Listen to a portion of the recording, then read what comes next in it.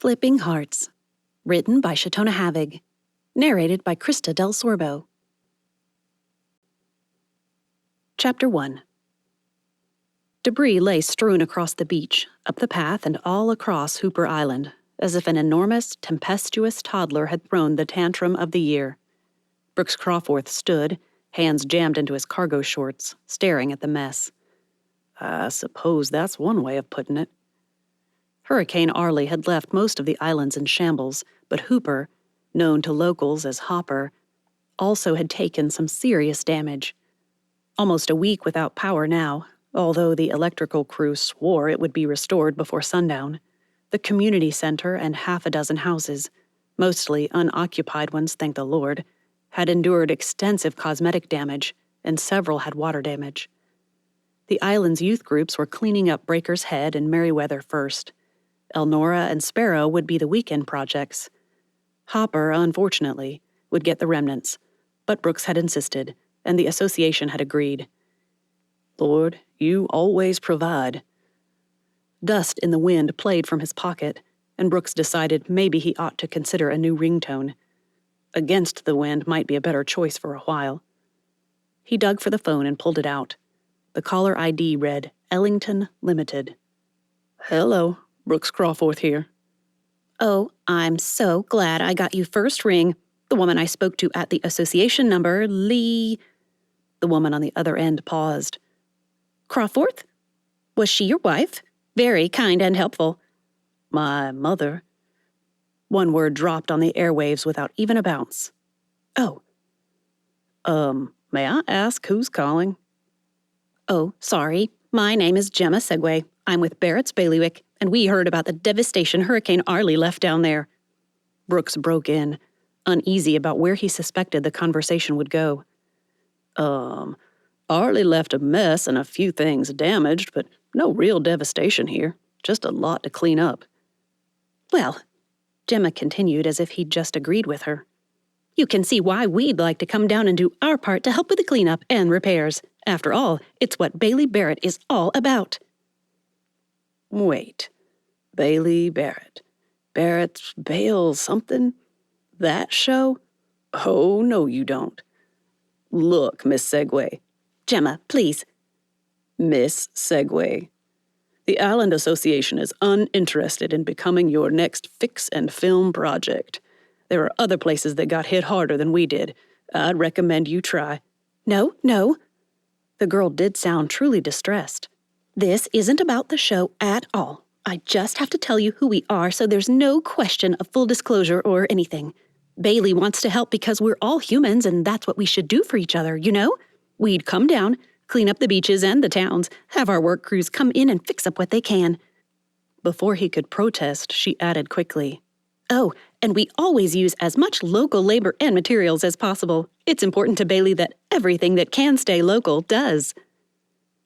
As Brooks listened, he strolled up the street toward the row of battered houses. So this isn't some publicity thing. Come on, Mr. Crawforth, have a heart. Do we want publicity if it happens? Sure. But we just want to come and help. Surely you would if the tables were turned and a hurricane took out our part of the city. What city is that? Gemma swallowed so hard he heard her. Henderson. What state? Another swallow. That would be Nevada. She rushed on to add, Of course, we'd be more likely to have an earthquake, but same difference, right? Can we send a contract? Contract? It's standard. We have to have upfront approval to bring in our crews, generators, trailers, things like that. We have to be allowed to take pictures and share them on our blog, although we never use pictures of people without written consent from each person, so no invasion of privacy or anything.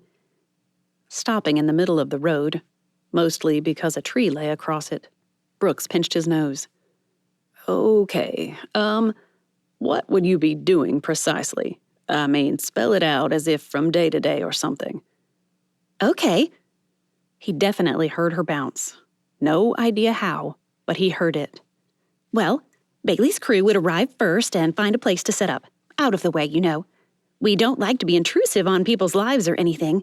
Then, after that, Bailey would come and assess what needs to be done first. On and on the girl went. Clean up while Bailey Barrett addressed the properties and figured out what to fix first, design plans, and finally repairs. While she rambled, Brooks fumbled through his thoughts for what he couldn't put his finger on. It mashed the thought like a bug the minute she said, "Will that be all right?"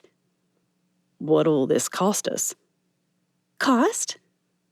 "Gotcha." As calm and polite as he could make himself sound, because he certainly didn't feel it, Brooks said, "Yes, Miss Segway. I'd like to know what this will cost the association or the property owners, or both." "Nothing, Mr. Crawforth." Gemma assumed an injured tone. "Honestly, this is kind of insulting. We see a need and want to help meet it, and all we get is suspicion and accusations. Maybe we should just forget it." It was a calculated threat, and Brooks knew it. He also knew that most of those homeowners couldn't afford the extensive work that insurance would cover as little of as possible. "I apologize. I was taught that there's no such thing as a free lunch. Someone has to pay for it." "That someone is us." The woman... No, he couldn't picture a woman behind the perky cheerleader voice. It was a girl. Period. She continued, "Can I send over the contract for you to look at? We're on a time crunch to get things fixed before you guys get hit with any more bad weather, so you can't take too long, but..." "Sure." What made him say it, Brooks didn't know. Maybe it was the tree that they'd spend all afternoon the next day sawing into logs and hauling off. Perhaps it was guilt for having been so rude. Probably both. "I'll take a look and let you know." "Thanks ever so much, Mr. Crawforth. Between us, I'm trying for a promotion, and if I can just land a few projects that I know are important to Bailey and the bosses, I might get it. Where should I email that document?" As he gave her his email, Brooks sat on the tree and hung his arms over his knees. How long he sat there after disconnecting, Brooks didn't know. He did know, however, when Josie Parker showed up and said, "Did you know there's a part of a ship on the beach over at Merryweather? Looks old, like a pirate ship. So cool." "You'll probably even find a Starbucks coffee cup from the 18th century wedged between those old boards." He grinned at her. "Sounds like it. You and your thirst for mystery." Standing at the northeast corner of his house, Benjamin couldn't see anything wrong with it at all. 10 paces south told a different story. Half the house had sheared off the post and beam foundation and slid off into the sand. Debris that had washed up from who knew where lay piled up against it. Well, except for the path he'd spent the past 3 days clearing out. There wasn't much to salvage. His cast-iron cookware survived, of course. A few plates, a pot or two. His toolboxes hadn't washed away, but they were filled with sludge. How had it gotten in there anyway? Once at the door, he sloshed through the inch of water that still stood in spots and made his way to the attic ladder. Going up wasn't safe, but he had to be certain he'd gotten everything out that he could. A glance at his phone showed no messages. "I need an answer, Abel." With one hand on the attic ladder, Benjamin steeled himself against what he might find and took a step. That's when he saw it. Just the slightest curve under a pile of mud and rubble off to his right. But he knew what it was. Bud's guitar. No. Turning away, he plowed through the house, out the door, and nearly bowled over a man with a clipboard. "Mr. Hornigold, Benjamin Hornigold." "Yes." "I'm the inspector, I know." Without bothering to attempt a smile, he nodded at the red plastic bags that held condemned notices. "Better make one out. I can't imagine how this could be saved." After watching him for a moment, the inspector nodded. "I can do the house up the road first if there's anything you need to get out." "Already got all that could be saved." With that, he turned away and went to sit in the sand, staring out over the water. The deceptively calm, warm water. Prayers failed him, although something inside reminded him that the Lord knew the thoughts and intents of his heart, even if he couldn't express them. He just sat, stared, waited. "I just wish I knew what I'm waiting for." The call should have come through at just that moment, It didn't. While he waited to learn if he'd just bought himself another house or not, Benjamin continued to sit, to fail to pray, to fail. Shoes on sand. A local? The inspector? A friend? As foot, not falls, drags? As they drew nearer, Benjamin mocked himself. A friend, right. The friend. Mr. Hornigold. The inspector. Benjamin just turned to look up at the man. Yes. Just confirming that I've red-tagged the house. Please do not enter without an engineer present and proper gear. The man didn't smile, but he did give an apologetic expression. I'm sorry. I hope your insurance pays quickly. Me too, Benjamin sighed, stood and offered his hand. Sorry about that. Rude of me. Thanks for coming out. Once the man had made it a couple of yards, Benjamin dropped to the sand again to await his fate. Not 3 minutes later, he heard the feet shuffling across the sand again. Forget something? Your smile. Benjamin jerked his head up in time to see Mallory grinning at him before she plopped down in the sand beside him. It's been so long since I've seen it. Despite the teasing tone, he also heard her concern and attempted one. It failed, too. Saw the house. She curled her hand around his arm and leaned against him. I'm sorry. It was just a house, you know. Wasn't even the one I grew up in or anything, but it was mine. I'd worked hard and paid it off. Now I just have to hope the insurance plus what I have saved, which isn't much, will cover another one or most of it. Maybe it was taking advantage of the situation, but Benjamin allowed himself to cover her hand with his and lean his head against hers. Gulls picked through the wrack along the beach as if trying to find their own treasures among the wreckage of the storm. Still, they just sat. It was the first time since the Bookers' Glad Mom's Not Dead party that he'd been so close to her, and Benjamin wasn't going to lose a second of it. Need help salvaging what we can? Did that over the last few days. It's been red-tagged. Can't go in. She'd ask. He knew it. Steeling his heart against it wouldn't help. Did you manage to save much? Better get it over with. Not that much, but almost enough. Benjamin swallowed all the pain his heart tried to release and whispered, Just saw Bud's guitar as I was leaving. It's buried in mud and... She jumped up. It's there? Still? In the case or out? In. I always kept it in, but Mal... Maybe we can get it repaired. I'm going to see. She'd made it a couple of yards before her words really registered. Bookworm, no!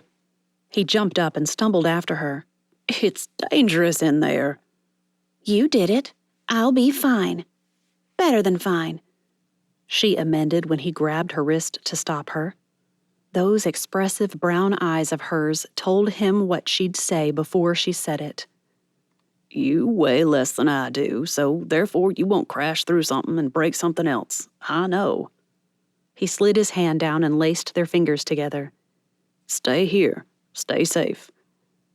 A squeeze, a smile, and she was off again. Benjamin raced to catch up, but she flitted across the sand as if her feet didn't sink in at all. Maybe there is something to being lighter.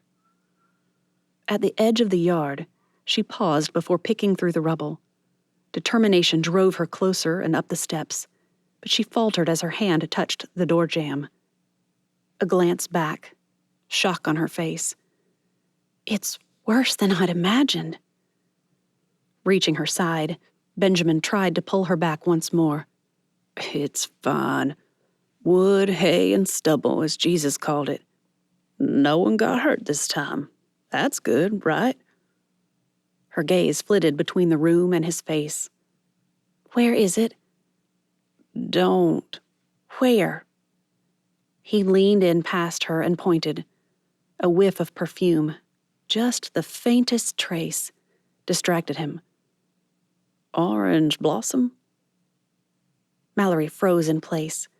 For a moment, Benjamin thought she'd reconsider, but instead, a smile lit her face. Yes, Uncle Bud's favorite, so... So you have to try to get that guitar. The moment he thought it, he stepped forward. I'll go. But she'd already charged into the room, picking her way across boards, her shoes squelching in the mud and muck. Benjamin followed. Mallory had just pushed what had been his coffee table out of the way and was feeling along the case for the handle when he heard it. He leapt for her, grabbing her hand.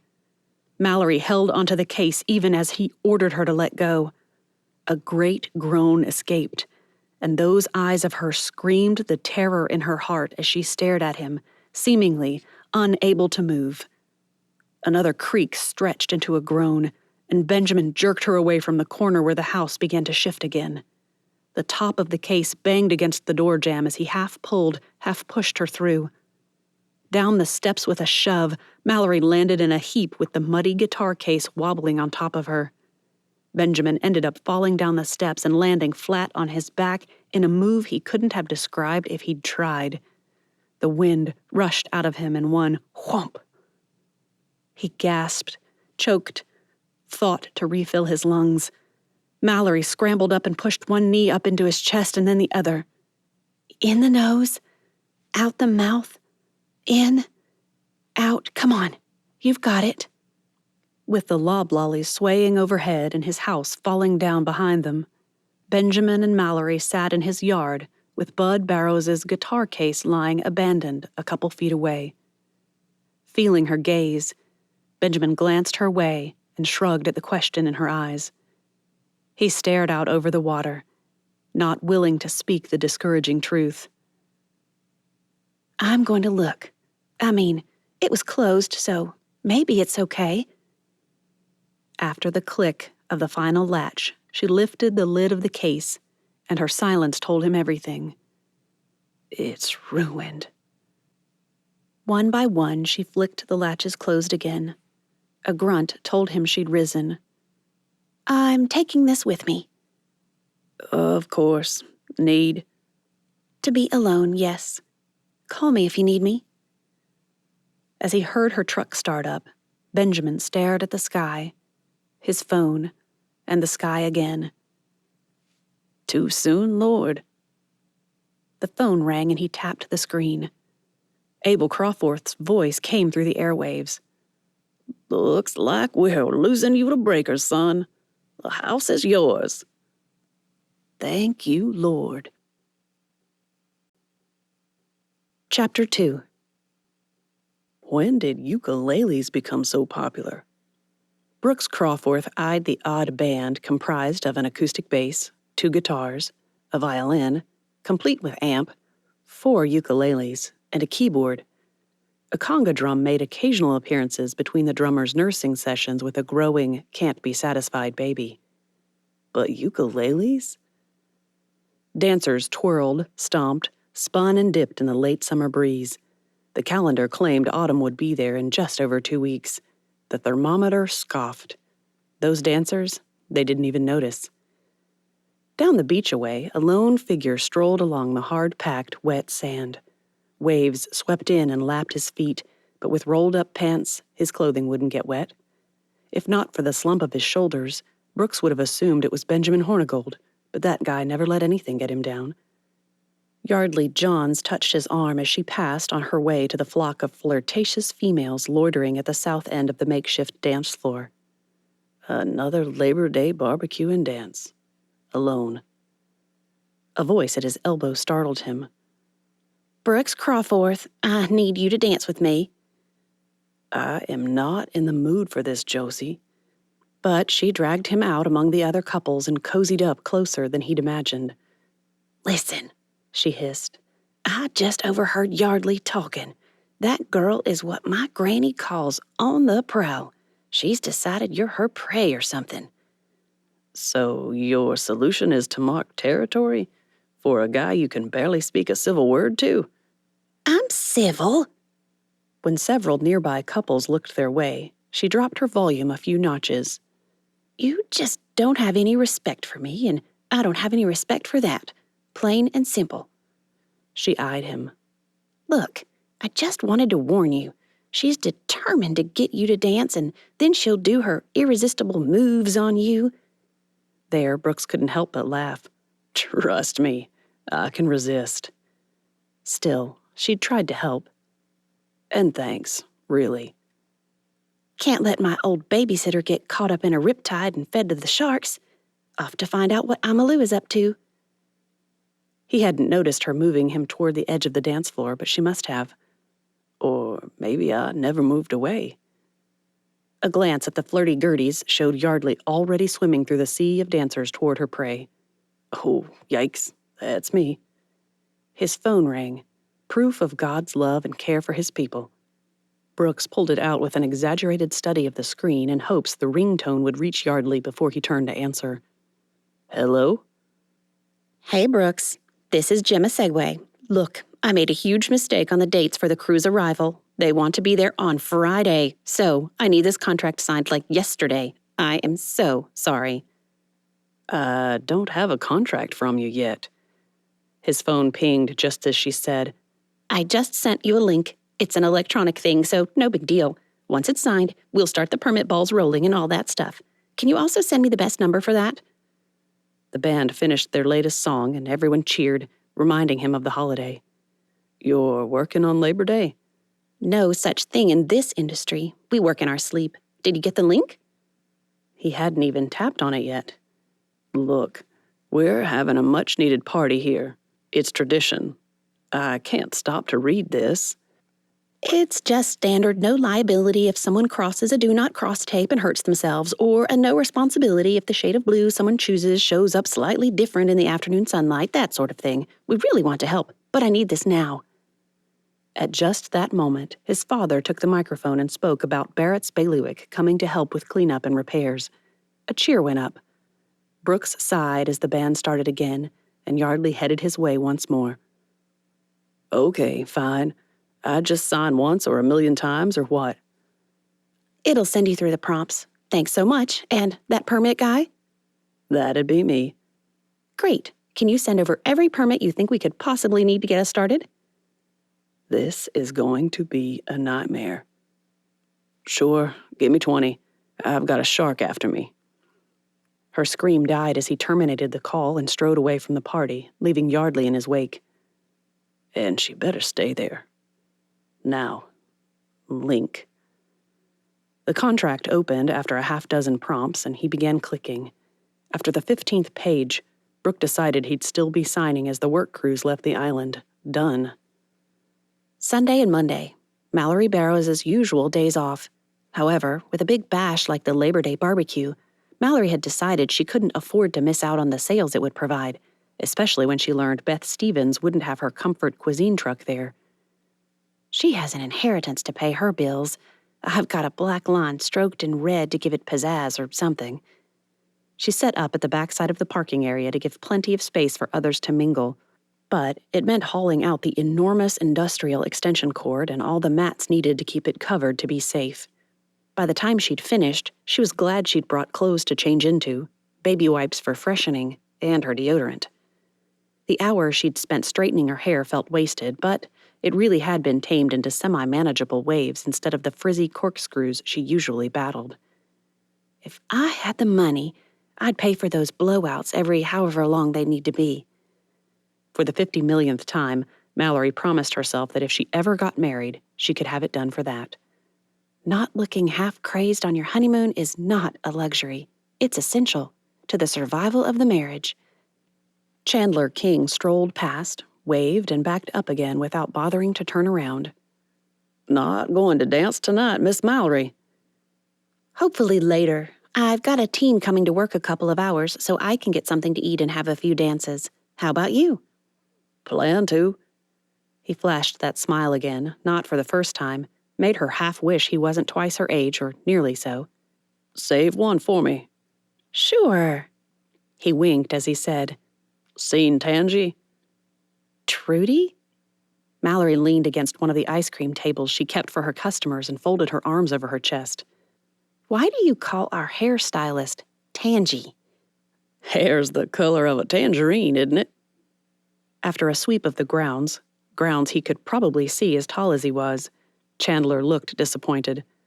"Made her promise she would take a water taxi since she refused to let me go down and give her a ride." Mallory couldn't blame him. Trudy's only transportation was the startlingly painted mobile hair salon she'd brought to the islands. "It is a bit of overkill, waste of gas and ferry fare." The incredulous look he gave her almost confused her, but the moment Chandler opened his mouth, she knew what he'd say. "Forget that. She'd have folks lined up for a trim inside 5 minutes if she brought a rig." That comment produced a semi-dry spit take. "Right?" Mallory pulled paper tents from a basket by the door of her tiny bookstore and began setting them on tables. Each one said, "Introvert Recharging Station." Chandler chuckled. "Going to pile a few books in the center of each table, too?" As she felt her eyes go wide, Mallory dashed over, gave him a quick hug, and raced up the steps to the store inside. "Genius," she called back. "Don't forget," she heard him say as he started off again. "You owe me a dance." "I won't. Thanks, Chandler." She'd just finished stacking 3 books on the last table when voices called out to her. "Mallory!" A turn showed Penn, Mel, Beth, and was that Alicia? All coming toward her. "Hi!" Penn pointed at the signs. "Good one." Alicia plopped down and reached for a book. "Just tell Jace where to find me in, say, 30 minutes. I need a recharge." Sending pointed looks at the others, Penn plucked the book from her hands. "You just got here. You don't need a recharge." In half a second, the book was back in Alicia's hands and opened, eyes flashing. Who knew hazel eyes could flash like that? She retorted, "I didn't charge before I left, so I need to get those batteries nice and de-peopled before I have to people." "The point," Mallory began as she tried to hide her smirk, "was to sell drinks and maybe get someone hooked on a book." Without skipping a beat, Alicia said, "I'm priming the pump. That first dollar in a street musician's hat to convince others to do it." And apparently it worked. A harried-looking man made a beeline for Mallory's corner of the property. He plopped down in the chair farthest from the girls, picked up the paper tent, smiled, and turned the spines of the books toward him before grabbing one Mallory recognized. The Art of War. Seemed like a strange book for relaxing, but what did she know? One by one, her friends wandered off. Mel with her fiancé, Penn with her new husband, and Beth to find Scott. The man, someone she didn't know, stayed put but asked for a sweet tea and a blackberry Italian soda. The sweet tea he drank, but the Italian soda sat untouched. Is there something wrong with the soda? I could remake it or..." "Insurance," he mumbled as he turned the page. "Insurance?" "For my wife," he said as he pulled out his credit card. As he handed it over to her, still not looking up from the book, he said, "If she comes, I prove I thought of her. Saves hurt feelings, and I still get a break from the constant chatter of people." Hint: go away and stop talking. Mallory scurried off. He still sat there when she had to go wash out the blender after a few rounds of smoothies. A tap on her shoulder nearly sent water spraying in her face, but a hand shot out and pushed the hose away. "It's hot, but do you really want to douse yourself?" Mallory whirled to find herself toe-to-toe with Benjamin, now holding the hose and grinning at her. "Hey, Marshmallory." Spoken low, his words crawled deep into her heart and wrapped comforting arms around it, comfort she hadn't realized she needed. "Hey." The thick air mixed with what? She couldn't tell, but it threatened to smother her. Mallory stepped back, reached over and turned off the spigot. That space wasn't enough. An idea grabbed her. "I've got something for you." Dashing inside, she pulled a business card from her purse and rushed back. "I took..." Just as she would have handed over the card, Mallory jerked it back again. "It was supposed to be a surprise. I almost ruined it. Ugh." His hand shot out and wrapped around her wrist. He could have, had he chosen, snatched the card from her. "What'll you give me to not take that hostage?" The words fairly radiated with subtext, enough that she couldn't think. What did you have in mind?" He tugged at her hand. "Dance with me." "Hayden isn't here yet." Benjamin pulled her around the corner of the bookstore. "Hey, Graham?" The hooky-playing husband looked up. "Yeah? Can you keep an eye on the place till we get back?" A grin spread across the man's angular face, creating new angles rather than softening it. "Sure will. Just want to grab a dance before she's worn out." "Grab 3, please." They'd had moments, tender, meaningful ones. However, those moments had been rare and reserved. So when Benjamin took her hand and laced their fingers together as he led her through the picnickers toward the dance floor, something changed. Am I reading too much into this, or is he making some kind of statement? And if he is, what? Chapter 3. The song shifted from a slow waltz to a peppy line dance the moment Benjamin stepped onto the makeshift dance floor. Mallory climbed up behind him and shrugged. "I don't know this one, but—" He couldn't help but grin. Grabbing her other hand as well, he pulled her toward the other dancers. "It's easy. Just copy everyone else." The best part of line dancing, everyone gets it wrong at some point. It wasn't too intimate for people who hadn't danced together before, which was both a blessing and a tiny bit disappointing if he were honest. Benjamin was, if only to himself, painfully honest. Twice Mallory crashed into him, and once he pulled her into a crash to avoid knocking over another dancer. "You're other right, lefty." "I'm not a lefty, though. I'm right-handed. You're the one who's wrong-handed." "That's a Buddhism if ever I've heard one." Benjamin pulled her out of the line and under the lanterns hanging around the perimeter. "Come on, let's walk. I have something to, ask you." The look she gave him shot hope through the doubts that shouted at him, old doubts that began long before he met her, long before he'd decided that some girls were pretty amazing after all. "She seems to like me well enough, but would she? After she knew, I suppose I'd have to tell her, wouldn't I, Abba?" Abba, the name his mother had taught him to use when he needed to remember who gave the best advice in all of time and space. Yes, Abba would want him to tell someone if things got committed. "And I wouldn't want anything that couldn't go there. It's just asking for heartbreak otherwise." As if things couldn't get any better, or worse, Mallory followed him for a few steps before slipping her hand into his. "Is everything okay?" "I don't know." The words flew out of his mouth before Benjamin could consider how off-putting they might have seemed. Have I offended you?"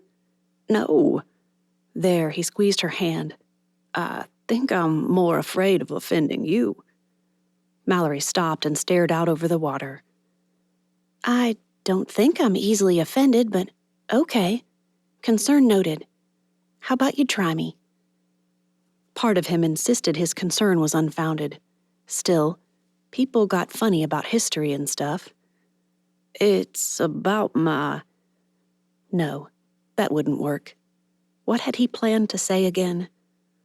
The longer he delayed, trying to remember the little speeches he'd worked out, the more alarmed Mallory looked. Just when he thought he felt her pulling away, he blurted out, "How would you feel about a new neighbor?" "Neighbor? Where?" Benjamin swallowed down his unease. No. Honesty demanded he not water down the fear that nearly choked him. "The lighthouse." Though she didn't answer, Mallory did cock her head as she gazed at him. "I bought Bud's place from the association." Those words swirled about them on the lazy breeze. A butterfly hurricane, his mother had always called it. Light, airy, but with just enough twists and force to make a butterfly dizzy. Still gazing at him, Mallory nodded as if answering a question he hadn't heard or asked. I don't think I know anyone who Uncle Bud would want to have that house more. A horn of gold at the Breaker's Lighthouse? A fine thing for the old place, he'd say. Although he tried to swallow the question and leave all at a good place, Benjamin couldn't stop himself. As much as I loved and missed Bud, I care more about what you say. Music started, an old 80s number they'd talked about once. Mallory nodded at him and said, "Well, I say I agree with him. It shouldn't be left empty, and only a very good man could take possession of where the best man I've ever known lived."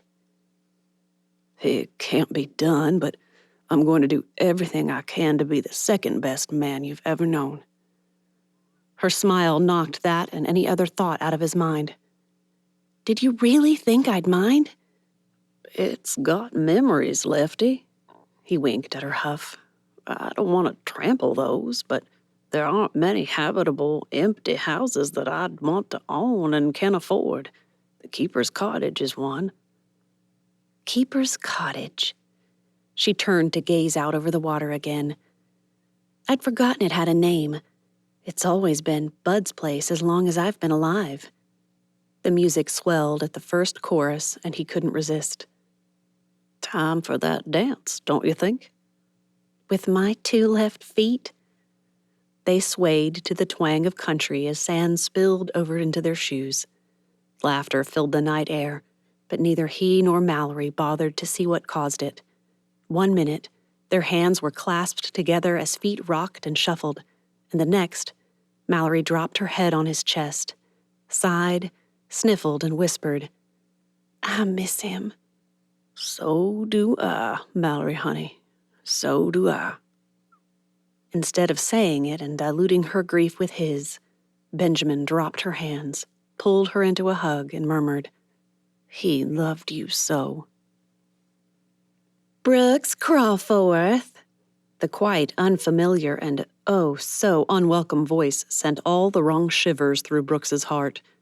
You can't just stand on the sidelines while half the single island population languishes in agony without you. Does that make sense to you? Because it surely doesn't to me. Come on now, dance with me. Show those yahoos how it's done. She'd already pulled him 2 feet closer to the floor. If he didn't stop her now, he'd have to dance or be rude. And if he danced, there'd be no shaking her. Ever. Brooks planted his feet and shook his head. Yardley, I don't feel much like dancing, but thanks just the same. Well, I do, and no gentleman ever left a lady standing when he could. The music shifted to a slow, dreamy number. Yardley's hand splayed across his chest before sliding up to hook around his neck. In half a second, he'd be truly hooked. Brooks stepped back and shook her off, gently but effectively. Sorry, I've got to go. What? He'd made it halfway to his car before he heard the huffing behind him. Huffing that could only mean one thing. Before she reached him, he called back, Don't press it, Miss Johns. Now that we're out of earshot, I'll be frank. I'm not interested. The huffing ceased. A moment later, her sultry voice took on an edge that would terrify a serial killer. You'll pay for this, Brooks Crawforth. No one makes a fool of me. They don't need to, he shot back before he could stop himself. Having gone that far, Brooks decided to let it all go. You're doing a fine job of that yourself. He backed his Ford F-250 out of its tight space and took off toward home. In the moonlight behind him, Yardley's silhouette rippled in the breeze, unsteady, ghostly, ominous. And if that isn't a reason not to get involved with someone like Yardley, what is? Brooks slammed his hand on the steering wheel and swore. A knot filled in his stomach. Okay, First Lord, sorry about that. Please help me curb my attitude and my tongue. Wouldn't have to be praying about that tongue if I'd exhibited self-control in the first place. Not for the first time, Brooks regretted a decade of rebellion against the constraints of Christianity. Those so-called constraints would have protected him from 3 years of fighting nicotine cravings, the propensity to spew foul words on occasion, and a lifetime of wondering if his child was safe, happy, healthy, and loved. He still hadn't told his parents about that one. His debt, almost paid off. His DUI, part of that debt he'd almost paid off. The smoking, and hints about being less than chaste during his time in Atlanta. All that he'd shared. Maybe they'd figured out everything, but he doubted it. If you tell them, they might help you word that letter. As quickly as the thought came, he shut it down. He'd made the decision to sign away his rights. It was the right one. Even in the middle of the drinking, the carousing, the running from God, he'd known. He wouldn't have been a fit father, and Marielle hadn't exactly been the sort of girl he'd want for his child's mother. A dog shot out in front of him, and Brooks slammed on his brakes. The yelp he heard told him he'd hit the thing. With the truck in park and idling, he jumped from the cab and went to check.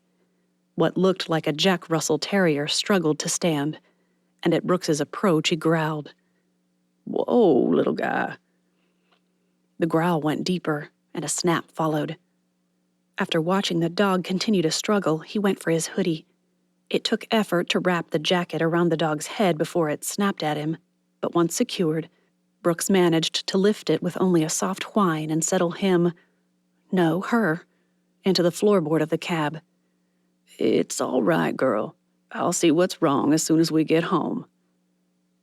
Home, a detached garage-turned-apartment on his parents' property, the island version of living in his parents' basement. "But I'm saving boatloads of money toward my own house. It's smart, even if it isn't exactly cool." The dog worked her way out of the improvised muzzle and watched him. Those eyes said, "What are you going to do to me now?" "Didn't mean to hit you. You just ran out there from nowhere. Didn't have a chance to break or anything. What were you running from?" The dog only whimpered. "Well, girl." That wouldn't work. "I can't just keep calling you girl, all 2 times I've done it or so. I like folks to have names. So, do you have a collar?" He pulled over to check, but the dog tried to stand and fell again, whacking her head on the dashboard. "That's it. I'm calling the vet. Kendall, what's her name? Bet she's at the dance. I could just take you back there, see if she'll take a look." 3 minutes later, Brooks made a U-turn and headed back to the association building. "We'll get you fixed up, and then we'll find out where you belong." With her leg in a special sling, Brooks carried in the unchipped dog and laid her on the couch while he found a couple of old blankets with which he'd build a pallet. "Should have known you wouldn't have someone to claim you." Still groggy from the anesthesia, the dog blinked and closed her eyes. True to her breed, they popped open again the moment he sat down beside her. "How you doing, girl?" She whimpered. "Gotta do something about that name thing. You're gonna need one. I agree with Kendall. You got left behind. Probably too active for someone in the city. Well, you'll thrive here, won't you?" All through the x-rays, the scanning, the resetting of the dog's dislocated hip, and recovery, Brooks had insisted he did not need a pet. She couldn't stay. A few $100s later, she was staying. "Can't throw away my investment in you, right?" "You tell yourself that if you must." She wormed her way into your heart. Ugh, revolting thought. A sidelong glance at the dog prompted him to pull out his phone and set a reminder to get heartworm pills for the dog. "Because if I don't, you'll get it. It's how things work in my life. The Lord's way of keeping me humble, active, and out of trouble. That's what Mom always says anyway." Once the pallet had been fixed up and he'd set out bowls of water and scrambled eggs, Brooks went to help the dog onto the pallet, but she whined for him. Those great brown eyes gazed deep into him until Brooks gave in. "Fine. Stay with me. We'll watch a movie or something." The movie never materialized. Instead, he scratched the dog's ears and tried to figure out a name for her. "Don't care if you're not a beagle. If you were black and white instead of brown and white, I'd call you Snoopy." A huff hinted that the dog didn't appreciate that suggestion. After that got shot down, Brooks tried every dog name he'd ever heard. None worked, if the dog's reactions meant anything. Fine. Movie it is. Captain America wouldn't play. The spinning circle of death drove him crazy. He tried another, and then another. Finally, he pulled himself off the couch and promised the dog he'd be back in a minute. I'll go get the DVD player from the house, and a movie. Another huff answered him, but a whine followed too. Brooks bolted for his parents' back door and returned 10 minutes later with the DVD and player in hand. Got Narnia, but only because it was the only one that sounded good. Mom and her musicals. Dad and his westerns. I don't know what made them buy this, but it's better than those. After a few whines, Brooks shoved the case at his new roommate. Want a sniff? The head flopped back onto the couch with a huff. Bet it smells like Turkish Delight or something, huh? Yeah, Edmund isn't sharing. Edmund. If the dog had been a boy, he could have used that, or Eustace from the other movie. I really should read those books someday. Wonder if Mallory has a set. Asking the question allowed him to put off the idea for another year or 3. He knew how to manage the shoulds in his life. Just take a baby step toward them, and he could postpone for a good long time. Worked like a charm. The moment little Lucy Pevensey stepped out of the wardrobe into wintry Narnia, the dog's head popped up. Ears perked, and all concentration on the scene, she looked ready to run the poor little girl to the ground or something. What is it? You like Lucy? The dog whined. I do too. She's a nice little girl, sweet and cheerful.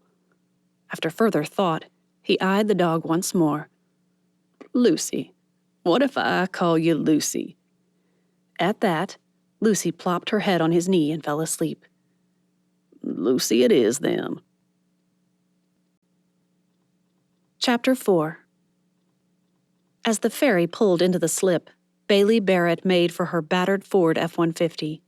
Swinging up into the cab took effort for someone as short as she was, but she refused to give in and put a running board or step onto the truck. Refused to give folks the satisfaction. For those who cared, she didn't go in for the whole petite thing either. She was short, pure and simple. As she pulled off the slip, her GPS ordered her right onto Palmetto Drive. A few minutes later, she passed a group of kids clearing a few yards and tossing branches onto a pile where a chipper reduced them to shreds of their former selves.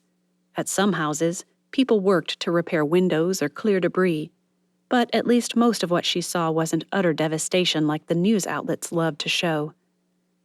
Not much flooding? At Somerville Road, her GPS ordered her to turn left, and a few miles later, right onto Harville.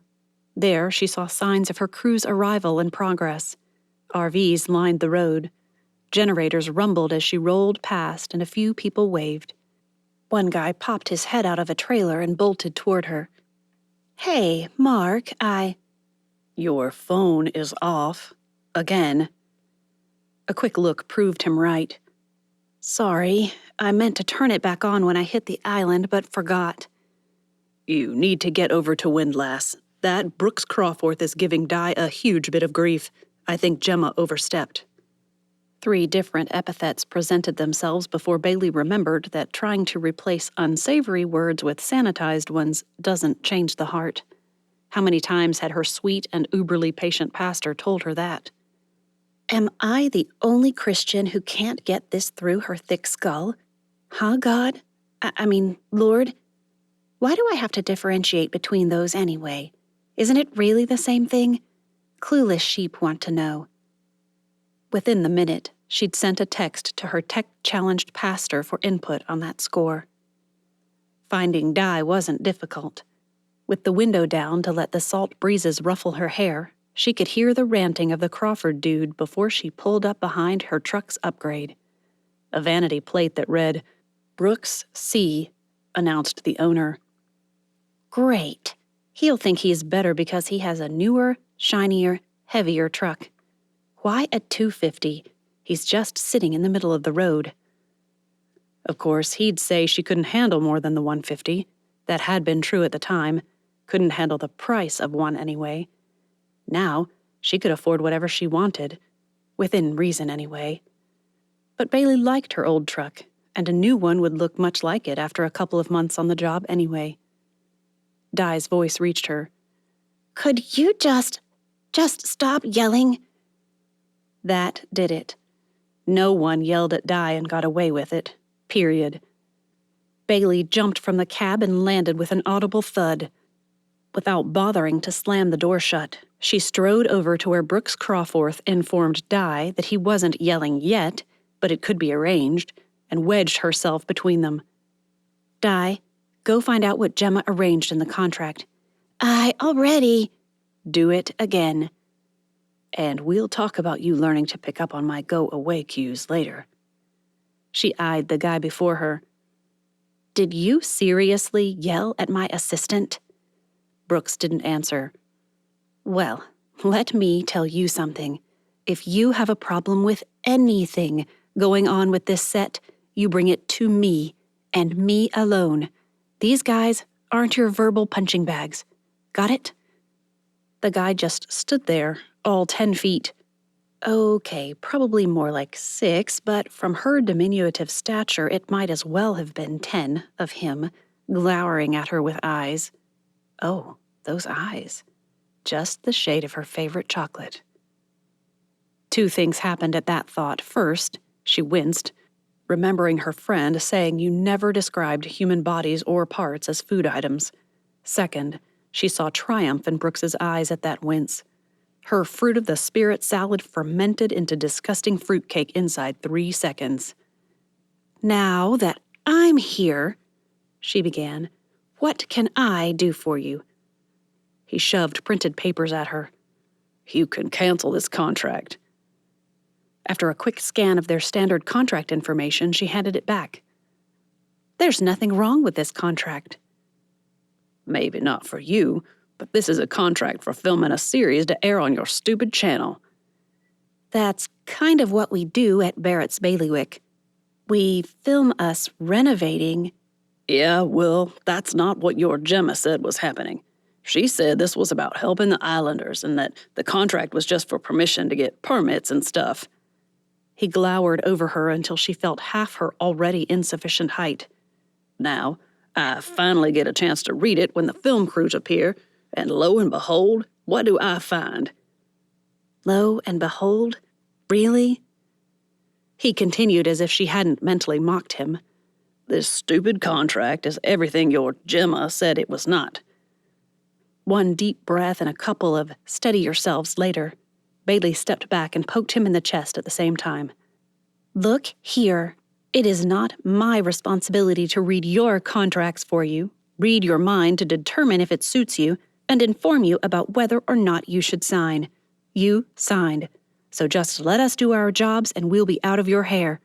And I'll be out of a job, probably my dad too, because your employee called. She'd heard people talking about veins popping out of necks and temples. Now Bailey knew it was a thing. With each word, the guy's face grew redder and his voice quieter. That only served to prove even more terrifying.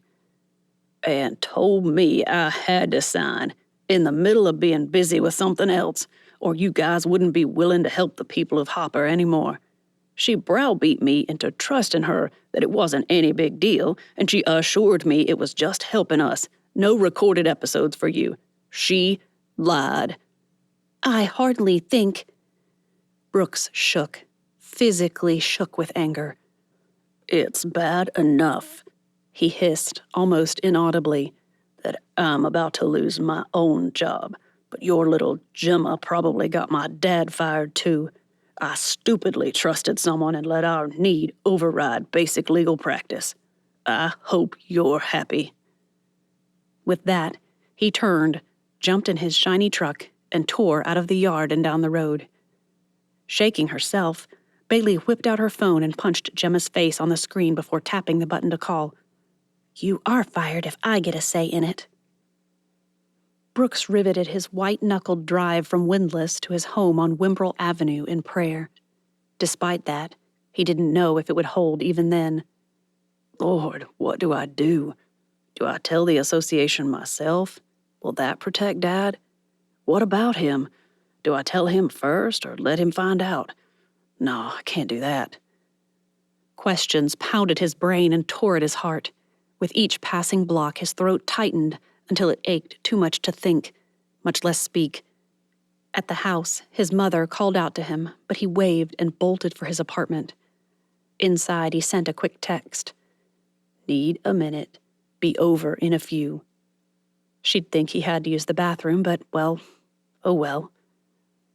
That done, Brooks dropped onto the couch, covered his eyes with one hand, and sobbed. Lucy hobbled over to him and nosed at his hands. A whine followed. More nosing. He hefted her onto the couch and into his lap. Arms wrapped around her, he wept into her fur. Over and over, the thought struck his heart with the force of a battering ram. They trusted me, even after I blew it. Now I've proven the naysayers right. I can't be trusted. His sobs only increased with each slam to his conscience, but eventually he had nothing left. Empty, broken, in need of guidance. I need to know what you want from me, Lord. So, the Bible it is. Show me. A lifetime in Sunday school and Bible memory as part of his daily education hadn't left him with much to draw on after all. He sat on his couch, forearms braced against his legs, hands clasped before him. Okay, Lord, I know. If I'd actually committed those words from the Word to my heart, instead of just getting by, I'd be better off. Right now, however, I need direction, but I don't know where to find it in that Word of yours. He could ask, of course. His parents would guide him, but Brooks felt like he'd made this mess, and it was up to him to try to fix it. Doesn't somewhere say something about a lot of counsel, though? The prayer hung on his lips as an idea formed. He pulled out his phone and typed a question into Google. What do you think, Lucy? What does the Bible say about breaking contracts? The first link showed a list of verses, and every last one had the same response. So I have to honor my word. Great. I need to post in the Facebook group. Before or after I tell Mom and Dad? Lucy whined, and Brooks agreed. That was a tricky one. He should make sure he took responsibility for it immediately, but his parents shouldn't find out that way. The only compromise he could come up with was to type out a post and leave it unposted. That done, he rose, determined to inform his parents how badly he'd blown it. Though Lucy whined to go with him, Brooks helped her down and patted her head. This one's on me, girl. See you later. As a kid, the beach cottage facing east out over the Atlantic hadn't seemed like much. Kids on TV and in movies grew up in large, well-furnished homes and received new cars for their 16th birthdays. He'd been given a key to the family deck boat and told he was welcome to use it whenever he had his schoolwork done, with permission first, of course. Entering the small living room with its breezy, somewhat shabby decor, Brooks wondered again how he could have rejected such a homey place. Brooks, that you? Will you set the table? Sure. Didn't matter if you were 3, 13, or 30. Come in at dinner time and your mother would put you to work setting the table. Just the 3 of us? Yep. Lee, where's that toilet paper we bought? His father entered the room. Hey there, Brooks. How's everything going with the help? Before Brooks could answer, his mother pointed at the enormous package of toilet paper taking up one end of the kitchen breakfast bar. Right there, where you left it 3 days ago. Another one of those. Don't you realize you can't train him to see what he doesn't care about? The minute his father took off down the hall with 36 reasons for thanking a logger, his mother winked at him. Tessa Booker says her husband does it too, but worse. I figure it's worth a shot now. You mean, Brooks corrected, you want to prove you can succeed where she failed. That too. After a second look at him, his mother turned off the stove and came over to put her arms around him. "What's wrong? You look like you've—" Oh, great. I didn't think to wash my face. Isn't that what girls do when they've been weepy? This new emotionalism is going to kill me. Lord, why? I'll explain when, Dad. When I what? Brooks's heart sank as he met his father's gaze. Can we sit down for a minute? "Wait till I dish up." I really think it's important to talk now. While his mother made jokes about him finally having found a girl, his father watched him. What's wrong with the show, son? "What show?"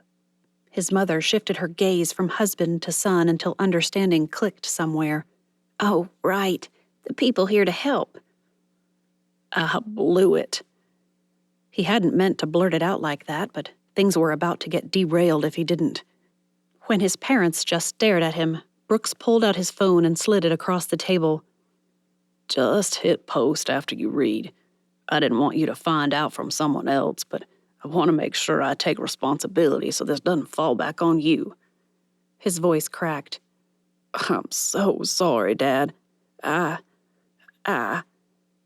Brooks broke off his own explanation. What could he say? His mother spoke first. "Oh, Brooks, how could you?" I trusted the girl who called. Trusted what she said about what they were doing. I didn't know I'd signed allowing a whole series about the island cleanup and refurbishing the summer houses. Cutting him off, Brooks's father scowled at him. Didn't you even read the contract? His tear ducts must have had time to refill because they spilled over again. I didn't.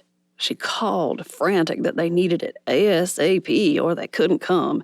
She said it was just for permits and stuff, that they wouldn't film anything we didn't want. But this gal... Brooks nearly spat out the name.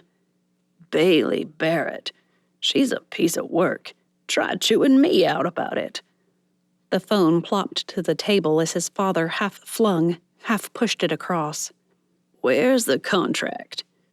Brooks scooped up his phone and saw the post hadn't been submitted. He started to do it, but a hard "No" stopped him. "Abel, you don't have to yell." "We're going to lose our jobs over this. I do have to yell. If you don't want to hear it, go for a drive." He's right, Mom. I blew it. But I'm going to do everything I can to save his job. This is on me. To his surprise, his mother rose as if to leave, but instead, she returned to the stove where she went back to work as if nothing had happened. "We'll work this out," she assured him. A look at his father preceded a warning tone as she added, "Won't we, Abel?" Get me that contract. All three of the Crawforths read the contract before his father read each paragraph aloud, scribbling down key points on a legal notepad. Brooks saw irony in that, but he kept his mouth shut and waited for the verdict. We've got two options as far as I can see. Brooks winced but admitted, That's twice as many as I came up with. What do you suggest?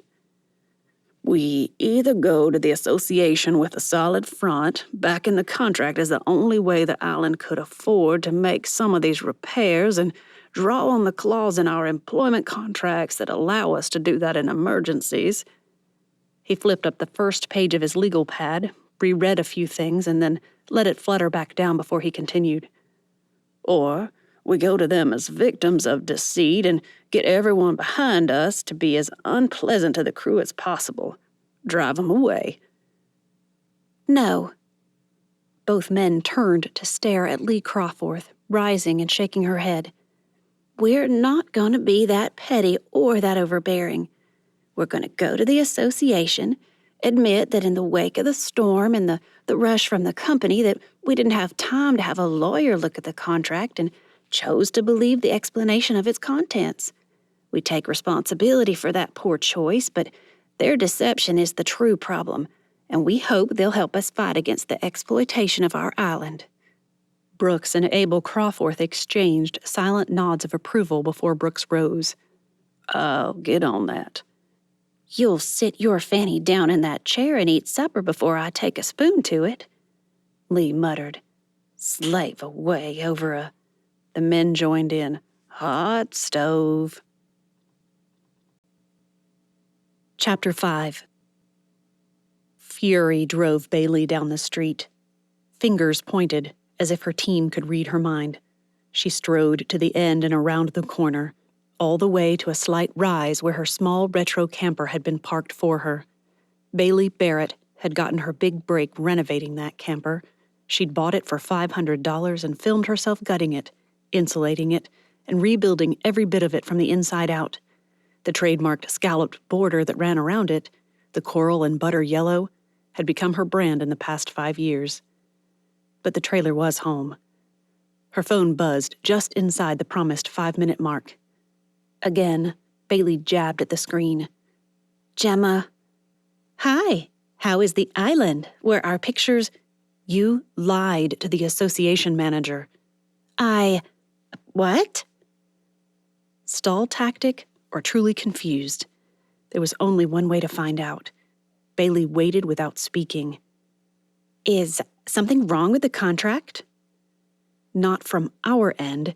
It's the standard... Oh, phew. I was afraid I'd sent the wrong one. Stall tactic. Lying to me now. She'd have the girl fired by midnight. You told the association manager that this wasn't for a series.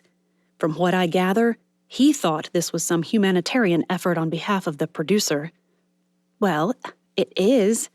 The contract specifically states that there will be filming and you told him there wouldn't be. I told him, Gemma countered, that I would make sure to get signed consent before we showed any footage of anyone.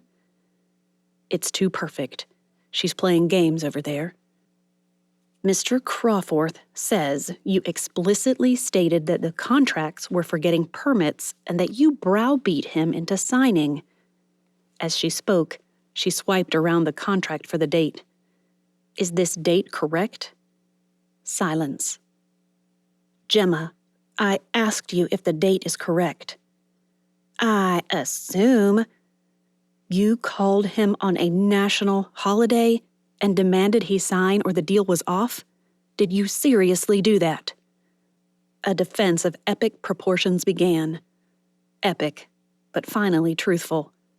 She'd found articles about how the islands didn't want tourist attention and worried they'd say no. I just did what had to be done to get the contract when he signed without reading, so I didn't have to push it. What a stroke of luck. Jerking open the trailer door with more force than necessary, Bailey charged into her trailer and filled herself a glass of water as she said, Those places on the Gulf would have accepted with pleasure. No lying necessary. The committee wanted independence, and now that we have it, She sank into the little tub chair she'd replaced the traditional benches and dining table with. You got him fired, Gemma, so you could get a promotion. Not only that, Bailey continued as she talked over Gemma's protest. You just destroyed any positive PR we had on these islands. I'm calling Sanderson. You're off the show. And as far as I'm concerned, you're fired, although I doubt that'll happen this time. They'll just let you make a mess of things a couple more times and then do it, after you've destroyed the company's reputation. Hope you're happy. She disconnected and took a deep breath before calling the CEO's private number. The guy answered on a laugh. A minute. It's my dear Bailey. Oh, brother. How's life in the tropics? A PR nightmare, thanks to Gemma. Bit by bit, the story unfolded. Bailey ended with, I told her you probably wouldn't have her fired this time, but I was confident she'd do it again soon enough, and eventually you'd see the light. Meanwhile, I need a new assistant ASAP. I won't work with her, Sandy. He hated being called Sandy. By anyone but her, that was. It was time to use that to her advantage. Did you say she called him on Labor Day? Got him to sign without reading the contract? Yep. Nice instincts. And totally unethical. When he didn't sound bothered, she threw out the bit she'd saved for last. She probably lost the guy his job. Probably the guy's father, too. I hope that promotion she's angling for is worth 2 families losing their income. A stream of filth whizzed its way from somewhere in a Vegas lounge all the way to Bailey's ear at speeds that knew no sound barrier. Expect a raise? A promotion? Oh no, that girl is gone. Thank you, sir. Can I have Rex's granddaughter? Hannah, is it? Kind of young, don't you think? But hardworking and honest. I can train her to be invaluable to the company. When I'm done with her, at least these kinds of mistakes won't be a problem. After a mumble to the effect that at least the girl would work cheap for a long while, Sanderson agreed, told her to get the job done and home quickly, and started to ring off. Bailey stopped him. There's still the issue of us being here unwanted and responsible for the loss of at least one job. Why don't we take this down to the Gulf? They wanted us. We can be there and ready to start on Monday. Nothing doing. We've got an unprecedented and unrepeatable end to the Independence Islands, and no other network has ever managed that. We can't let this go. If I quit? I'll send Gemma down there to do the show herself. It might only be a threat, but the unspoken warning was clear. She had a contract, too, and nothing in it allowed her to walk away from this job. Bailey only had one ace up her sleeve, and she wasn't ready to play it. Fine, but I want it known that I won't be promoting this more than my contract requires, and I will be fighting for this guy's job in any way I can. I'll give you a raise if you keep him from losing it. I'll quit if this airs, but this isn't the time to tell you that. As if she'd known it would be a horrible day, Mom had made her famous apple dump cake for dessert. Brooks sat on the steps of their front porch, bowl in hand, and looking out over the expanse of blue. Somewhere, on the opposite side of the ocean, did some Welsh fisherman stare out from his porch and wonder if anyone on the other side looked back? His parents sat in their porch rockers, a purchase from Cracker Barrel, of course, and ate their cake a la mode without speaking. Only the cry of a gull, the rustle of the gum trees, the lapping of the waves against the shore in the distance, and the clink of spoons against his mother's fiesta-ware kept the air on the Crawforth porch from being awkwardly silent. Mostly. From somewhere south of them, the slow drone of a vehicle grew closer, louder. Diesel? No, that wasn't it. When it quieted and then roared even louder, Brooks looked over at his father. Are we expecting someone? Not that I know of. A look at his mother showed her just as clueless as he was. Brooks swallowed hard. Did someone hear about it before we could even finish dinner and put out a call? When a cream-colored Ford F-150 rounded the corner, Brooks groaned. His mother asked first, Who is it? Bailey Barrett. Great. At least it isn't one of the Baker sisters. Both Crawforth men gave Lee Crawforth incredulous looks. Mom just scowled back at them. Well, admit it. That would be worse. Maybe we can sweeten this Miss Bailey with some cake and ice cream. I'll get a bowl. She's not staying, Brooks tried to say as the truck pulled up next to Dad's and came to an abrupt halt, while his mother said something about how they couldn't eat in front of her and went to retrieve another bowl. Brooks stared through the windshield and into the eyes of the woman behind the steering wheel. The girl-like woman dared him. To what? Defy her company's legal team? I wish. Just as she reached for the door handle, Brooks realized if he let her get out, his mother would keep her there for hours. He bolted down the steps and managed to catch the door before she could swing it all the way open. Need something else? My truck? Won't be able to make the payments on it soon, so you might as well take it. I came to apologize. Despite the words and the sincerity he heard in her tone, Brooks could see Bailey Barrett wasn't accustomed to lowering herself to apologies. Brooks just eyed her. Oh, ready to cancel the extorted contract, are you? He'd have called it a wince if it had lasted long enough. Whatever the flash was, it dug deep into her. Brooks had almost managed to apologize for his words when Bailey closed her eyes and slung her head into her hands. A deep breath followed. An exhale. I can't do that. I tried. Her eyes opened at his huff. Really, I did. When I got Gemma to admit that she deliberately misled you. Lied, you mean? You say that if you want to, but I have to be careful. I can get myself in big trouble, as could you. Again, the exhale. This time, she pinched the bridge of her nose and took a few slow, deep breaths. Look, I'm sorry. I had no idea she was up to this. I tried to get my producer to let me take the crew to the Gulf, but he's tickled that there's a contract that he knows he'll probably never get again. Although he'd never admit it, Brooks knew only a fool would cancel the contract. The islands stayed under the media radar. Most of the United States either didn't know or had forgotten that there were more islands than the vacation destination of Mimosa. A documentary here or a news report there when something went really big, but otherwise, they enjoyed a private existence. And I just ruined that. Came to tell you that I tried and that I'll do my best to make it out of here as fast as possible. I'll even try to smooth it over with your association if you think it'll help. You'll admit your assistant lied? She shook her head, and her ponytail seemed to emphasize it. I can't do that, but I can let it slip that I fired her as my assistant and have a new one coming, one who will be better trained in public relations.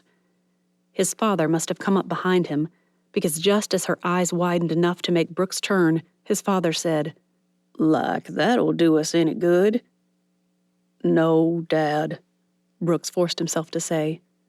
Saying that tells people that she knows her gal did something wrong without actually saying it, and no one can come after her for slander or libel or whichever it is. Slander, Bailey said the moment he'd stopped speaking. I'd never put it in a published document, so definitely slander, but regardless, I can't afford the lawsuit, and Gemma's the type who would definitely sue. She's so proud of what she's done. The girl stepped around her truck door and thrust out her hand to his father. You must be Abel Crawforth. Bailey Barrett. Sorry we're meeting like this. I've been looking forward to this series, and now it's tainted. From the porch, his mother called out, Now, bring her up here before her ice cream melts. I want to meet the famous Bailey Barrett. Wait till my Bible study finds out I had her for dessert. His father turned back instantly, but Bailey caught Brooks's arm. Does she realize she just said she had me for dessert? Is this safe? Do you really want to miss out on apple dump cake and homemade vanilla ice cream? Bailey gave him an odd look but scooted around him and up to the porch to introduce herself. Just as Brooks pushed her door shut, he realized the reason for that odd look. That sounded suspiciously flirtatious. Habit, he told himself. He'd picked up the habit in his wild oats years, as his mother called them. He hadn't had much chance to practice not flirting since coming home. Who was there to flirt with? Yardley? Josie Parker? Mallory Barrows? Well, he'd have considered her, but Benjamin sure seemed omnipresent there, so as far as he knew, he'd avoided that one anyway. The others weren't a temptation at all. As he followed Miss T-shirt and long cutoffs up to the porch and remembered that her company would be responsible for his being forced to join a fishing crew, and soon, he determined that the flirting had been an anomaly. Not even a breath of temptation with this one. Chapter 6. By just after 4 o'clock on Monday afternoon, the day's planned filming had finished.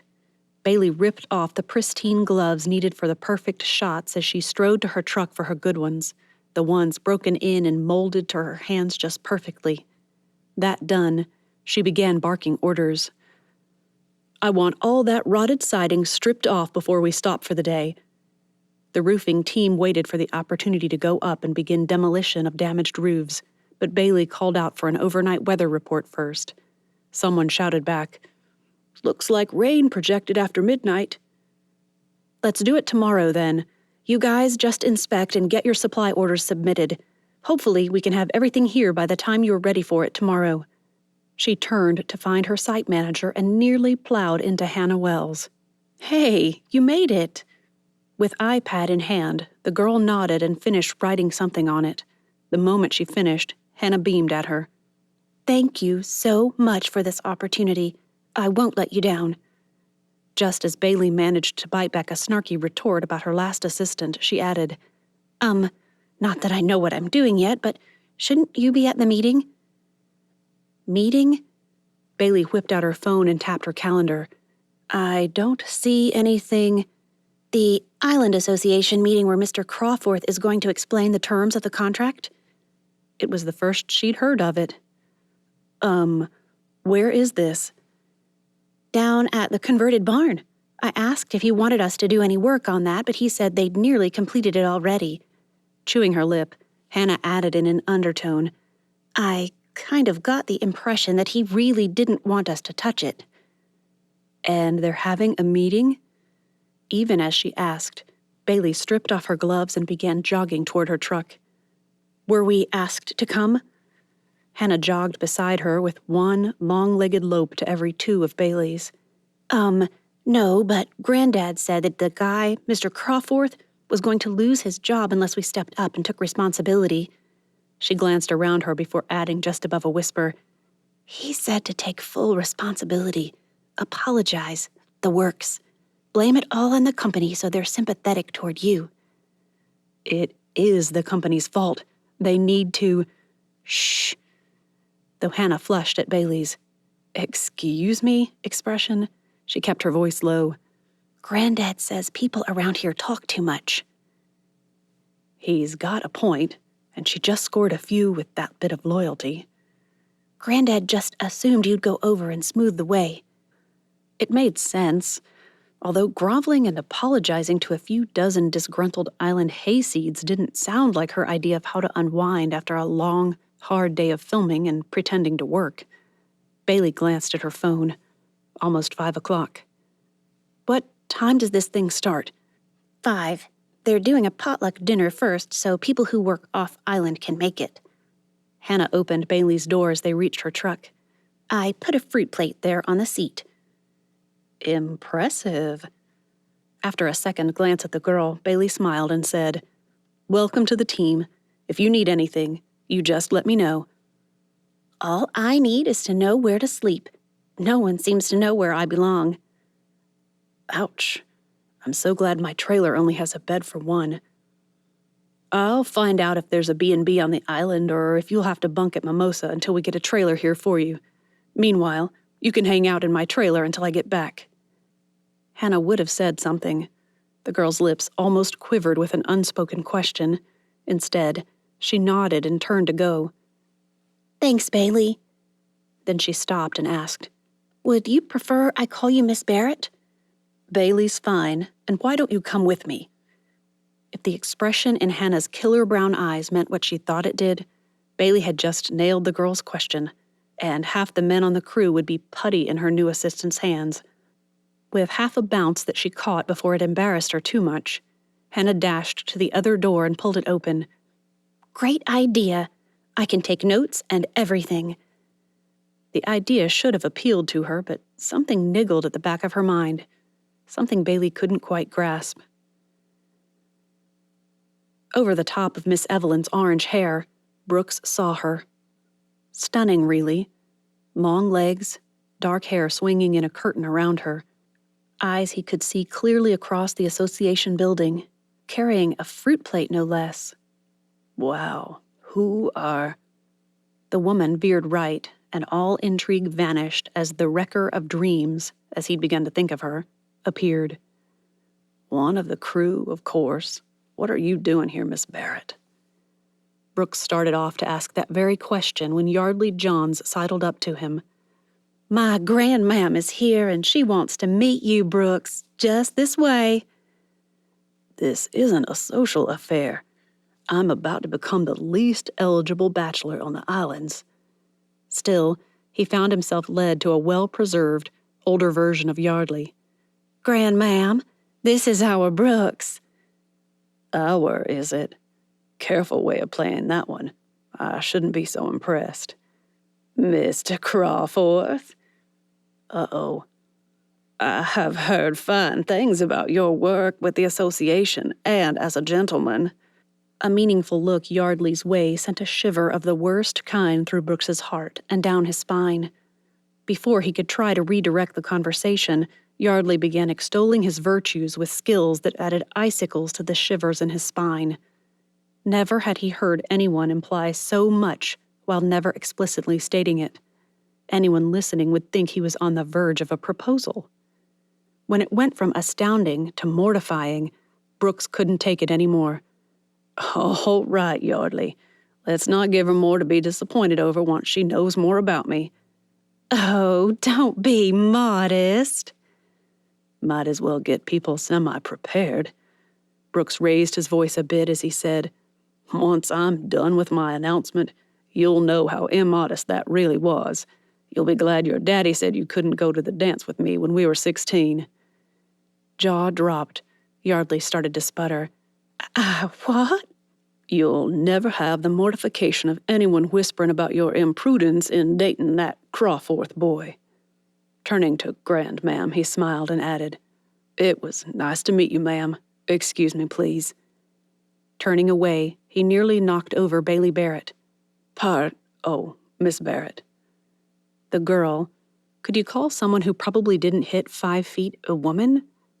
Regardless, she glared up at him. "Didn't know you still wanted to run me down." That last word dropped with a half smile. "Sorry about that. What could he say? What are you doing here?" Moral support, and to answer questions. But first, can we talk? His father called for community prayer, offering those who chose not to praise to take a moment to step outside. Bailey watched everything with eyes that he felt certain missed nothing. Then he noticed her continued presence, her bowed head, her whispered "Amen," only fueled Brooks's growing mortification and irritation. Hungry islanders pushed toward the food tables in that odd way that only Southerners can accomplish. Rather than a personal stampede, each person managed to herd someone in front of them toward the line and stand nearby, ready to chat until time to grab a plate and begin assembling a plate worthy of Dagwood's stacking abilities. In the shuffle, Brooks lost sight of Bailey and thanked the Lord for every moment of listening to Trudy Lauder rambling about some kind of new hair treatment for balding. Only once she walked away with her cousin did it occur to him that it might have been a hint. Am I balding? I'm not even 35 yet. 3 bites into his mound of food, his father gave him the signal. Time to talk while they're eating so they can't yell back. Smart one. A look at his place twisted his gut. Lord, seriously, all this good food is just going to be cold mush by the time we're done dealing with this mess. I won't ask you to save my job, but please, Dad, this isn't on him. Microphone in hand, he stood on the small platform and gazed on a mostly seated room. People laughed, talked, ate. He stood there gathering his courage, seemingly unnoticed by the room. Then he saw her, Bailey Barrett, forehead furrowed, eyes riveted on him, frowning, a small shake of the head. How did she even know about this? When she started to rise, he tapped the mic. Hey there, we've got a few things to tell y'all about, so while you're eating, I'm going to get started. The noise dulled, but people still murmured, chairs scraped, and kids whined about eating their bites of potato salad. Get on, then, his father yelled from his parents' table. Only a look at Dad's face showed the silent encouragement there. Well, as you all know, the crew of Barrett's bailiwick arrived this week, and Bailey Barrett arrived on Friday. Gut clenching with something other than lack of food now, Brooks steadied himself, grabbed a swig of his sweet tea from a solo cup his mother had brought him, and plowed on. That's when I found out that I'd made a grave error. Abel Crawforth's trademarked, cleared throat followed. And that I'd been hoodwinked, too. The room exploded in conversation. Someone shouted, "I knew it!" Another cried out, "Ain't no such thing as a free lunch." Please, please. After regaining control of the room once more, Brooks began the explanation. He took full responsibility for not having read the contract before signing it and laid the lies Gemma told him squarely at the production company's feet, despite wanting to lay it all on Bailey herself. The girl with Bailey kept fingers flying over an iPad at dizzying speeds. Look, there's nothing we can do. I asked them to tear up the contract, but they won't do it. I spoke to a lawyer in Savannah. Sure, we can fight it and might even win. Courts are fond of sticking it to the media these days, but it'll cost too much, and really, it galled him to say it, but Brooks made himself do it. I signed. I knew better. But I didn't have time, and I stupidly trusted that this girl was being honest. At that, Bailey rose and made her way forward. Brooks decided he'd better get his say out before she made it to the platform. She didn't just misrepresent the company, folks. She lied. I was looking for manipulation, even at the dance, but I wasn't expecting outright lies, and I got 'em. As she reached him, Bailey hissed, "May I have the mic, please?" Brooks scanned the room. All those faces seated at their large, round tables, just like every other association event. No one had suspected their lives would be put on display for the world, the very thing the association existed to avoid. Now they all stared, gape-jawed at him. Lou Fenwick, the Callaways, the Bookers, Scott Anderson, several of the mobile business owners, including Mallory Barrows with Benjamin Hornigold sitting there beside her. Nearly 200 neighbors, representing all 5 Georgian islands. If he said yes, they'd eat her alive. She deserves it. Something in his spirit hinted maybe that wasn't quite true, but Brooks ignored it, shrugged and handed her the mic. This might just save my job. For a petite little thing, Bailey Barrett had a powerful voice. She kept the mic far enough away from her lips to avoid screeching feedback, but she used it to her advantage. "Hey there, I'm Bailey Barrett." The girl paused, and it took him a moment to realize that she was accustomed to applause. He clapped, alone. His 3 slow claps rang out in the barn-turned-community center, sounding more mocking than supportive. Oops.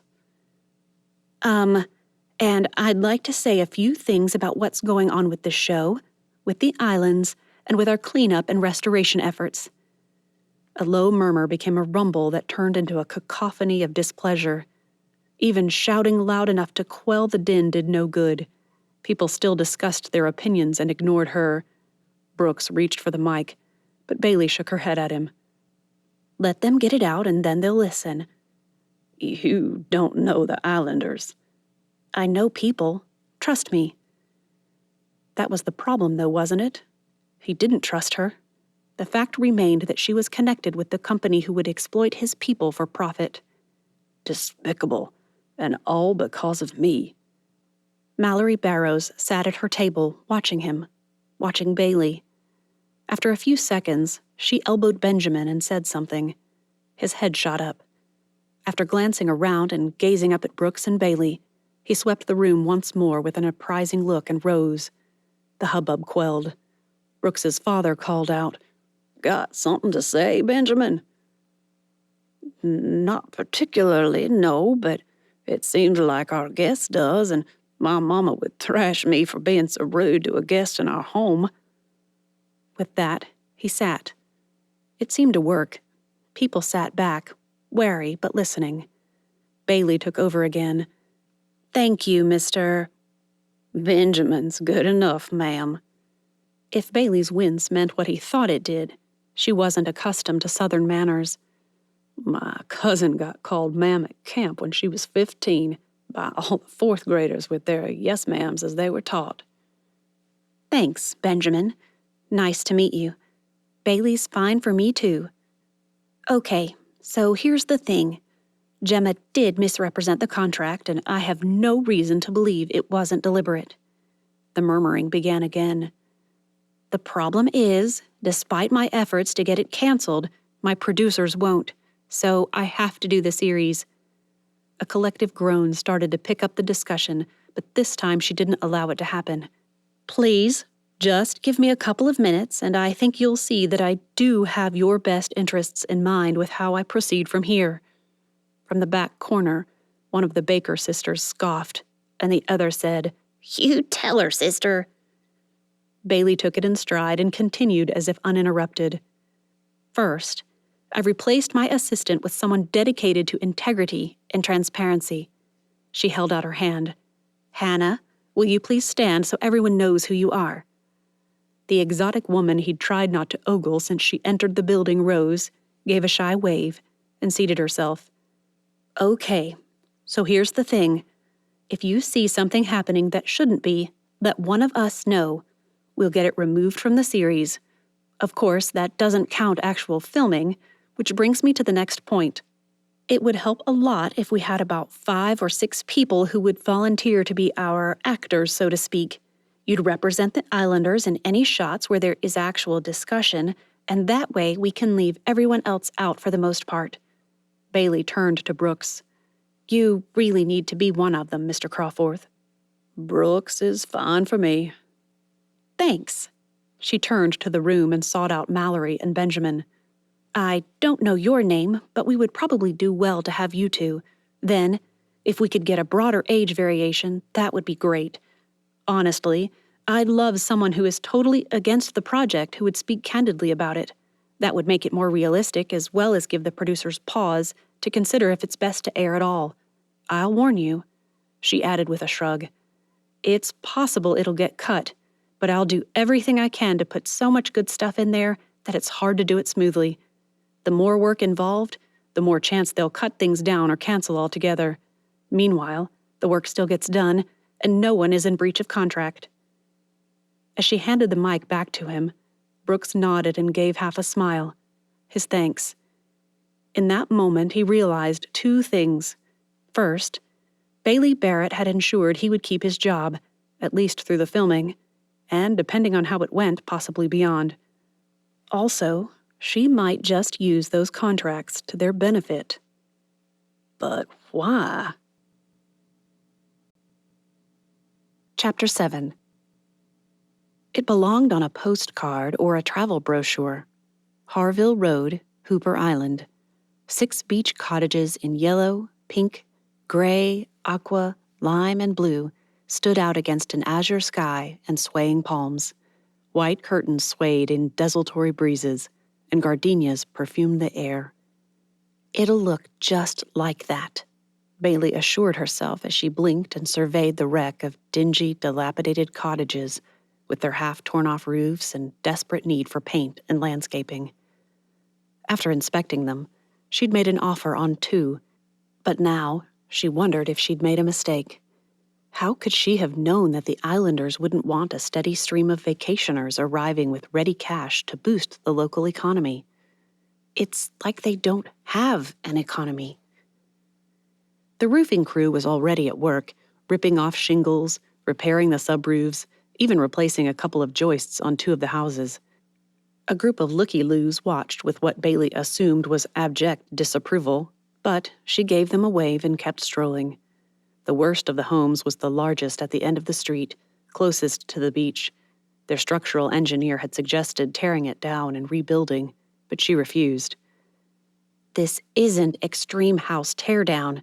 We show how to respect the old and restore it. At almost the same cost.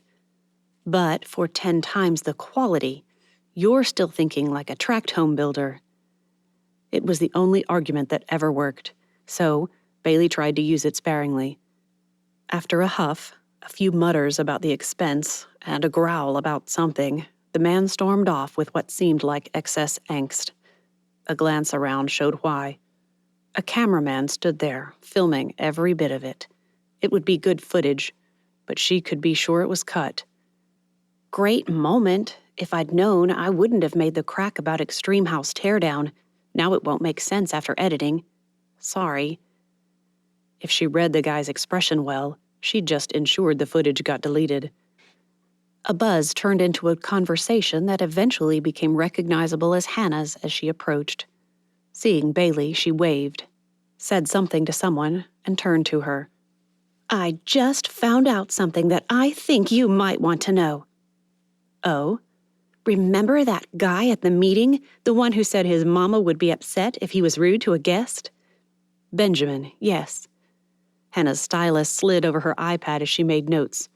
Right, I couldn't find that name earlier. Got it. Anyway, he lost his house in the hurricane. Excitement tingled at the back of Bailey's neck. Yeah? Yeah, it's up by the rabbit's ear, but I think you should look at the place. Think he was angling for our help? That stopped Hannah in her tracks. No, that's just it.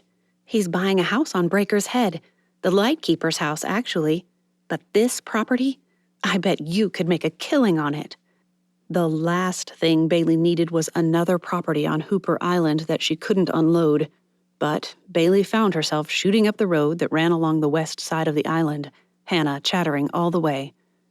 Cracker style, like the ones down on Harville.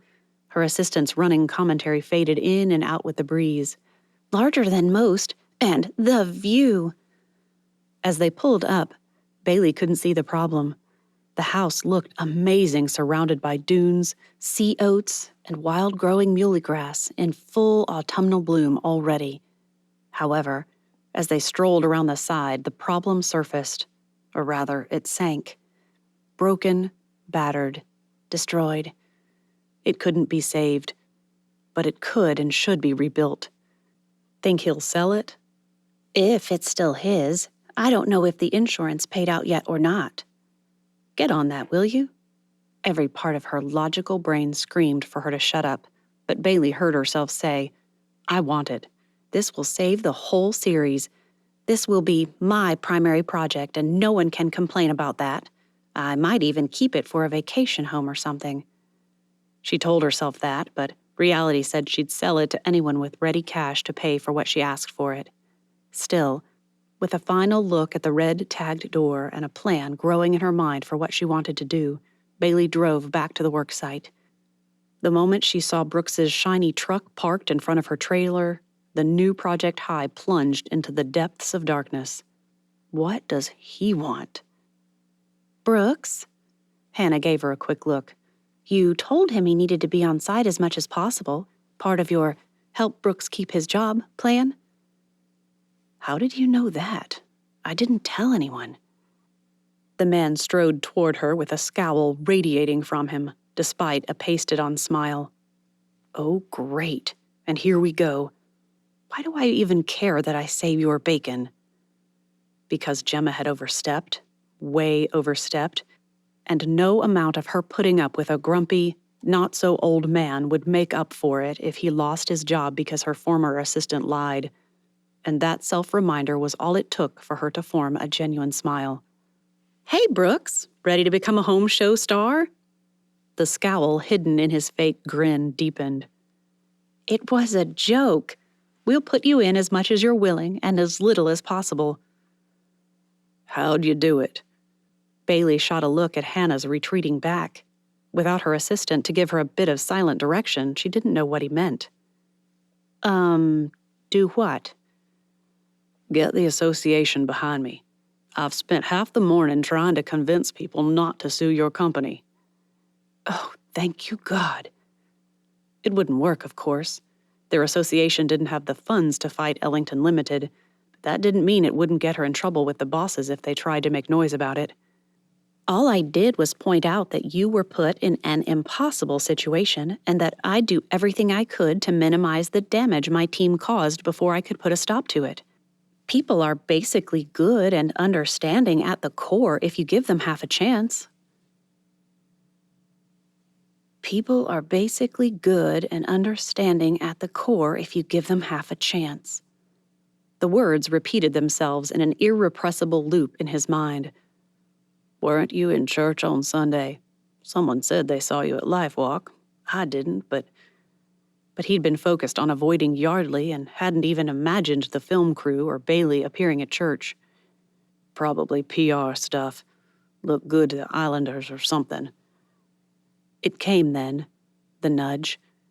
He'd only felt it once before with a transient on the streets of Savannah, sharing the gospel with someone he'd never see again. What could be easier?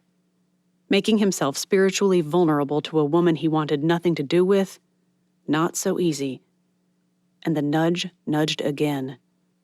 Really, Father? Isn't it bad enough that I have to interact with her every day? Can I at least wait until she's about to go? God might as well have boomed out an audible "No" from the heavens and physically opened the mouth of a random palm tree in a Balaam moment. Brooks steadied himself, pointed out that God would make a donkey out of him one way or the other, and gave Bailey what was probably a horrible grimace. You were at church on Sunday, I hear. Please let that be a good segue. She nodded. Great service. Loved the music. That song, Words of the Lord, or whatever it was. Loved that. Go to church much? He winced. It sounded accusatory to him. Just in the past few months. Someone at my church in Henderson keeps saying I've found Jesus, but really, I'd say he found me. She frowned at that. But then, doesn't that imply he didn't know where I was? I don't know. This was promising. Maybe he wouldn't insult her after all. New Christian? You could say that. Grew up going to church once a year when I spent a week at my grandma's during the summer. They always talked about loving your neighbor and taking care of the poor. I never learned about Jesus there. Even better. Brooks tried to act casual as he led her away from the crew and toward the beach. And your new church taught you about Jesus? No, my neighbor did. After a sidelong glance that hovered on the edge of sheepish, she added, I used Jesus in an offensive way, and she called me on it. I asked why it mattered. I mean, don't Christians always talk about him? I thought she should have been glad I acknowledged his existence. Despite his efforts to remain impassive, Brooks found himself smiling. Bet that got you an earful about taking God's name in vain. Yes. How was I supposed to know Jesus is God? People don't talk about him like that. He was just a good guy and all that stuff. There was his opening, but Brooks almost didn't take it. Only at her, What? You want to say something, I can tell. What? Did he finally speak? Just a good guy, like how most people are good and understanding at heart. When she looked confused, he added, You know, so that means we're all like Jesus, even without his spirit filling our hearts and souls. They'd crossed the road and started down the path toward the beach. Bailey bent down, untied her work boots, and kicked them into the sand. That can't be right. Isn't Jesus the one who does the cleaning out? Like making us all clean and new after we get saved? She shot him a look. That's what it's called, right? Getting saved? His obvious lack of comprehension earned him an earful of slightly louder verbal frustration. Everyone has different words and it's so confusing. Saved, redeemed, claimed, chosen, you call it what you like. It's just... At his first step into the sand, Brooks kicked off his own shoes and steered her toward the harder-packed sand on the tide line. Bailey pulled her hair from the ubiquitous ponytail and shook it out. To his disgust, he noticed the wave, the shine, and even the way it curved around her jaw. Not a chance, Crawforth. She's the enemy. Of the islands, anyway. Not a chance. It's just what? Still lost in trying not to notice how cute she was, he missed the question at first, and at second if he were honest with himself. However, when he finally got his head in the game and his eyes were off her, Brooks found the right words. He hoped. It's just that when you say people are basically good and understanding at their core, you're saying they don't need Jesus then. God says people's hearts are wicked and sick. Then how come people who don't know God do good things? Live good and meaningful lives. People like Gandhi or Mandela. They didn't know Jesus. The guy who helped someone on the side of the road, or... He had to break in before she sent him into directions he didn't know how to explain. Look, I'm not saying... An explanation hit him, and he ran with it. That people never do anything good, ever, but without Jesus covering their sins, it's all tainted. We sin too, but we have the blood to wash it all away. The way she stared at him hinted maybe he'd lost her. It's just that... Reminiscent of a sunrise, her eyes widened and her face lit up. Oh, so maybe it's like how God made humans in his image. So we're like him in that way. We can do good stuff because a good God made us, but that doesn't excuse the bad stuff we think and do. And I thought I'd teach you something. Lesson learned, Father. Ouch. Bailey waited for an answer. When he didn't respond, she deflated. I still have it wrong, don't I? No. For the first time, he lowered his guard and relaxed with her. Offering a sheepish smile, he said, Actually, you taught me something about how to view people, how not to devalue the Lord's handiwork. Without thinking, he nudged her arm with his elbow. Guess I owe you a thanks for that. Slowing her stride, Bailey walked in thoughtful silence for a few yards before she sighed. Mostly, I like Christians. I like the church and what it teaches me. I don't get parts of the Bible, but I probably will someday. She sent him a sidelong glance. But I really hate the way Christians, and I do it too, it's disgusting, but I hate the way we all act like we're all superior about being in some exclusive club while people out there are just doing their best, not knowing it isn't enough. Double ouch, Lord. Double ouch. Chapter 8. Thursday morning dawned overcast and threatening a drizzly day, but that suited Bailey just fine. The more rain, the less footage, the happier the islanders. After her conversation with Brooks, things felt a little less adversarial, so maybe they could move to cordial. That would improve the sights immensely. She'd reached for the latch on her trailer door at just the moment a frantic pounding began. Bailey! Hannah. She pushed open the door, whacking her assistant in the head. Ugh! Are you okay? Never stand in front of the trailer door. It swings out. Figured that out. The young woman rubbed her head, shook it, then seemed to snap out of it. Whatever it was. Come on, we need you. What is it? Too late. Hannah had gone before it occurred to Bailey to apologize for assault with a deadly door. Wait! She bolted out the door, swinging it shut behind her, and clambered down the metal steps. With her short legs, it was impossible to keep up with gazelle-like Hannah, but the girl had the decency not to look put out when she had to wait for Bailey to catch up. The moment Bailey neared, Hannah began pushing through the crowd of looky-loos. What? No one has work to do? We have rain coming, people. Let's get cracking.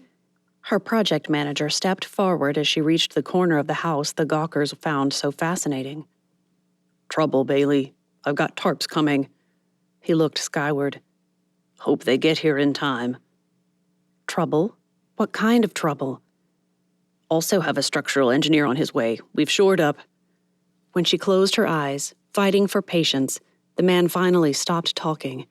After a cleansing breath, or 3, but who was counting, she focused on him. What is wrong? Hannah didn't. Oh, no, she didn't. He pulled out his phone and flipped through a few pictures until he found what he wanted. Holes in several of the rafters. Not sound. I had to pull the guys off after we shored up the walls. Have to get permission to replace the beams rather than tear off the whole roof. Termites? Carpenter? No. Drill. Big holes. Like for doorknobs. Must have been a good one because no one heard it. Her head buzzed. It didn't make sense. What was he talking about?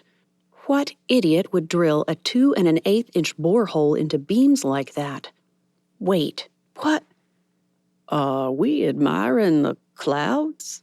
Brooks's voice nearly sent her up onto the roof without the need for a ladder. We're discussing the vandalism we found this morning. What? Brooks and Bailey asked the semi-rhetorical question at the same time. Semi-rhetorical because she had been serious. He obviously wasn't. Someone bored holes in the rafters. Lots of them. No one heard anything either. The project manager stepped closer. Who around here would have a quiet enough drill that could pull that off? Bailey's "who" was drowned out by Brooks's "why do you assume it was someone from around here?" An argument began. Brooks insisted no island citizen would damage a friend's home like that. Grant, the project manager, pointed out that the crew doing it would only make them take longer where they weren't wanted and cost the job more money. We get bonuses if we come under budget, not if we go over. All the words converged in her mind and finally arranged themselves into semi-coherent sentences. Wait, this was deliberate? Someone sabotaged the site? Grant nodded. You don't get 30 holes in rafters by accident. When Brooks stiffened beside her, Bailey realized two things. First, that he'd moved closer. Second, sabotage meant a new expense. Security. A third realization surfaced.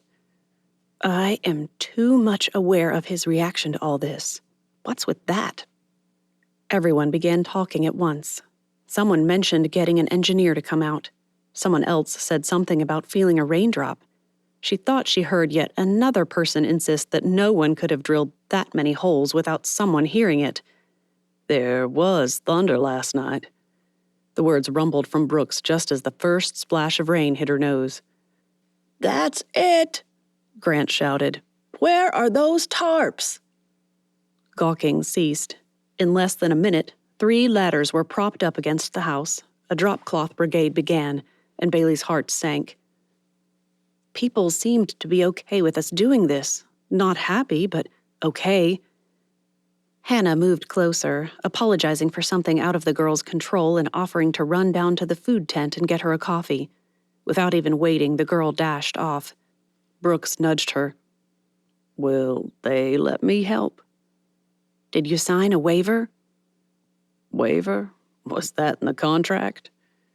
He clearly hadn't. Bailey shook her head. Sorry, I'll have Hannah get you one, but without it, we can't risk the liability if you're injured. Without pausing for breath, she added, What is the number for the local police? Is it something from Mimosa or...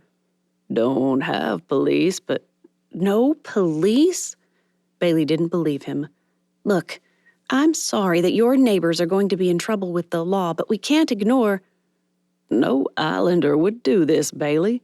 They just wouldn't. They wouldn't be filming today. Not with the rain, not with the negative publicity that would come if people knew they'd been vandalized. So, to keep her from saying more than she ought, Bailey turned to go. You're off the hook today. We have a mess to solve, and I don't have time to babysit you. I mean it, Brooks insisted. No one. What? She spun in place and jabbed a finger in his general direction. Your neighbors are too perfect to sully their hands with what is obviously an attempt to push us off the islands. They'd never do something so inhospitable. Their southern mamas would rise from graves and dole out spankings with a willow switch. Is that it? She turned to go. Just get out of here. This whole thing makes me sick. Lucy had officially gone stir-crazy. Either that or he'd underestimated the determination of a dog used to 23 hours of movement every day.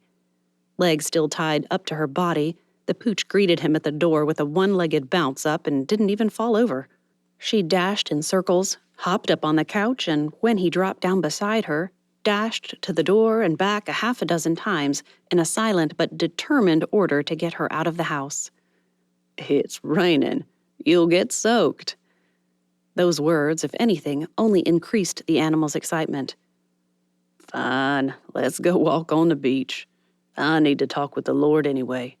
Maybe you can run out some of that energy. He grabbed his waterproof windbreaker to keep some of the rain off him and thanked the Lord that the dog would be healed before cold weather set in. If dogs were ranked by human counterparts, Jack Russell Terriers would be toddlers, sapping the energy out of everyone around them. I'm more of a basset hound, I think. Lucy shot him a look that he could only interpret as disgust. The funky leash Kendall had given him, just a slip knot thing for safety, Brooks left that behind. No one on Hopper would complain about him allowing an injured dog to run free. It's part of what he loved about the islands, their willingness to live and let live. While Lucy shot straight for the beach, Brooks ambled at a slow pace, waving at his mother as he passed the kitchen window, and headed toward the little cove down the way. As long as she darted left, he'd be golden. As he rounded a small dune topped with sea oats, he glanced left, saw nothing, and knew. She'd gone right toward the ferry slip. A glance at his phone told him at least she wouldn't be annoying the passengers. There wouldn't be any for a couple of hours. He rubbed the screen off on his back pocket and tucked it away again. Lucy raced back to his side twice before shooting off again. It didn't take long before the dog loped along, as if God had designed her that way. After the third look back, she circled around and came trotting by his side as if to say, "Come on, you can do it. I know you only have 2 feet, but you can make it." Someone vandalized the Buford house last night, girl. Saying it aloud helped, some. If he'd had any doubt that the Islanders would ever do something like that, just mentioning the Bufords ripped the thought to pieces and tossed them to the wind. No one on any of the islands would hurt their friends like that. They moved to Charlotte a few years back, but they came home every summer till Mr. Buford got Alzheimer's. Lucy plopped her rump in the sand and watched him, as if waiting for a punchline of a joke he didn't find funny. That's the only reason the house got run down at all. If the other houses weren't just summer homes and empty, too. The scent of coffee caught his attention. Brooks pulled out his phone again, and sure enough, Friday. It was Friday, and that meant Mallory's book barrow would be parked by the slip. Coffee, girl? The way Lucy bounded forward, you'd swear he'd promised a raw egg smoothie, almost as if she knew exactly who Mallory was and couldn't wait to sink her teeth into a good book. Then again, maybe she does. Brooks picked up the pace and arrived just as Mallory stepped out onto her covered mini porch to greet Lucy. "Hey, girl," he heard. "What happened to you? Poor little wet thing. Where'd—" The dog shook off some of the rain and almost fell over in the process. There now, Lucy." Brooks jumped forward to steady the dog and try to block some of the wet from Mallory. "It's okay." "She your dog? I didn't even know you had one." "Looks like one of the summer cottagers left her behind. Hit her on the way home from the Labor Day barbecue, so—" Mallory gave him a grin that had probably sent more than a few guys' hearts racing, hoping. "If she doesn't seem to be dating Benjamin by the time this crew leaves, I may ask him about it." "Brooks?" He jerked his head away. "Yeah?" "I said, you look like something's wrong." The words just blurted out before he could consider the wisdom of telling anyone.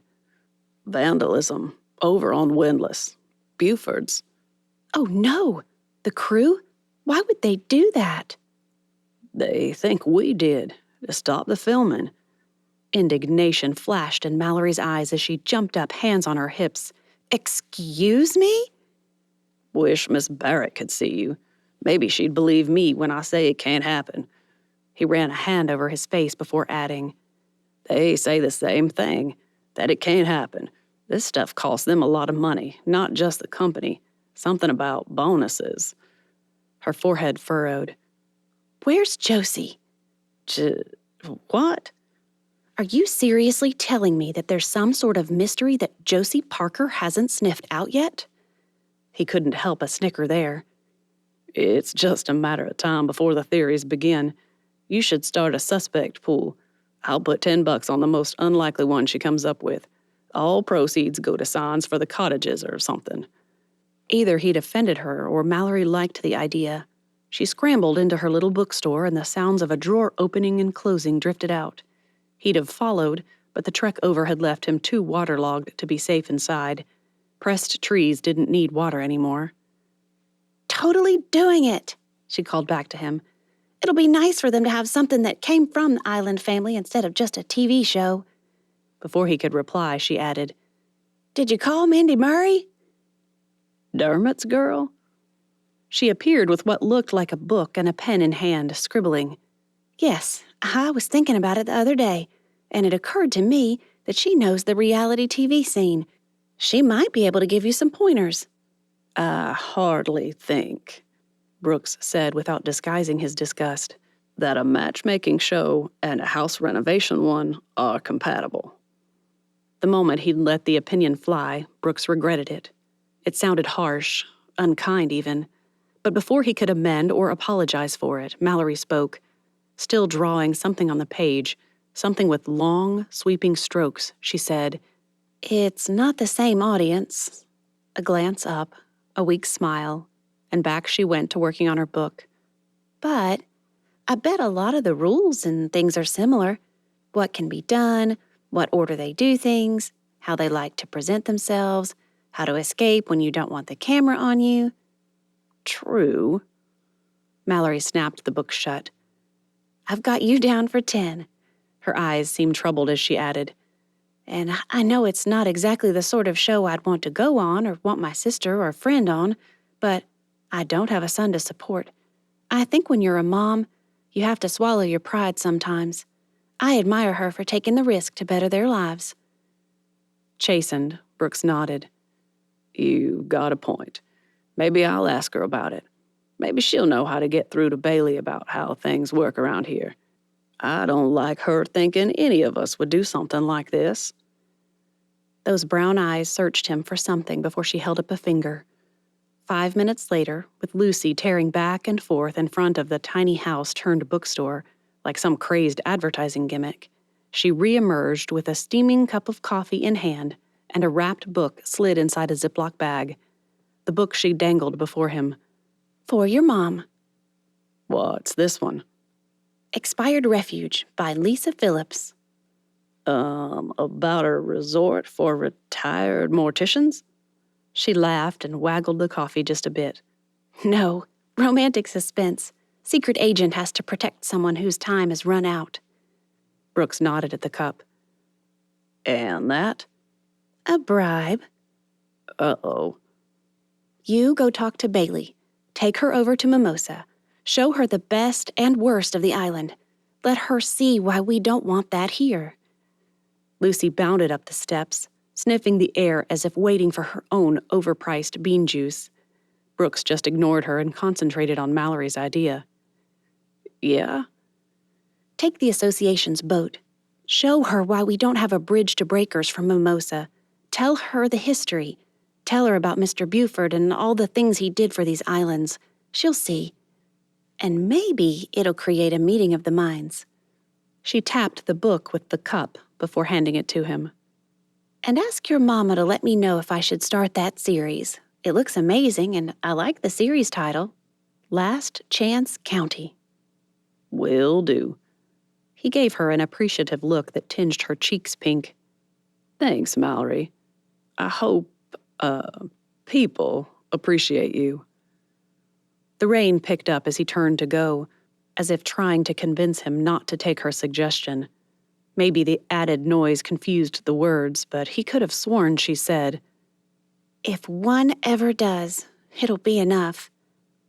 Only when he reached the beach again did he realize she might have meant a capital O on that word, one. Chapter 9. On the way to the docks, Brooks stopped by his house and gave his mother a wrapped book from that little bookstore Bailey had seen that morning.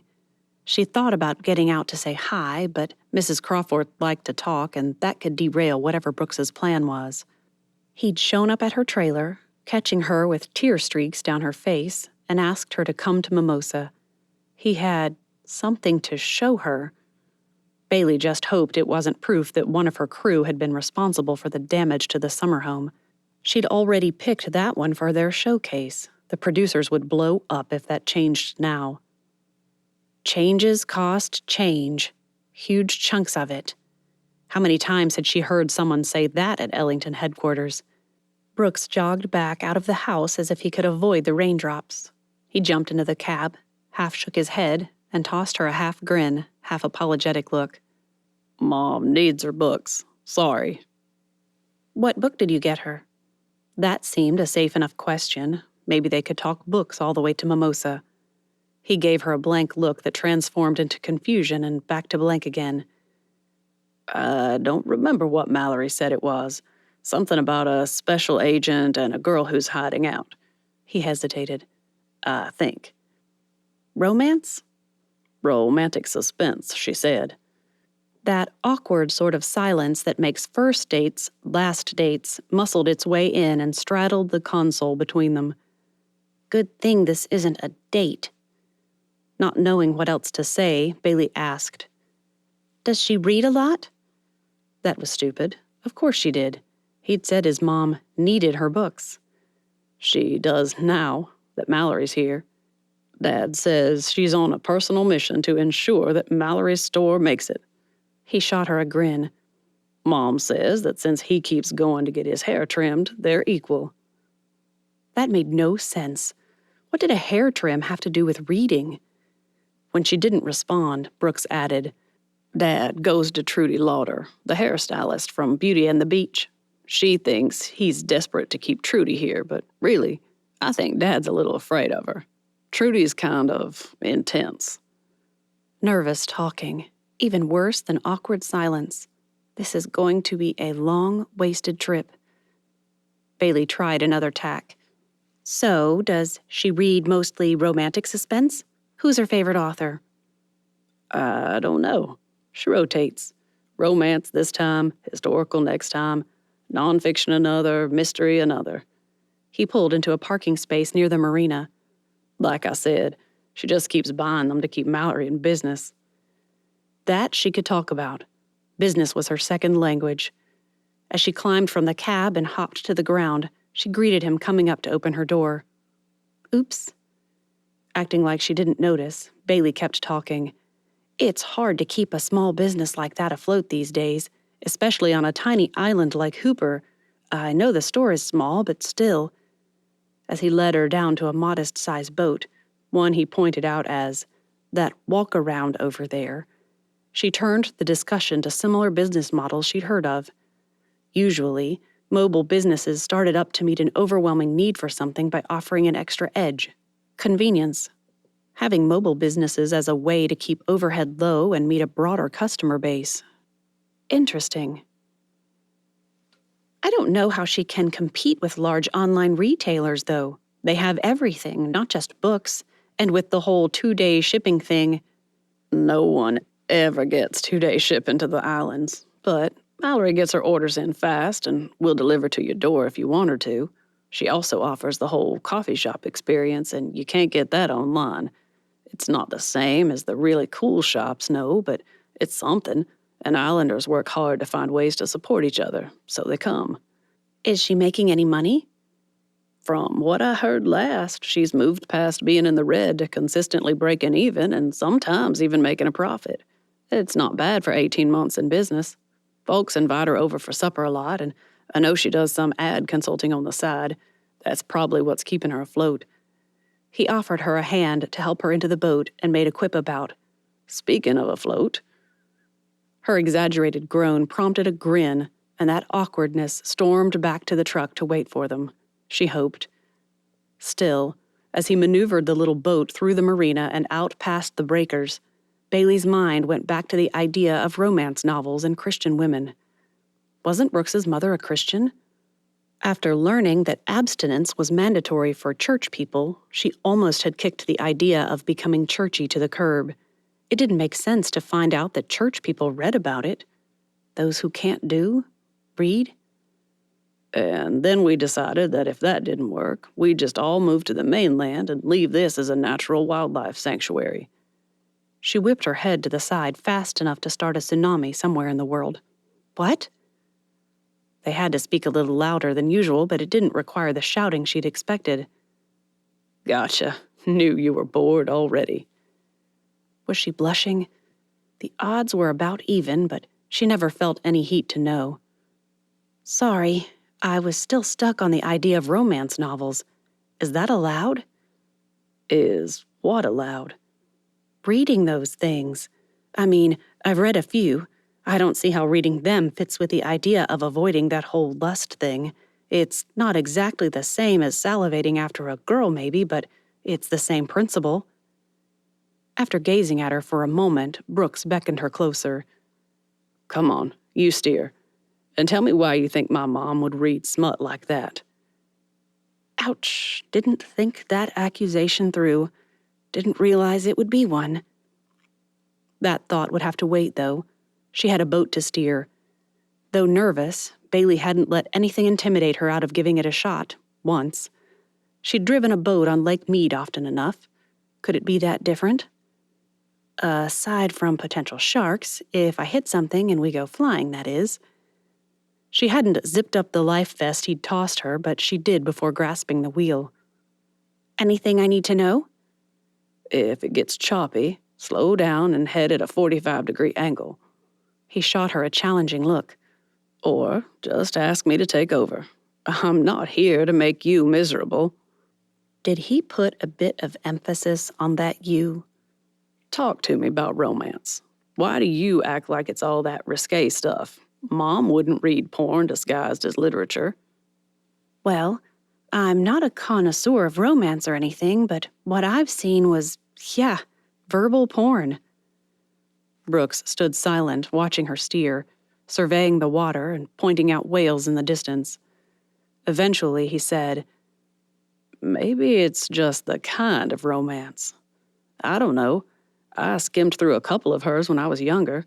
It's nothing like you describe. But maybe that's because she reads mostly Christian fiction, or at least clean. Nothing happens on the page that couldn't be shown in a G-rated movie. She had an argument for that, but was it worth pushing? A glance at him showed it was. The smug look he tossed her practically demanded it. Okay, that's nice to know. I'd even ask to borrow something to see the difference, but I still have one problem. What's that? I'm not married. Wouldn't it set me up for disappointment if I got an idea of how things should be and then got married someday to someone who wasn't romantic?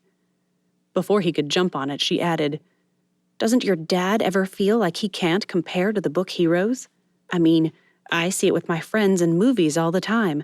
We go, they drool, and on the way home it's a big, long argument over how real husbands don't do this or that, or how pathetic their boyfriends are compared to a guy who just got scripted into how to win the scripted girl's pre-programmed heart.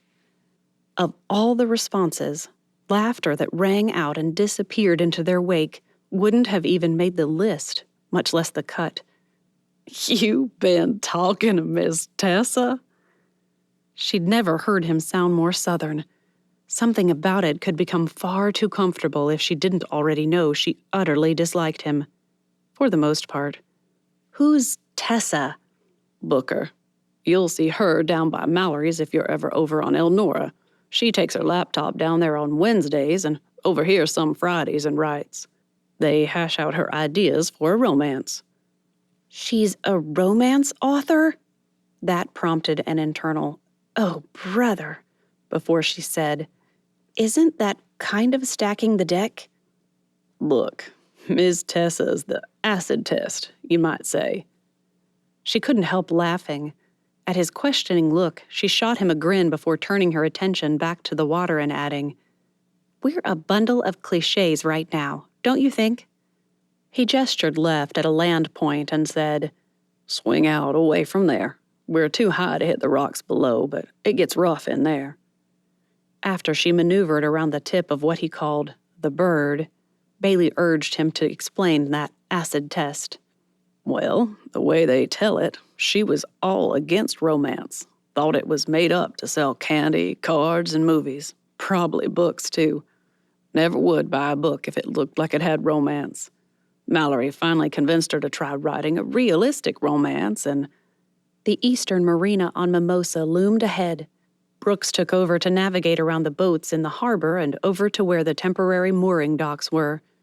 Once he'd secured them, he stepped out, popped up a large umbrella that she hadn't even seen him carry, and offered her a hand. This Southern gentleman thing could either become really nice or get old fast. Once on the dock, she stood there a moment to orient herself. When he gave her an odd look, she shrugged. So, writing realistic romance turned this Tessa into what? An international bestseller I've never heard of? She's probably not done writing her first book. This was just earlier this year. Anyone who knows the Bookers will tell you. The strongest marriage in the islands became the sweetest this spring because Mr. Booker made the effort to romance a wife who didn't think she wanted it. Bailey's jaw clenched. In her jacket pocket, her hands clenched too. Romance. Dangerous territory while on a job. She'd learned that one the hard way and had the scars on her heart to prove it. No matter how much her heart longed for the kind of romance she'd seen in her parents, her brother and his wife, one of her friends, she'd also seen way too much heartache and a lot of hollow chocolate hearts instead of solid ones that lasted. Just seems like a way to keep your eyes off Jesus and on to the here and now. There. That sounded spiritual and was a good reminder, all in one dismissive statement. They'd made it up to the boardwalk, a literal boardwalk no less, before Brooks replied. Well, Mom always says that she likes the romance because it reminds her that God woos and cherishes his church, his bride. She said it also reminds her to be tender toward Dad. I think when she reads those books, Dad's always the hero, and she walks away reminded of how much she loves him. Since I'm not married, Bailey snapped, I'll stick to the Bible for all my lessons in God romancing his people. If he really even does that. Chapter 10. He'd irritated her. Never in his life had Brooks ever imagined meeting a woman who didn't think she liked romance. But Miss Booker had come around eventually. Now he'd met one who obviously did, but seemed afraid of it. Probably a bad breakup or something. Maybe over becoming a Christian. Ouch. Determined not to waste the opportunity, he stood on the boardwalk and made a sweeping gesture with one arm. Welcome to Mimosa. In case you didn't know, you are now in South Carolina. A couple passing them whacked his umbrella with theirs, and the man cussed him out in a flat, Western accent. Bailey winced. Ugh, Californians. How do you know? She grinned. Just a guess, but I've never heard that many F-bombs in one sentence anywhere but California.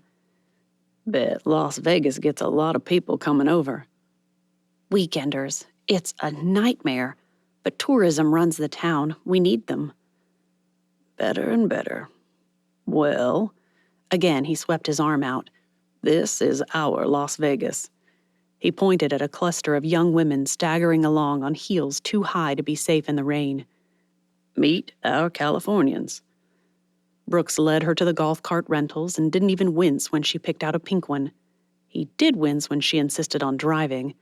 Something in her confidence did not spark confidence in him. Okay, but people rent these things and really don't know how to drive them, so you have to be on my guard. I know. We did a reno on Catalina once. I'm good. And she was. But even Bailey saw the flaw in her plan after having to come to a stop to see anything he wanted to point out. With tourists flooding the streets and clueless to the way they ignored their own safety, she had to be vigilant about every inch of ground gained. Without him even having to say a word about it, she pulled up in front of the retro Midway and bumped his hip with hers. You drive. The tour really began as he inched out between the teeming crowds. It's a Friday. Not even summer. How are there so many people? A lot are probably foreign. It's hard to tell, but this place stays packed almost all year. Though she didn't say a word, he heard it in every intake of breath, every wince, every grin. Wow is right. Mimosa's perimeter held most of the family-friendly spots, the pirate tours, the aquarium, and of course, most of the biggest resorts. The further inland you went, the atmosphere changed to more overtly targeted and aggressive tourism. The casinos, the clubs, the restaurants, and a few places he wouldn't take her past. Brooks didn't need to show the worst for her to see his point. I knew there was a big tourist draw here, but I had no idea. I'm surprised you've managed to keep the other islands from following suit. We don't want this. Being in a different state helps, but we get offers every week, big ones. It's why we have the association. Without it, we couldn't hope to prevent the commercialization of all the islands. We don't have the money for that. A valet service appeared, something she chuckled over. Valet for golf carts. Cute. Without hesitating, he pulled over and passed the keys to the young man who jogged up. A grin split the boy's face. Hey, Brooks, showing Miss Bailey the sights? Just showing her why I'm confident no one on our islands would destroy the rafters at the Buford house. Shock, dismay, even anger flickered in turn in the kid's eyes. No way. Who'd do that? No clue. Without even time to pray that the kid would say the right thing, their valet turned to Bailey. He's right. No one would do that to the Bufords, and... At a questioning glance he hoped he understood, Brooks nodded. It's okay. I've been rude enough already. Go for it. Well, messing up stuff over there just means y'all gotta be here longer. Nobody wants that, you know. Sorry, but it's true. No kids getting off showing those people they can't get away with messing with your islands? When the boy's face flamed, Brooks snickered. Tell her. After a glance over his shoulder, the kid eased into the seat of the golf cart. It's just that no one wants to hear parents complaining about you guys being here any longer than we have to. No offense. The cart shot forward before Bailey could respond. He steered her along a row of shops. Designer clothes, jewelry, accessories, an art gallery, toys too expensive to be wise to let a kid touch. The works. Some folks joke about this being our magnificent quarter because it's only about a quarter of a mile. The rain had stopped, so he folded up the umbrella and tucked it under one arm. But it's kind of like Chicago's. It has all the big name. He shot out an arm and grabbed someone by the hoodie. Leave the lady alone. The woman in front of him turned, saw Brooks holding the figure in the hoodie, and pulled her purse closer. I'd zip that if I were you, ma'am. Pull that strap across your body, too. The thug threw an elbow into his gut. Brooks gasped and released. The would-be thief graduated to accomplished thief as he ripped the woman's bag from her arm and tore off down the street. As Brooks kicked himself, knowing he should have expected it, the woman turned on him and screamed for police to protect her from a gang of muggers. It belonged in a movie or something. Bailey insisted Brooks was just helping. Passerbys slowed to gawk. Decibel by decibel, the woman's screeches and accusations became almost deafening, and a few others took up the protest. One woman recognized Bailey and began an internet search to find somewhere to report her. While Brooks snickered, Bailey rolled her eyes, and the woman only protested louder. The security officer who finally arrived took one look at Brooks and shook his head. Stopped another one. Almost. The woman didn't take my suggestion to secure her property. He grabbed it after biffing me in the gut. Arrest him. He's in on it. Ma'am, this guy used to run our security. He's just being helpful. You should have listened to him. While the officer led the woman away to take a statement that would probably be put in an unresolved pile later, Brooks got a new idea and led her up the hill toward the small residential area. There weren't many places to live on Mimosa, and those that existed were pricey. Nice apartment building. Wow, I bet most of those have a killer view. Studios start at $3,000 a month. She shot him an incredulous look before looking back. Wow. If one developer gets one toe on any of our islands, this is what they'll become. All of them except Sparrow. That would probably become one of those singles resorts that is at least somewhat peaceful. But the generations of families who've lived here since before the war for independence, gone. In their place, He spun in a slow circle, arms outstretched. This. The wind shifted, and the scent of the best barbecue in the South drifted their way. Bailey's stomach made a piercing protest at his intimation there was anything at all wrong with the islands. She grinned. But whatever you say, if it has something that smells that good, it can't be all bad. It's not. He led her back down toward the road to Bugsy's barbecue. At the door, he paused. To visit, it's actually a lot of fun. The Midway can be a blast, the water parks and the tours, awesome. Brooks pulled her out of the way as a couple stumbled out, laughing over something. At least they weren't drunk. He grinned at her. The clubs are even nice. Well, some of them. We've got a killer improv place, some great music, and the botanical gardens. Even I'll call them gorgeous. So, tell the girl from Vegas again. What's the problem? He pulled open the door and gestured for her to go in. We like having this place to visit, but we don't want to live here. We want to go home where we can leave our houses unlocked, know our neighbors aren't dealing drugs, and that strangers aren't gawking through our windows. He coughed. Most of the time. What neighbors of yours peek through your windows? None, but if a tourist gets off at the slip, I guarantee you someone will be complaining the next day about how she looked up from washing a dish and saw a strange face pressed against the glass. People just assume the whole string of islands are there for their amusement.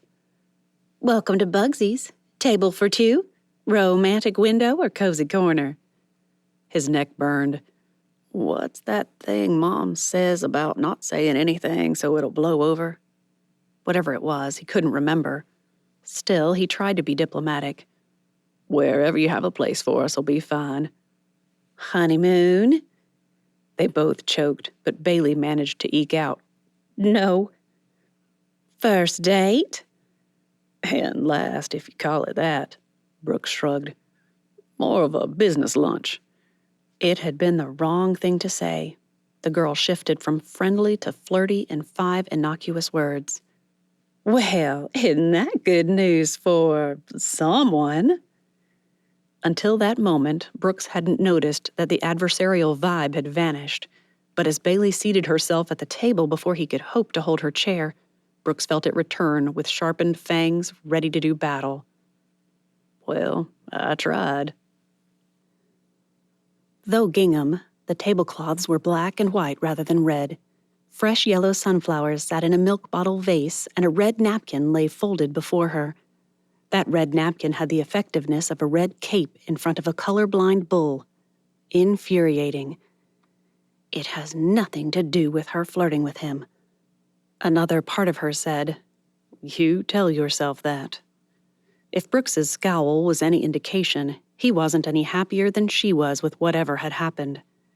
You let your guard down, and he's done it. He's convinced you it couldn't have been any of his islanders. As if not one single person over there is irritated that some stupid association they have to be part of to live there is keeping them from cashing in on what is a realtor's gold mine. Even restating the obvious didn't change her mind. It hadn't been an islander, which only left someone associated with Ellington Limited. The expletive escaped before she knew she'd said it. Brooks raised his eyebrows in what was probably a failed attempt at the single brow crook. What? Mind telling me what has you swearing under your breath? If she didn't know it would just mean months more of working on that particular habit of hers, she'd have let loose a stream of cathartic words that would make any Californian bomber blush. As it was, that last one had slipped out way too easily for her comfort. Months of fighting the habit only to fail without even the satisfaction of the moment. That was the problem, of course. She'd learned to dislike the habit. Her neighbor had assured her the day would come when she'd despise it, be sickened. If it were as wrong as the woman seemed to think, that day couldn't come too soon. This fighting over what seemed like just a bunch of words drove her crazy. They don't mean anything. They're just... The other part of her that had become sensitive to these things protested in a whisper. But If they're just words, then why does it bother you not to say them? Why do you care? So? Brooks's voice cut through her thoughts. You're still convinced that one of us did it? The words wouldn't come. Expression hard, eyes cold, he folded his arms over his chest and waited for their server to take their drink orders before continuing. I don't know why I thought someone from Las Vegas would see a problem with what they want to do to our islands. I didn't say. Just order. We'll eat, go back, and get this done so you can get out of here before your bosses decide to buy up more of our islands. Her shock must have shown, because he gave a hard smile. Yeah, I know about the property sold. 2 of the summer cottages and Ben's old place. That one doesn't even have an accepted offer yet. How does he know? And where does he get off saying... Bailey stopped herself. Getting huffy never solved anything. It worked, too, right up to the moment he ordered a pulled pork sandwich and told the server to give the little lady whatever she wanted. That's me. I'm the little lady. I don't think so. This little lady, Bailey said as she rose, is fasting today. I'll find my own way back to Hooper. She could have sworn both the server and Brooks muttered, Hopper. Outside, the sky had begun to clear.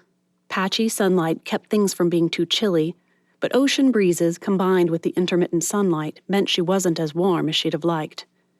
Add to all that the undeniable fact that she was completely lost within 5 minutes, and with her conscience's accusation of a lie, the day needed to go up in smoke.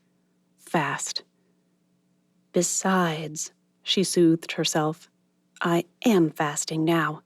Fasting from his presence, fasting from work, fasting from lunch since I walked out of a restaurant I'm dying to try.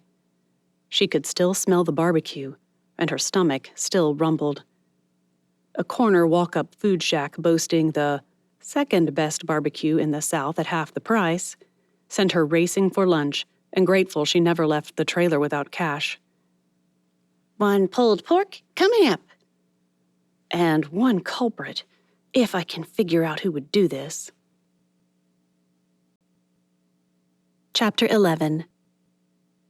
Getting home from Mimosa wasn't as simple as Bailey had expected. The islanders really were ridiculous in their determination to isolate themselves from the evil influence of Mimosa. They didn't even have a bridge from Mimosa to the next island. Breakers something or other.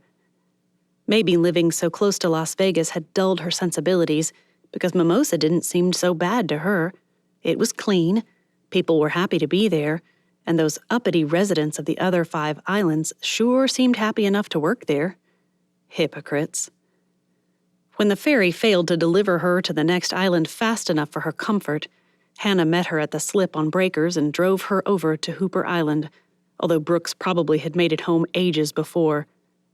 Jerk. Seriously? Little lady? He's got some nerve. Hannah's voice pulled her out of militant thoughts that would likely get her locked up or something. Do you need anything? I don't. Yes, actually, I need a crew list printed ASAP. The girl took off, calling back, Give me 5, as her long legs made short work of the distance to the office trailer. It actually took 7, but considering she arrived with the list and coffee, Bailey decided not to protest. Much. With the coffee in one hand, the papers propped up against her legs, and a row of mild liner markers on her little end table, she began going through the sheets of potential suspects. The system she created couldn't have been simpler. Pink for probable, yellow for potential, green for unlikely. Instinct would have classified every name as green, but she tried to think of any hint of anything that might put someone in the yellow or pink. Gabe had complained that an islander cut him off getting off the ferry. Yellow it was. Ludicrous? Certainly. But she had to start somewhere. Hannah? She swiped it green in half a second. That girl was too loyal to sabotage their efforts. Stuck in the middle of the S's, Bailey stared at the next name. Gemma Segway. How's she still on here, and why is hers the only one alphabetized by last name? Bailey reached for a pen to strike out the name, but after considering a moment, she swiped first name yellow and last name pink.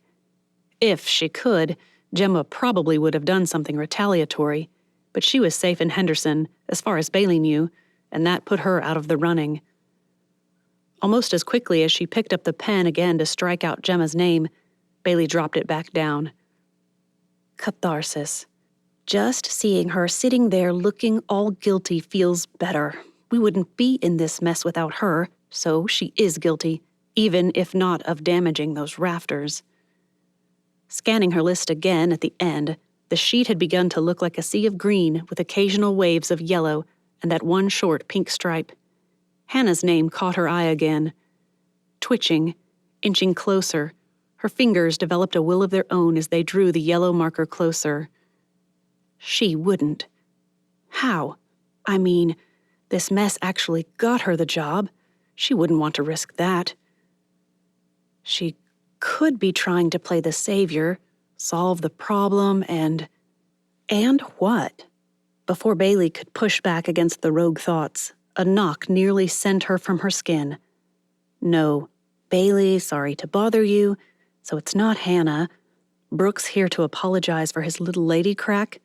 Well, he should. But probably Grant.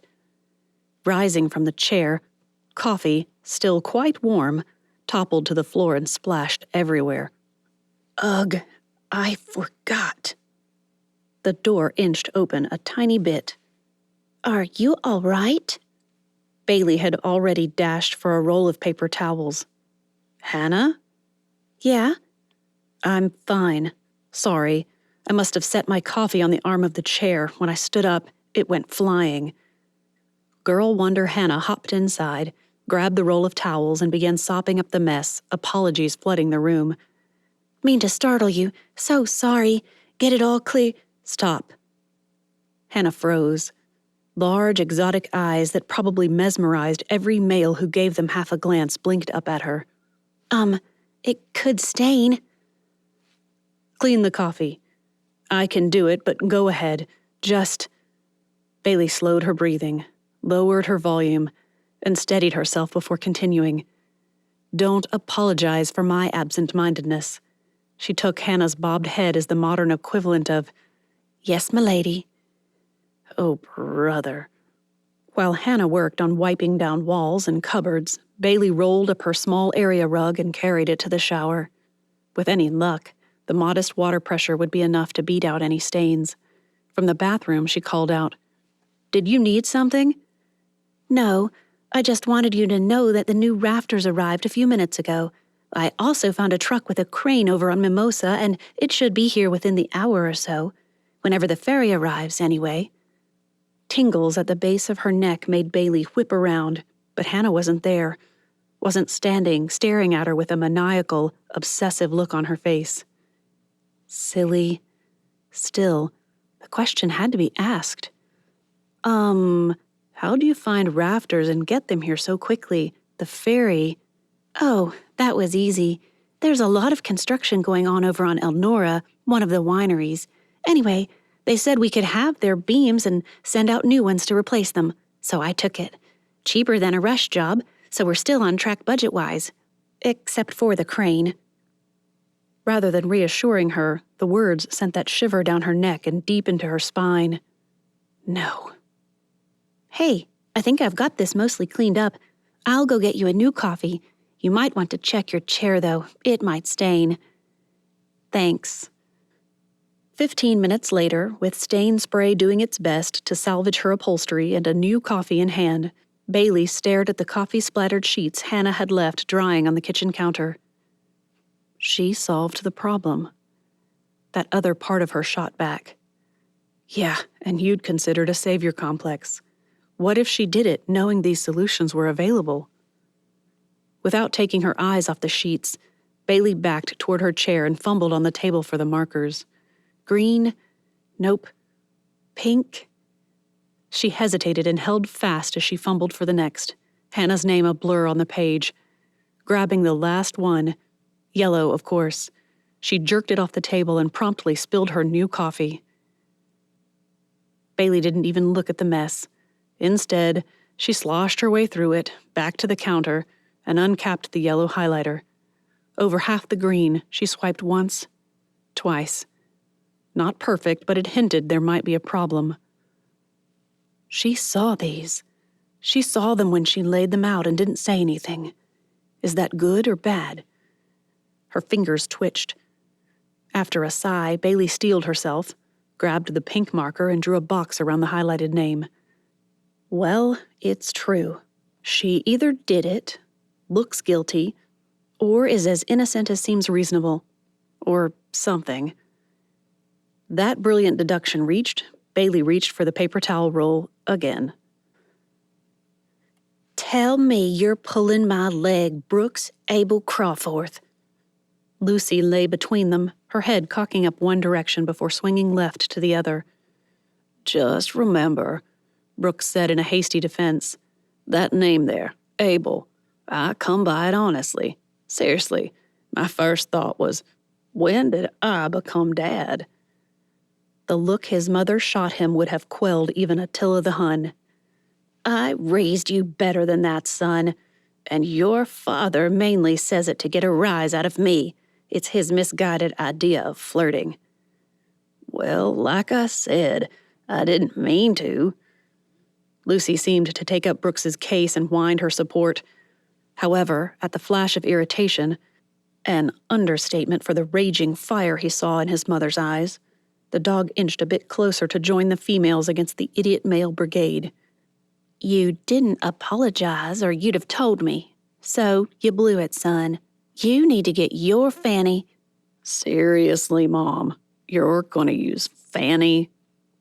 As I said, you get your fanny over there and make it right. Her voice softened. And you're wrong, you know. Most islanders wouldn't hurt a friend like that, but the Bufords don't live there anymore. Anyone who's resentful about the association restriction could get a bit of payback, knowing that crew will have to fix the problem. He'd not allowed himself to think of that, but now, with a kiss to his mother's cheek and a, "Come on, girl," Brooks led Lucy out of the house and down to the shore. He'd walk, think, pray. Try to figure out how to deal with this mess. Could it be someone on the islands? Of course it could be, but he had a hard time imagining it. Greedy skinflints like Everett Jennings would hate to see good materials damaged, even if it did stick it to the association. Regardless, Brooks put Mr. Jennings at the top of his possible suspects list. Someone had to go there. The need to find Bailey nudged him, but he pushed past it and stormed off, using Lucy's half-crazed shot to the north as an excuse. I'll apologize soon enough. Thank first, grovel later. As he trudged around a beach hut, he saw her, kneeling in the sand, ruffling Lucy's ears, hair dancing in the breeze. The smile Bailey gave Lucy faded as she looked up and met his gaze. Hey. Okay. Message received, Lord. Grovel now. He gave a sharp inhale and plunged forward. I owe you an apology. Several justifications vied for preeminence, but Brooks resisted that temptation. She just stared at him, and for the first time, he noted the somewhat exotic eyes that he'd always associated with Russian women. Except it's usually Ukrainian, isn't it? When the eyes blinked, he realized she was still waiting. Brooks scrubbed a hand over his jaw. Look, I keep trying to justify myself, but I can't. Deep within him, a small part argued. They're just words. I really didn't mean to be insulting, did I? Standing, Bailey brushed the sand from her knees and hands and said, "Don't hurt yourself. It's fine. It's not fine. I want to justify myself." "So you said." "But whether I meant to be or not, I was condescending and rude. I'm sorry." She watched him, hands settled on her hips, as if surveying a sight for whatever it was she looked for when she did that. A huff, A sigh. You really don't get it, do you? All the justifications rose in his throat, but he swallowed hard and shoved fists in his pockets. No, I don't. At the shock registering in her eyes, he added, But not what you think. I don't get how I could have blurted out something I've always hated hearing my dad say. Your dad calls women little lady? Red stole up his neck as he realized how what he'd have to admit would sound. No, just to my mom. And just to tweak her a bit. And there, Brooks had underestimated his ability to annoy. Livid would be more appropriate, if perhaps understated. Those eyes flashed with something deadly as quiet, controlled words dropped with staccato-like precision. You tried to flirt? The way he blurted out, "No," might have been even more insulting than the accusation of flirtation. Brooks backpedaled with the speed of a frantic Peanuts character. It's not any better, but I was just irritated at the whole thing and took it out on you.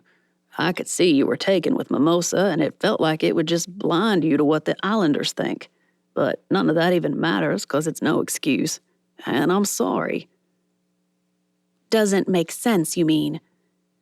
After eyeing him again, Bailey relaxed a little. Look, she said as she pulled a few folded papers from her pocket. They looked like they'd had a fight with coffee and lost. I went through our crew list, anyone associated with Ellington at all, and if they even wrinkled noses at the scent of fish or got bird droppings on their vehicle, I marked them down as a possibility. I thought maybe you could look and see if any names jump out at you that didn't to me. She's trying to take it seriously, his more generous side argued. When a dissenting voice appeared, Brooks ignored it and reached for the papers. I don't know most of the names, but his eyes fell on Hannah's name. You think she... He frowned. But you didn't. What changed? After a lecture on why it couldn't possibly be her assistant, Bailey sighed and wilted a bit. But I can't ignore the fact that she got the job quickly and solved the rafter issue even quicker. Does it make her guilty? A sharp shake of the head informed him not to put in his opinion. Probably not, but I am trying not to just assume my crew is innocent simply because I know them. It could have been ripped from some cable movie. The thunderclouds overhead, threatening rain again, the waves inching farther and farther upshore, Lucy's whine. Even the tension between them as neither he nor Bailey would meet the other's gaze, all pointed to some director's vision. Something deep within wanted to admit that his mama might have been right.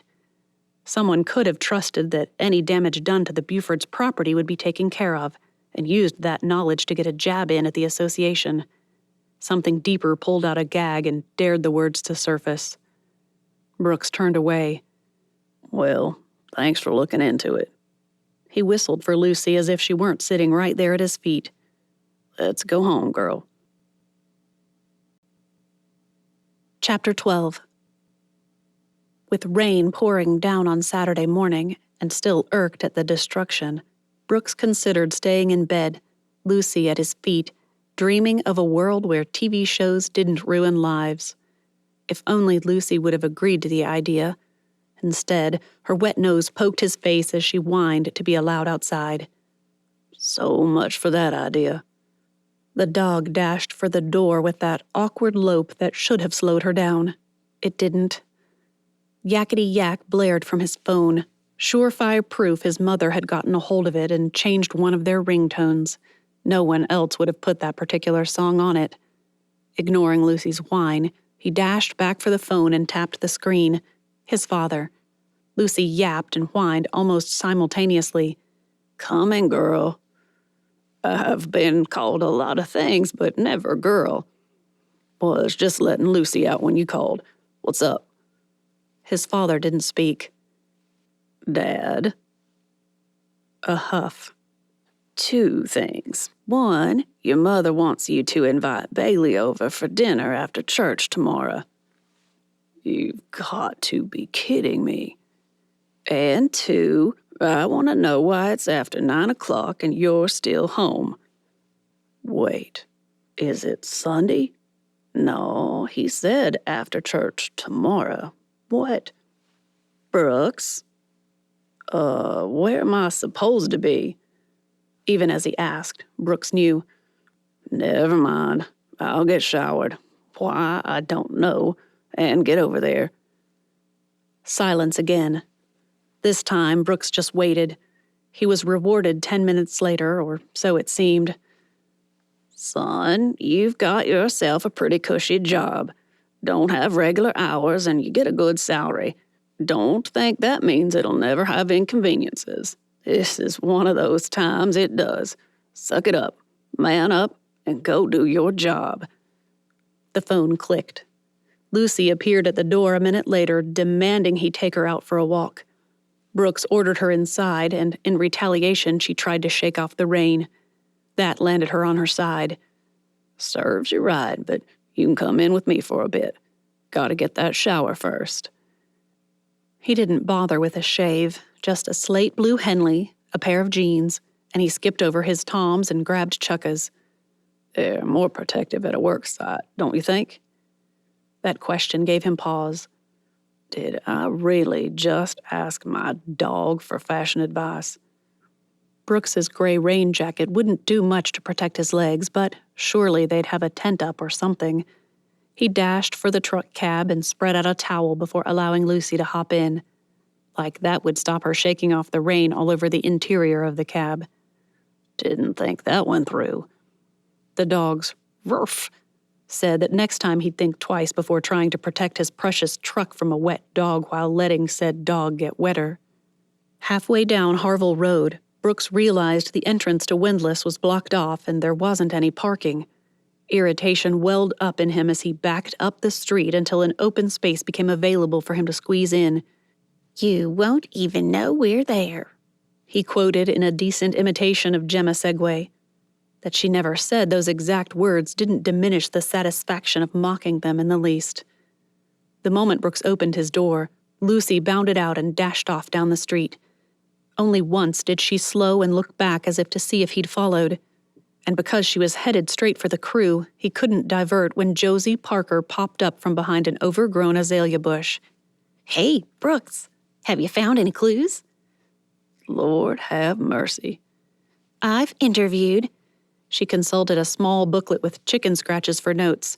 54 people.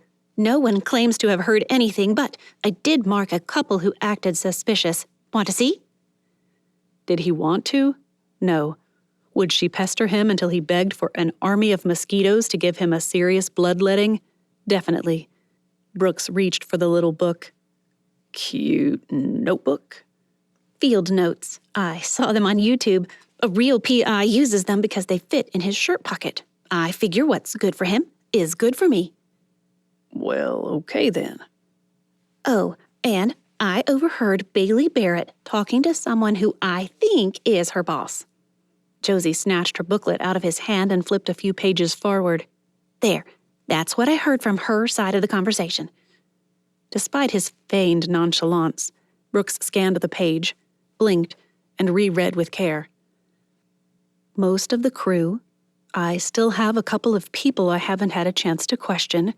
I believe all of them, of course, but I never really doubted anyone. I tried to look guilty, but everyone wants bonus. Why would any do this unless somehow Gemma is involved and she, the kind of money to pay out a missed bonus like that? I didn't know that? Why did she get a promotion? What? For what? You know, I'm killing myself over here. Help these people and my job so she can be rewarded, lying and ruining the rep. Arnie, I've got to go. I'll finish this job, but yeah, not happy. Nice way of putting it. My crew is clean at least." Note, she might have said, "I think," after she hung up. Find out. For partial notes, these were pretty thorough. He couldn't deny it. And what Josie had found seemed at least to validate Bailey's theories. Can you text me pictures of that conversation and your lists? He'd either had the best idea ever or he'd regret it. Brooks couldn't be sure, yet. He gave Josie his best conspiratorial wink and hoped she didn't take it as him flirting with her. If the tap of her pen to her forehead meant anything at all, he suspected he was in the clear. For now. Brooks Crawforth just stood there under the easy-up, watching every member of her crew as if a guard at a prison, waiting for the inmates to step one tiny toe hair out of line. She'd made it through lunch, which he ate when offered, through the news that the roof could be shingled as soon as the boards dried out a bit, and into mid-afternoon before she lost it. He can just go home. We don't need him here if he's going to. That thought was interrupted by Jace, the social media guy. We need some shots of you working.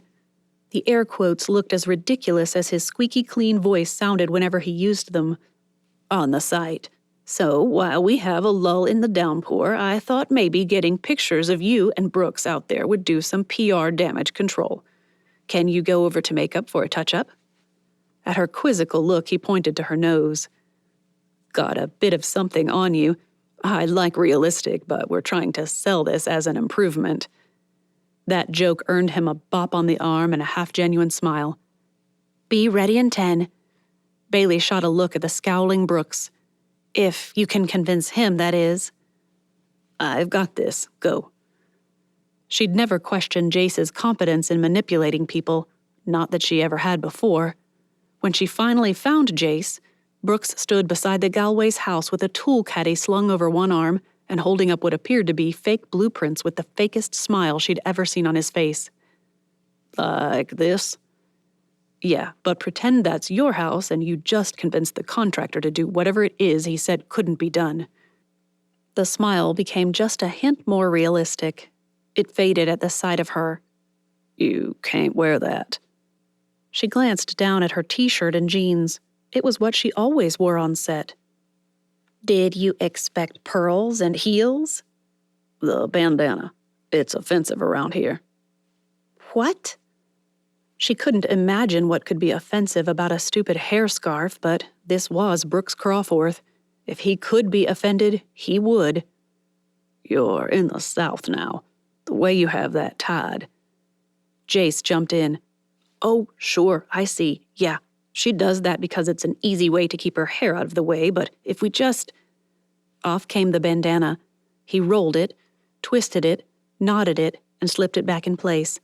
After pulling a few tendrils out to look naturally windblown and messy, both men surveyed the look. I can't believe I'm paying for the wrongs your ancestors caused. Stuff it, Bailey. Jace's growl held more than the playful tone he wanted Brooks to hear. She knew exactly what he meant, and it irked. Is this for real? Apparently it was. Brooks looked a bit dubious, but obviously relieved. As she moved to pretend to look at the blueprints with him, Jace snapped a dozen shots. Under his breath, Brooks muttered, Sorry, but what feels like no big deal to us can be a slap in the face to someone else. Why not change it if we can?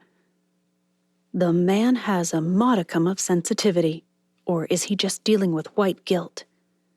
After a sneaked peek at him, Bailey reached a verdict. Both. Maybe you should hold the plans, Jace said. I like your fingers on it better.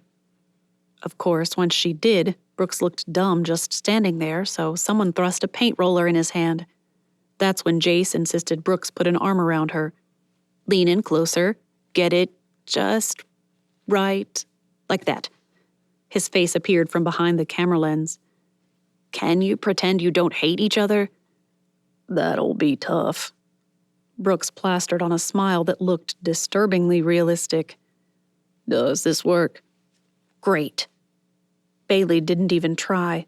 She stood there, rigid, half watching Brooks out of the corner of her eye and praying she wouldn't biff him one with her elbow. Some nerve. By the time they got done pretending to paint together, pound nails together, laugh together, or he did anyway, and yes, even saw together, The whole thing had to have resembled a bad sibling shoot for an over-eager mother. His dog darted into the photo every few minutes, only to have Hannah call her off again. At the end, just as rain began again, Brooks said, "Is there somewhere we can talk? Compare notes?" "Civility? Say it isn't so." Bailey grabbed her jacket and beckoned him to follow. "My trailer's closest and driest." Over her shoulder, she called back, "Hannah, can you get the dog dried off and brought over to my place?" "Sure thing. Coffee?"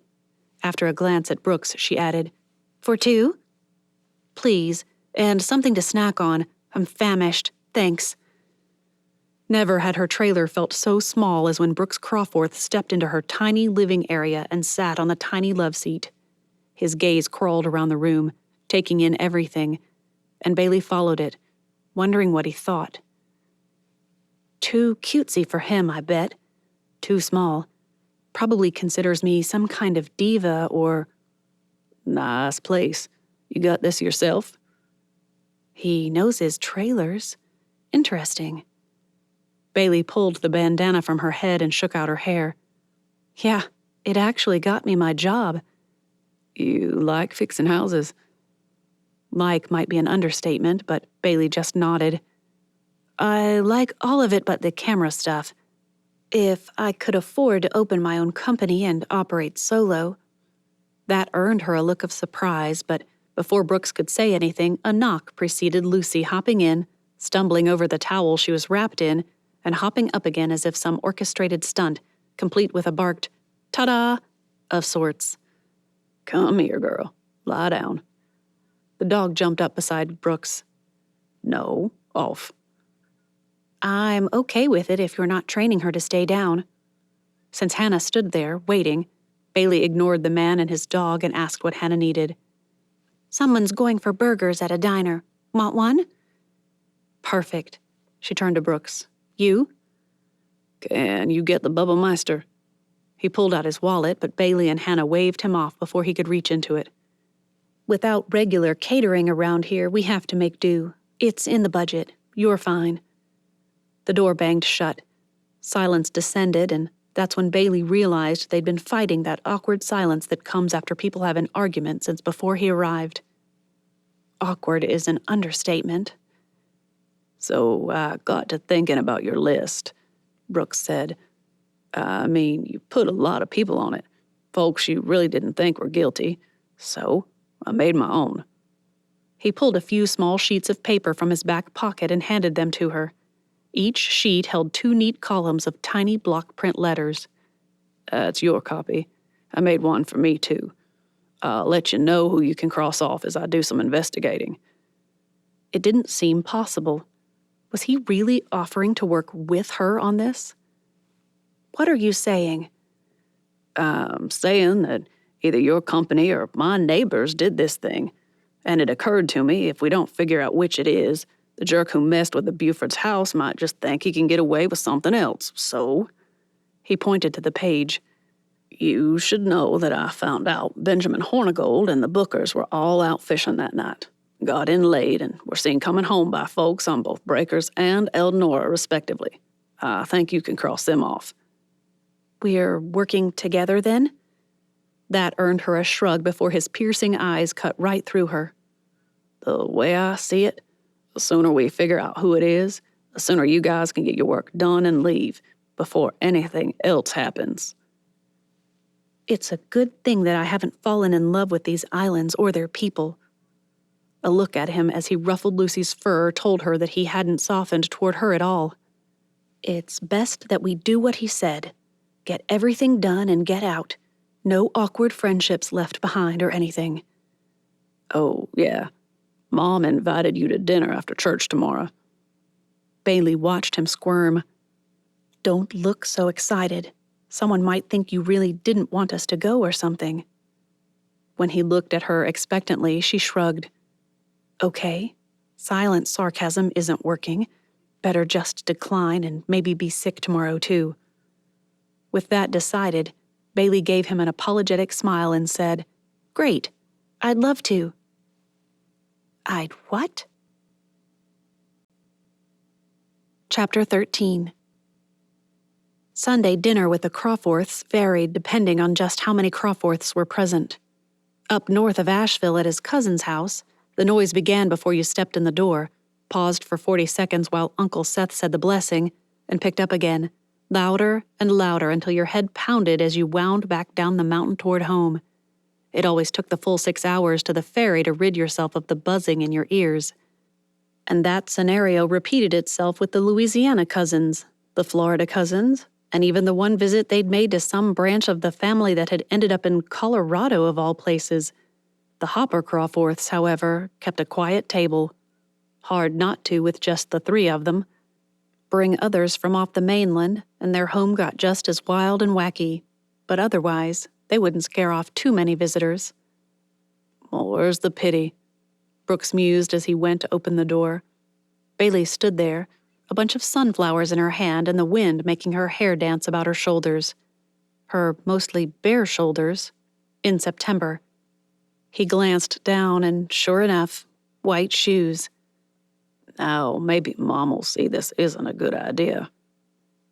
Being old enough to adhere to such norms as no white shoes after Labor Day meant his mother didn't quite trust women who ignored such sage advice. "Come on in." Clearly, Bailey Barrett didn't know anything about Labor Day and shoes because she stared at hers for a moment before asking, "Should I take them off?" A glance at his bare feet solidified her silent decision to do so. Not necessary. But she'd done it. And now he'd have to figure out how to get Mom to escort her to the door. "I don't blame you guys. All this sand, it's murder on floors. If I lived here, I'd have a leave 'em outside policy myself." "Don't be reasonable. I don't know how to fight reasonable." If only he could have figured out what his mother's secondary purpose was. Primary purpose? Obvious. Southern hospitality. But Mom never wasted an opportunity, and Bailey in her house. A shudder formed at the base of his spine. She wouldn't do something so embarrassing as to ask for free house advice. As if Bailey read his mind, she pointed at the exposed beams of their ceiling. "Did you know I once saw a cracker house down in Florida where they'd sprayed popcorn coating over those magnificent beams?" Before they could all express a collective gasp of dismay, or whatever was appropriate at that juncture, she added, "Pink. Pepto-Bismol pink. It looked like flamingos had exploded in that room." While Mom clucked about the lack of taste that too many people exhibited, Bailey ran her hand over the sofa table and sighed. "I love what you've done in here. Most people would be so cliché with their choices, all nautical and shells." She glanced over her shoulder at him. "I probably would too. It's a beautiful look, beach cottage." "But you like Mom's furniture?" It all just looked old to him. He'd squawk if she got rid of any of it, though. He might not be a budding interior designer, but familiarity breeds comfort as well as contempt. "I love it." She glanced around the room. "Quality pieces, not too many.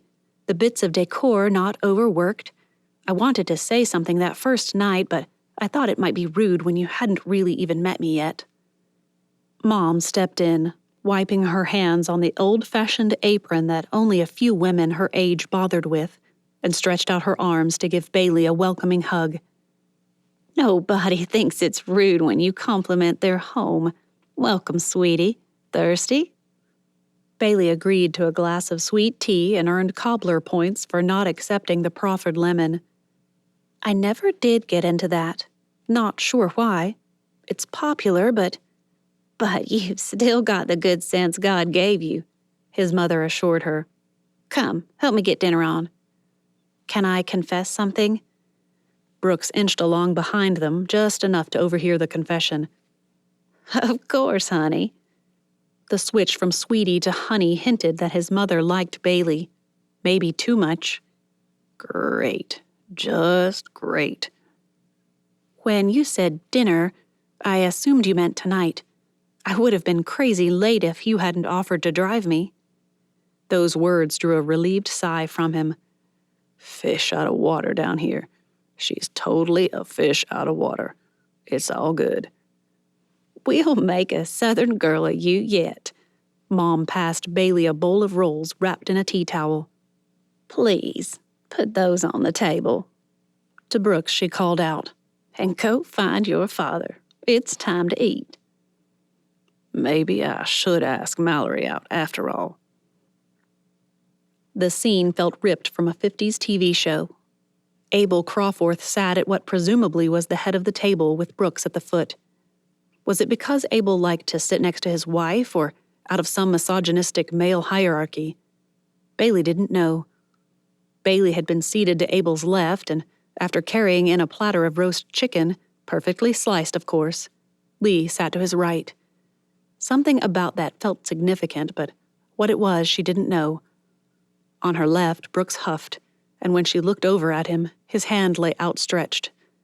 He thinks I'm holding hands with him? In front of his mom? Especially when he can't stand me? Just in time, she noticed his father's outstretched hands. Both of them. Oh, prayer. Duh. Before prayer meals hadn't made it into her habit tracker yet, she'd been focused on remembering to open the Bible, pray before doing something rash, and not swearing, especially in church. Her amen disguised as a rather offensive expletive hadn't exactly been one of her shining moments. Fortunately, that pastor had a sense of humor and hadn't kicked her out. He still teased her about it. All the awkwardness intensified when Bailey realized she still held onto the men's hands after the prayer was over. Oh, sorry. Lost in a memory. Lee picked up the chicken platter and passed it to her husband. A good one, I trust? Mortifying.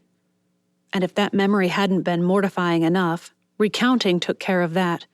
Brooks's eyes bulged, but it took a minute to realize he wasn't shocked but trying not to laugh.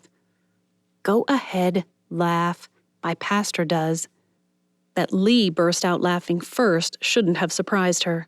I'm sorry, Bailey, but I can just imagine what the Baker sisters would do if they heard you use hell outside a Bible quote. Bailey almost didn't correct her. Conscience and a suspicious look on Brooks's face changed that thought. I wish it had been that. At least that one is in the Bible. Pretty sure this one isn't. Brooks passed her a dish that looked like some sort of baked cheesy potato thing. When she scooped it out, that opinion changed to more of a cheesy cream of wheat, but kind of fluffy too. This looks delicious. Mom's baked cheesy grits are the best anywhere. Grits? Bailey scanned the faces around her. Wait, they're really a thing? I always thought it was another name for oatmeal or...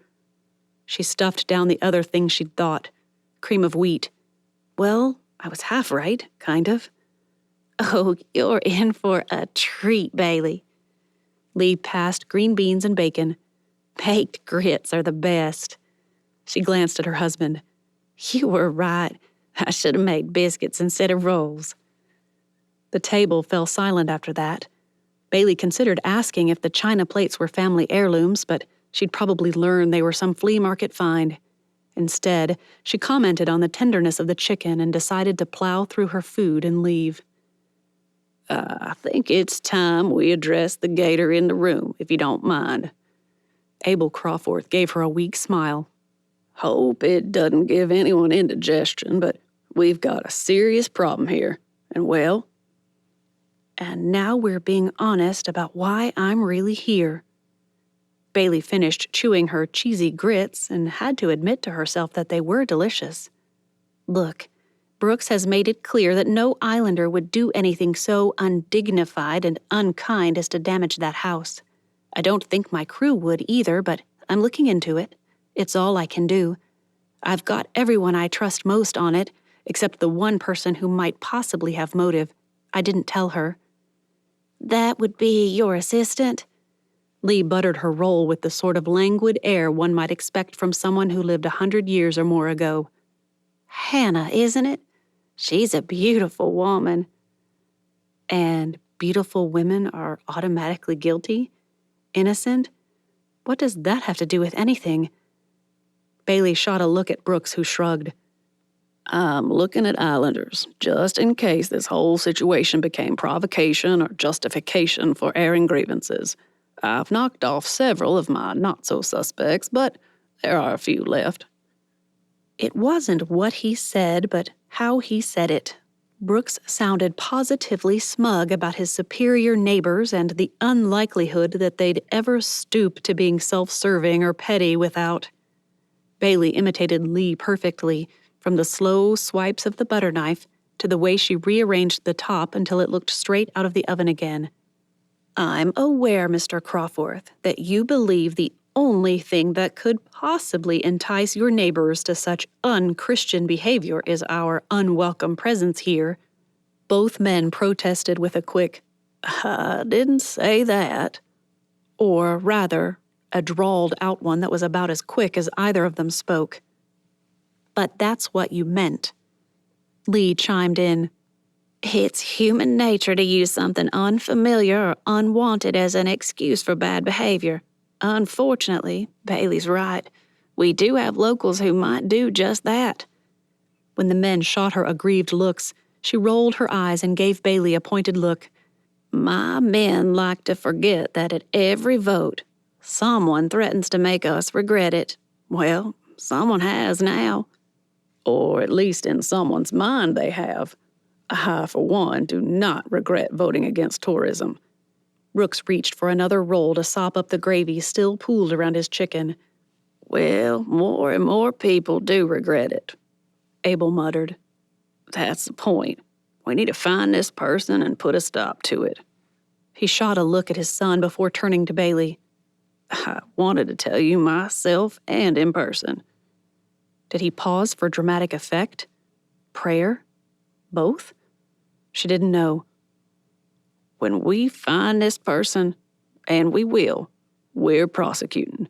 I talked to a lawyer I know in Savannah, and this kind of vandalism after a hurricane holds extra charges. On a construction site, even more. We can make an example out of this fella. Or woman, Bailey interjected against her better judgment. Exactly. And we will. Islander or movie folks. Doesn't matter. We're prosecuting. It was time to say her piece and ensure she never received another dinner invitation. That thought prompted her to take another bite of the grits, 2 more of the chicken, and look longingly at the cherry pie sitting in front of Brooks. Here goes. After a long look at each of the expectant Crawforths, she set down her fork and propped her forearms against the table. Leaning forward, she said, "And you ought to know that I'll do it even if you don't. See, while you're all worried about how this might bring a few hotels and a few thousand strangers to your island every year, make you guys some money and disrupt your lives," she shot Brooks a look that shut even him up for a moment. "This vandalism you're so sure we did? Yeah, it could have injured or even killed one of my crew."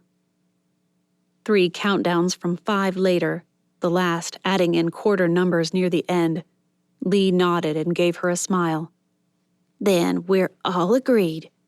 She turned to Brooks. "Pass that pie, honey. I think we need to sweeten the moment just a bit." Bailey left just before sundown. They'd played washers. She still didn't understand how to play. Brooks had brought out a mandolin and played a couple of songs from church that the other 2 Crawforths sang along to. She heard something about a banjo, but it seemed the Crawforths kept Sundays for more religious musical fare, and apparently banjos didn't make the cut for Sunday singing. They talked money, politics, religion, the 3 things even her grandmother had said she had never been allowed to discuss with people outside the family. But after that airing of grievances about the vandalism, no one had brought it up again. Brooks even walked her to her truck, held the door open for her, and grinned as she climbed up. "You do better to get you a step." "So guys like you can mock me for it?" "Sure." Bailey shook her head and pulled the door shut. As she rolled down the window, she said, "I'll pass." "See you in the morning?" Before she could answer, Lucy came tearing around the corner of the house and launched herself at Brooks. The man turned all his attention on the dog, smiling, laughing, turning to avoid being licked to death. It wasn't the first time she'd seen him give all his attention to someone he wanted to see. "Time to get out of here." As Bailey put the truck in reverse, she called out, "Yeah, in the morning. Thank your mom again for me." Then she had his attention. He watched as she backed up, turned around, and pulled out of the drive. A glance in her rear-view mirror showed that he'd followed to the end of the drive, Lucy on her 3 legs at his heels. He stood there, hands in pockets, watching. He wouldn't destroy that rafter, would he? Does he like his job? Is he stuck in it because of his dad? Is he looking for an out? Bailey would find out, and if he somehow were responsible, she'd prosecute him too.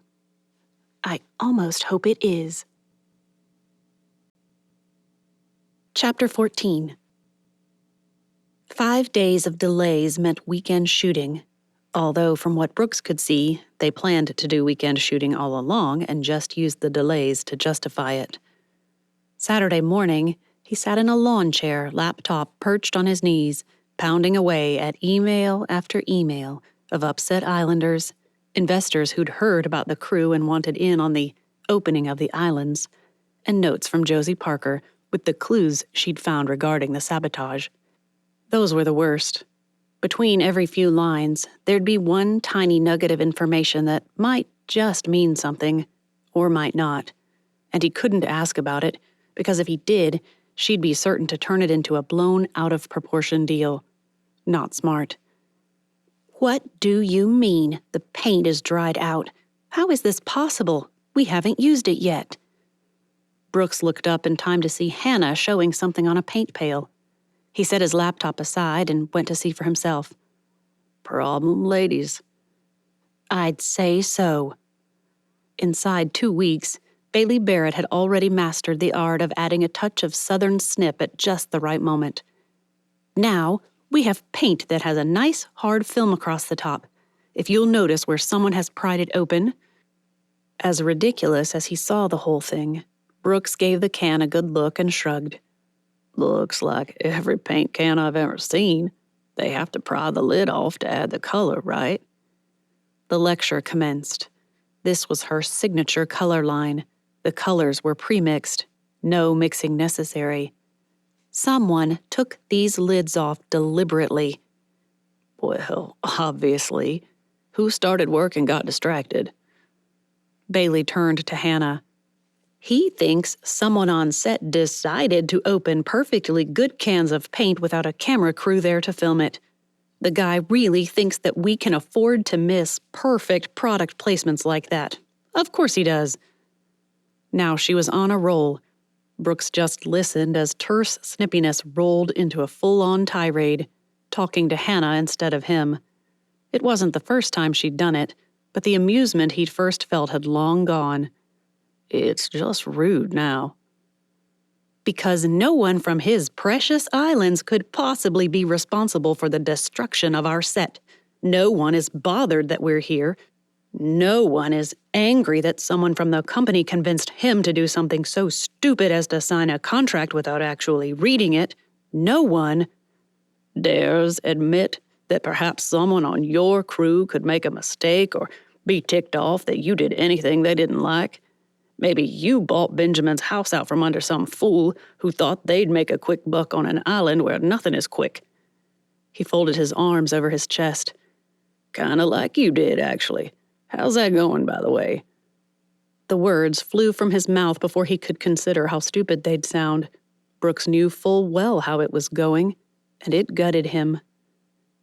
Excellent, since you bothered to ask. Bailey gave him a smile that would make any Southern mama proud. A perfect combination of honey and snake venom. They've got everything ready for the pilings to be put in next week.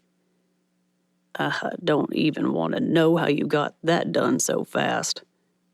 One of the cameramen came over, asking about the paint, and Bailey turned all business on him.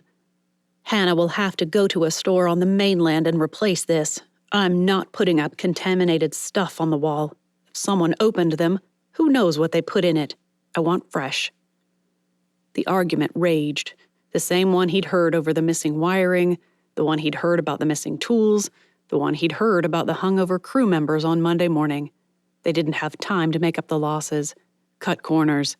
Too much time wasted on all the accidents to have time for island cleanup. Just like I suspected. It was a ruse to get them here so they could do what we've said no to a dozen times before. Grant appeared. Lunch is set. How about you fight about what is next over what they've sent in today? It's subs, potato salad, green salad, and fruit, Hannah quipped. I was supposed to go pick it up at the docks, but then this happened, so I checked it in, dashed back, asked Amy to grab it for me. Grateful that his mom had promised gumbo for dinner, Brooks turned to go. Well, enjoy your dinner. Lunch. Bailey's biting reply nearly took the hair off his ears. We're a TV crew from the West Coast. We eat lunch, Mr. I'm too down home for things like lunch. Enjoy your lunch, then. I'm going home for a bit. When do we resume not cleaning the hurricane debris and not finishing the renovations of these homes? From the corner of his eye, he saw Hannah backing away before dashing to a car, presumably to retrieve the replacement paint. Good. Maybe something will get done today. She seems like the only one around here on top of things. We'll break for an hour and meet up on the other side. We can't film here until that paint gets back. We've done all the other shots, so we'll go up to the other house and do some of the planning up there. Rather than clean up the beach, the window repairs, all the stuff your worthless assistant promised, and you seem determined not to deliver. That? Yeah, shocker. Scooping up his laptop, he called out over his shoulder. Be there by 2:30. Maybe some crew member will see a plastic bottle and toss it in a garbage can so you can check help with island cleanup off your to-do list. Lucy sat on the seat beside the window, her ears flapping in the wind, tongue lolling out the side as if high on life. Pulling into his parents' drive, Brooks saw Yardley John's silver BMW convertible parked behind his father's battered 80s F-350. Lucy shot him a questioning look, and a low growl formed in her throat. It's okay. Mom won't let her trap me. Mom's got our backs, girl. Although the dog looked unimpressed, she did hop from the truck as if one leg wasn't bound and gagged and raced to the front door. When Yardley stepped out, a low growl formed in the dog's throat. He could tell she didn't hear it first when she went to look closer and said, What happened to the Edison's dog? The Edisons. While Brooks tried to remember who they were, Lucy began growling loud enough that his mother called out, What's wrong with the dog? Daisy Doodle, don't you remember me? The dog snapped in Yardley's general direction. Not that he blamed her after being called a ridiculous thing like Daisy Doodle. Still, Yardley jumped back, and a whiff, more like a cloud of Yardley's perfume, poisoned the air. She always was a temperamental thing. That's why they took her to the shelter. Not safe with the kids. Those Edisons. Idiot people who think letting little kids treat everyone like dirt is healthy self-expression. No wonder poor Lucy ran off. Or he hoped she had. He hoped they hadn't just left her there instead of not bothering to take her to a shelter, as Yardley claimed they had. He hoped. Well, she's Lucy now, and she'll be fine as soon as her hip heals. Darted out in front of my truck after the Labor Day barbecue. Wrong thing to say. That put Yardley on high flirt alert. You left before we got that dance. At least you didn't claim I'd promised you. Everyone wondered what happened. You got a phone call and then you were gone. All the times he'd heard people talk about someone's lip curling, Brooks had never understood how it was possible. Well, he understood now. Yardley's lip produced a decided, disgusted curl. Turns out it was those film people, wasn't it? Shysters, Daddy says, taking advantage of folks after a devastating hurricane like that. And now, with all the stuff they're doing to drag out the filming, that's just disgusting. What's disgusting is the way you can drop your G's like a backwater hick one minute and sound like an Ole Miss sorority girl next, all depending on whether you're showing your real face or your plastic one. Brooks, dinner! It galled him to ask, but he steeled himself and said, Have you eaten yet? Oh, I did, but your mama said I could sit and nibble on some leftover cobbler while you three eat. Isn't that sweet of her? And the buzz began. 30 seconds of blissful semi-silence while Dad prayed, and then 30 minutes of sheer honeybee torture in the form of Yardley's nonstop yammering. His gumbo tasted of essence of chemicals and flowers. Brooks didn't even know what his parents and she discussed until he heard her bring up the Barrett show again, accuse them of sabotaging their own sets. Again. For more time on the island? Why does that sound both logical and ridiculous? The conversation shifted to Mallory at some point. He heard Yardley making comments about how, if an islander were responsible for the vandalism, it would be her fault. What? That's even stupider than the crew sabotaging themselves. Container for Mallory. Would you take it over, son? He didn't quite know what container it was or why he needed to take it to Mallory. He'd missed that part, but any excuse to get away from Yardley was good enough for him. With apologies for having to run, he hurried into the kitchen to find a Tupperware container of gumbo and a cornbread muffin in a Ziploc bag sitting beside the stove. Don't forget a spoon, just in case. There's a plastic one in the baggies drawer. Not until he returned to the dining room to find Yardley standing with her chair positioned between her and a growling Lucy did Brooks realize his mother had put them in the dining room. For dinner? Weird. Then again, Yardley always did put on airs. Will you tell that dog I'm not going to hurt her? Yet? If she keeps this up, I'll smack her one. Dad humphed, but said nothing. Risking his mother's wrath, Brooks scowled at her and said, No, you won't. Never lay a hand, foot, or anything else on my dog. I won't have it. He kissed his mother's cheek, whispered a sorry, and bolted for the door. Come here, girl. Let's go see Mallory. Brooks Crawforth, are you just leaving? Yeah, duh. Just as he reached the bottom of the steps, Brooks could have sworn he heard his mother say, You can't blame him after you threatened his dog, can you, Yardley? Men are like flies, sweetie. They prefer honey to vinegar, too. That's right, Ma. You tell her. He'd never call his mother Ma to her face, but now and then when she acted especially maternal, he couldn't help thinking of her that way. Lucy shot a look back at the house just before hopping into the cab. Brooks climbed in after her and saw Yardley stomping down the steps. He shot the dog a look. She got Ma's warning backward, eh? Stomp out some vinegar and skip the honey. Lucy just growled and kept it up all the way up Palmetto Drive to the ferry slip. As he pulled in, Brooks saw why. Yardley's car whizzed up the road behind him. One of these days, I'll remember to check the rearview mirror more often. As tempting as it was to take Lucy with him to keep Yardley at a distance, Brooke knew better. He rolled the windows up enough that the dog couldn't hop out and promised to be right back. After all, it's animal cruelty to keep a dog locked up in a truck when it's a whopping... He checked his phone. 72 degrees. You're my excuse out of here. With a pat to the head and another promise to be right back, Brooks grabbed the container and baggie and hurried to get in line behind two women who couldn't seem to decide between coffee and lemonade. You want the blackberry lemonade, Miss Keller.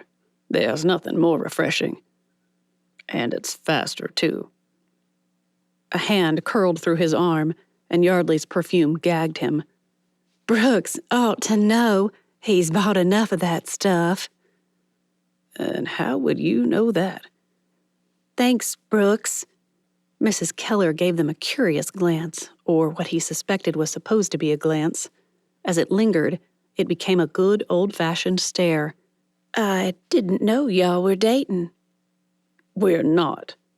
He may have blurted out too fast, but it beat out Yardley's, "Oh, you know." The woman's rich timbre could say more in those two sounds than most women could say in a dissertation. The grip on his arm tightened, and Yardley turned to smile at her. She dug into her purse and pulled out her wallet. "Here, let me get that for you. You'll see how good it is." Mrs. Keller just blinked, and her companion shot a look at Brooks, over at Mrs. Keller, and back at Yardley as if someone would enlighten her to the cause for the instant cooling of the conversation. Yardley kept blathering as she waved a 20 at the woman. "Wouldn't want you to blame poor Brooksy for wasting your hard-earned money if you didn't like it." This time, Brooks didn't even bother hiding his disgust. He shook himself free and said, "Just shut up before some idiot thinks you speak for me, too." With that, he turned to Miss Keller, apologized for not being able to stay and talk, and bolted up the back steps of the bookshop. He slipped past someone perusing the non-fiction section, all 2 feet of it, and set the food on the station next to Mallory. Leaning close, he cut off her greeting with a whispered, "Beware, Yardley's got her claws out. For Miss Keller. Racial junk. Can you believe it? And for you, too." Without waiting for her to respond, he dashed out the back and strode to his truck. Yardley tried to follow, nails flying as fast as she could spit them, but he jumped into his truck, put it in gear, and mashed the horn before she could get dangerously close. Lucy barked her head off until the woman was out of sight. "Should have let you take a chunk of her, girl." The dogs sighed, "Humph," said what she thought. Chapter 15. Whoever the woman was who kept trying to attach herself to Brooks could, in Bailey's opinion, go take a dunk in an ice chest. Brooks had appeared at 1:30, and 2 hours later, the woman still hung around, getting in digs that made no sense but were obviously attempts to put Bailey in her place. "This is my property," or nearly so, "and that means you can go, Miss Sorority Princess." The site manager strode over to her, shooting a dark look Yardley's way. Who named their daughter Yardley, anyway? She winced at that thought. Someone related to the idiot who thought naming a daughter after a down-on-his-luck movie hero was a good idea, I suppose. Brooks's voice intruded on her thoughts. "What?" Bailey jerked to attention. "Sorry, thinking out loud." After a long moment of silent staring, he grinned. "You were named after George Bailey from It's a Wonderful Life?" My mom hated the name Mary, so it was Zuzu or Bailey. I should have known there was a God when I heard that story. His snicker should have annoyed her more than it did, especially when he added, "Zuzu." "Don't you dare." The snicker transformed into a grin that looked like someone had just challenged the Cheshire Cat to do whatever that famous feline supposedly did. It should have annoyed her. Did, she insisted. Absolutely annoyed her. Yardley piped up. "Well now, ain't that just as sweet as sugar on a donut?" Even Brooks stared at her as if the girl had gone batty. Bailey shot him a, "Is she for real?" look before turning back to the iPad with its 5 million flooring and 50,000 cabinetry options. "Where's Hannah?" "She went to check in the appliance order for the cottages, and I think she's bringing back dessert." The crew member rubbed his temples. "I think I'm dehydrated. Anyone need water? I'm going to grab my—" What else he said she didn't hear. Her ringtone blasted out of her back pocket. Bailey fumbled for it, nearly dropping the iPad, and shot Brooks an appreciative look when he saved it for her. Yardley might have made another snide comment about being a knight to the rescue, or maybe she asked if Bailey planned to plant fescue. Who knew? Yeah, Hannah? I got them! Well, ain't that the pig's drippins', or whatever other bizarre saying Yardley will spout off next. Clarification was in order. You got what and for whom? The framing crew! We didn't have it lined up? You have got to be kidding me. Aloud, she just said, Glad to know. You don't remember. After a painful silence, Hannah sighed. Actually, I think I forgot to tell you.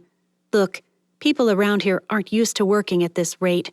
We've pretty much got the entire Georgian Islands building inspector on retainer so we can plow through. Gemma got that handled right. He does side jobs on the mainland usually, but we're pretty much paying his salary for the next few months while we're keeping him busy. That's great. Although I can't figure out why you're telling me this. A huff followed this time. Well, these islands don't exactly have work crews just sitting around waiting for someone to decide to build a house, and those on the mainland are always busy and not always fast. Anyway, I heard about this one crew, an 8-man team that can put up 80 linear feet per day, 80 feet of good, solid, square, and plumb work.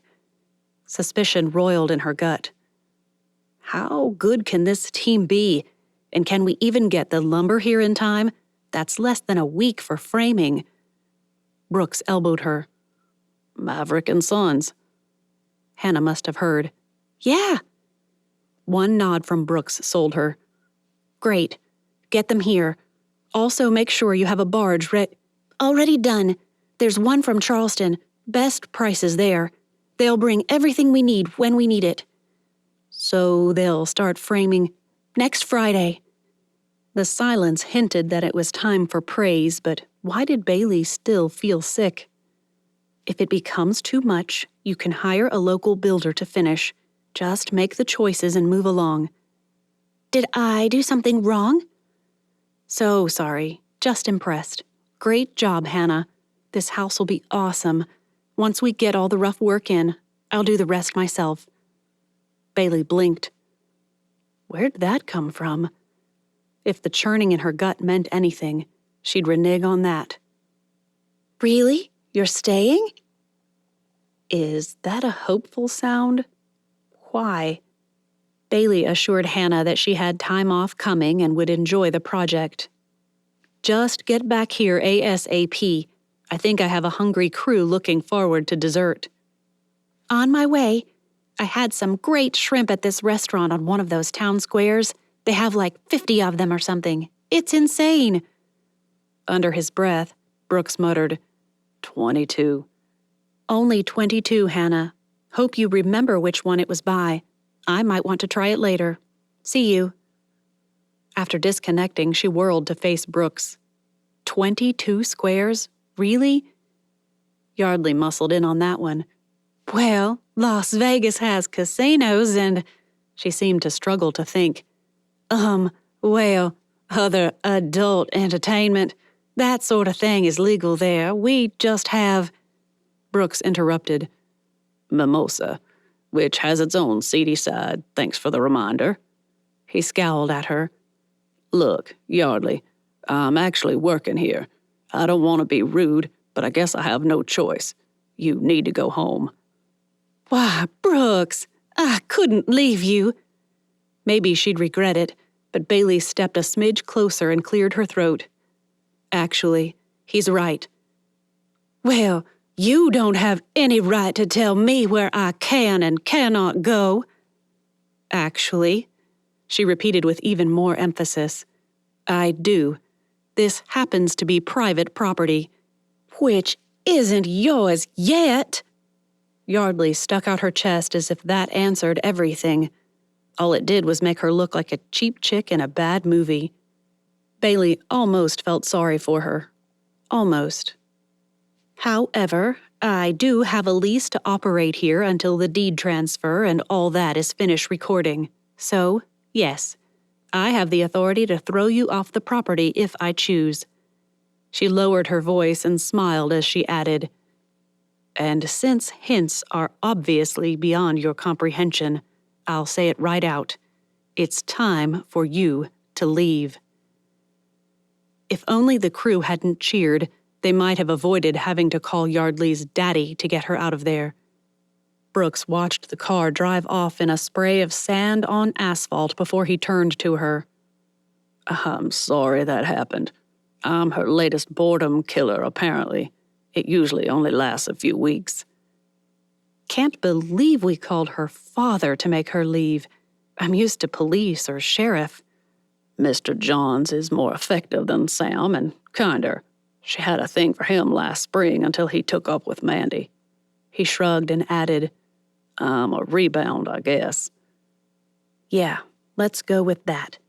Has nothing to do with being too good-looking for any single female's good and a decent guy for the most part.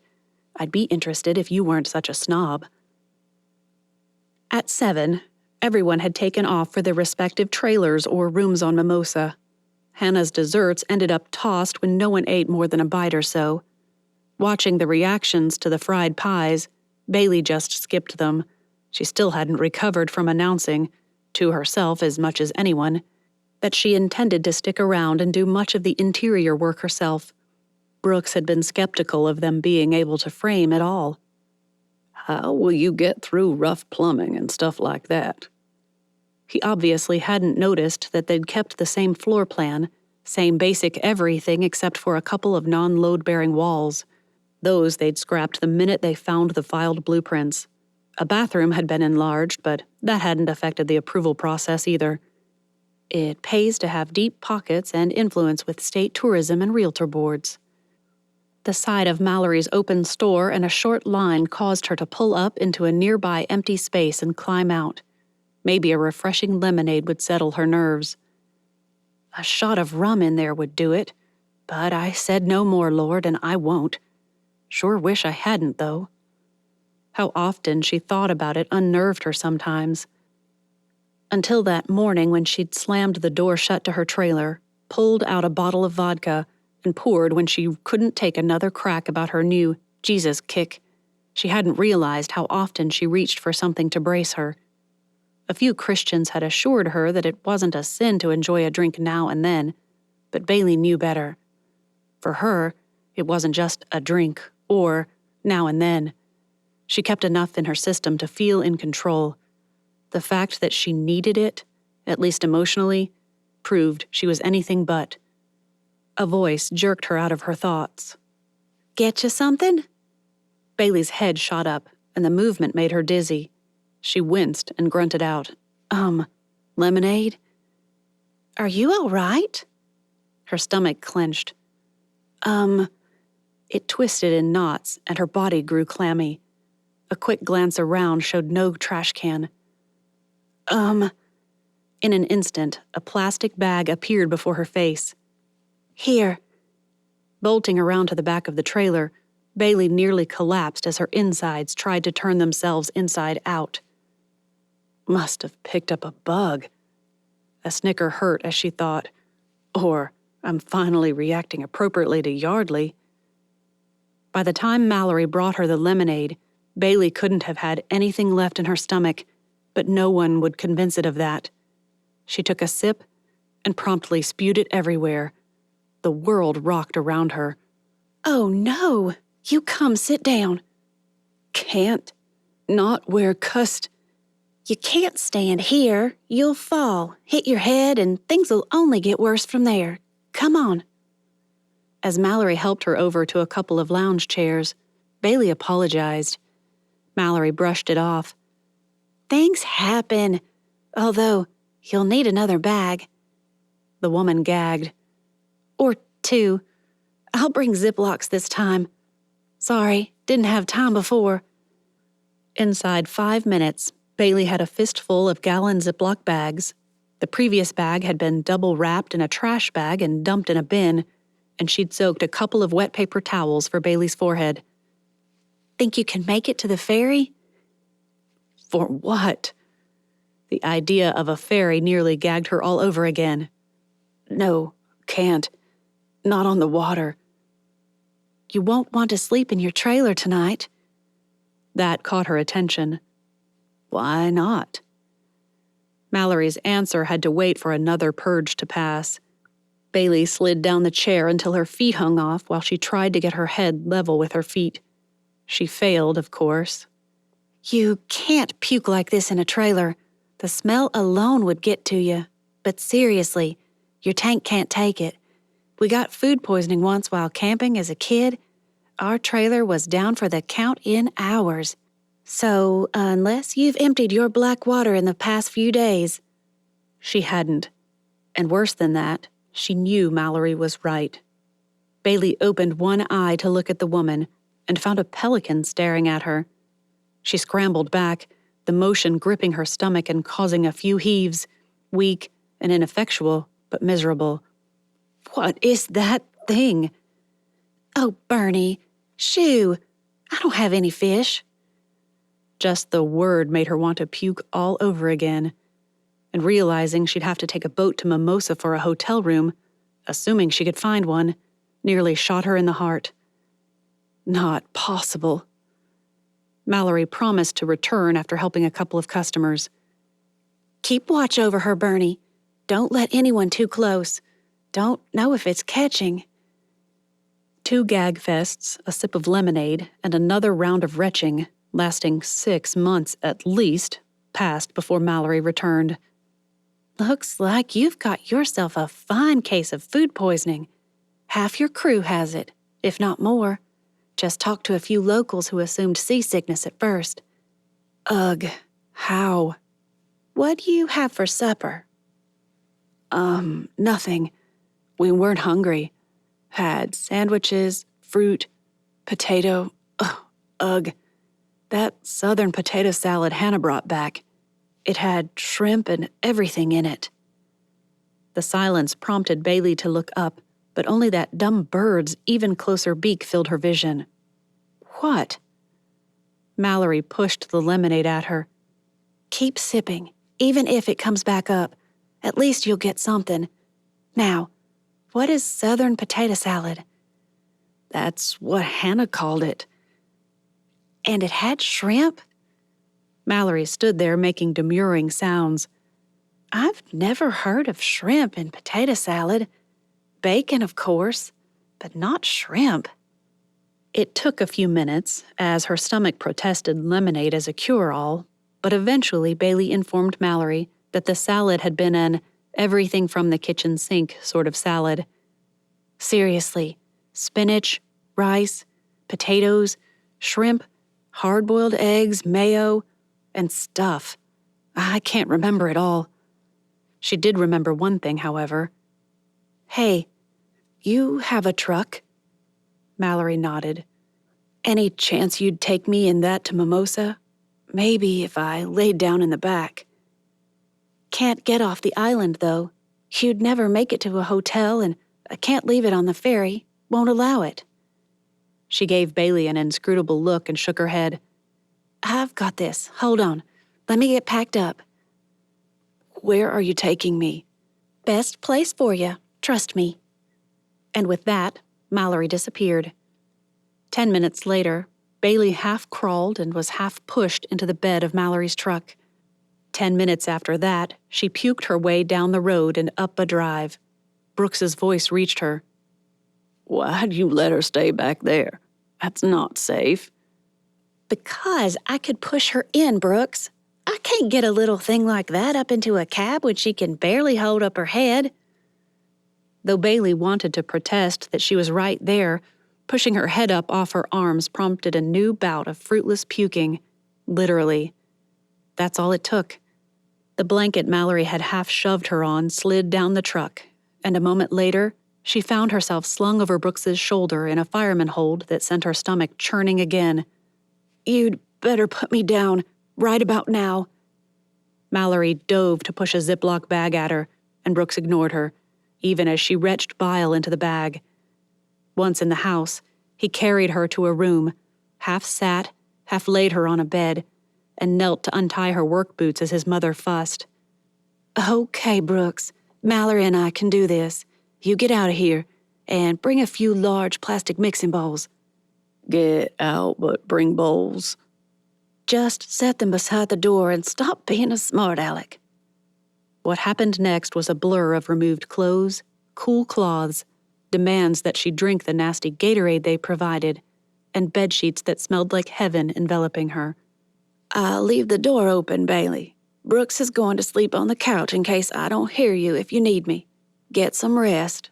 Bathroom's directly opposite your bed if you wake up and can't see. Wake up? Who says I'll sleep?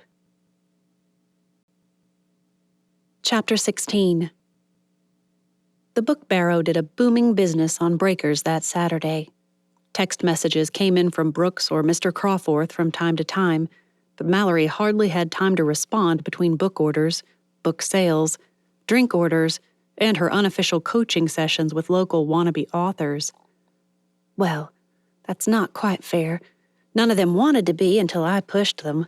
Still, Joni's book should be ready for release by Christmas, and Lila's will be ready for Valentine's sales. Even Tessa's is coming along nicely.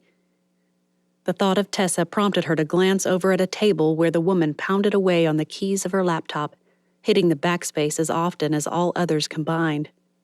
From a lounge chair to her right, Ross looked engrossed in papers from work, but Mallory knew better. They were Tessa's. He scribbled something on one, grinned, scribbled something else, and slipped it beneath the pile and kept on reading. Wonder what nugget he found this time. As she hurried back into her store to clean up after the last wave of drink orders, she pondered how strange it was that, in just under 2 years, she'd made friends of these people, women she'd both known and had never met before moving back to the islands. Now we have weekly meetings that are more than just rah-rah sessions to keep their books on track. Mallory. She popped her head out of the door to find both bookers staring at her. Tessa continued, as if there hadn't been a pause. Your opinion on terms of endearment or pet names, realistic or contrived? Considering my favorite person in the world used to call me a different endearment every time he opened his mouth, I'm in the pro camp. The woman's mouth opened, opened, and then closed again. Why, he did, didn't he? Every time. How did I ever miss that? I'd say, Mallory began as she made her way over to the couple, I'd say it's because it was real for him, genuine. Uncle Bud felt every one of them. I can still hear him saying them all like he's right here. She dropped her voice to a passable imitation of Uncle Bud's deep drawl. Lovey, now you just remember that when someone feels something, they need a way to express that, even if it don't feel natural to you. A huge grin spread across Tessa's face. I remember the day he complimented Jessie on something. Can't remember what. He said, Tessa, darling, that boy of yours is going to be a fine man someday. I'm proud of him.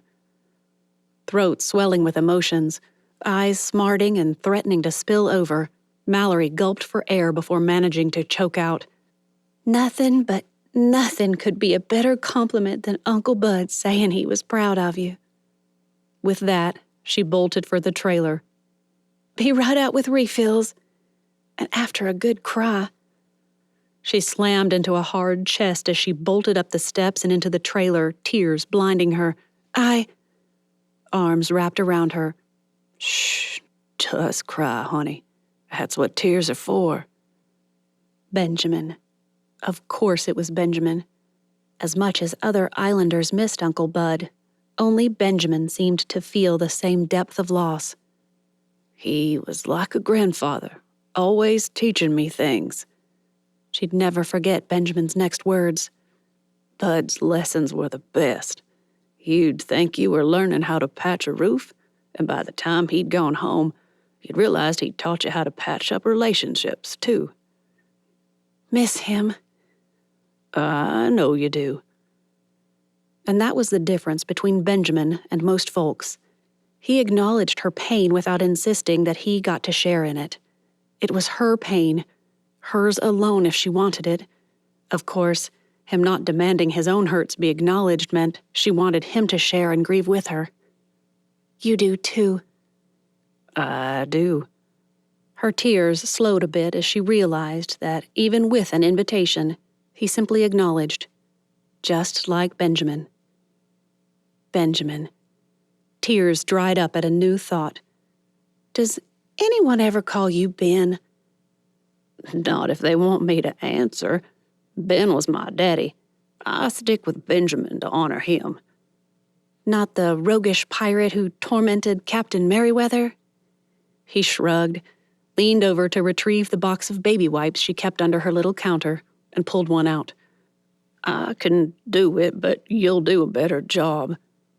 Mallory's heart sank. Mascara massacre? He nodded. Of course it is. From there, Benjamin leaned back against a bookshelf and watched her. Why do ladies wear that stuff anyway? Seems like a lot of fuss for even more work and bother. Someone, probably that annoying Cleopatra, decided it was essential to creating the illusion of allure.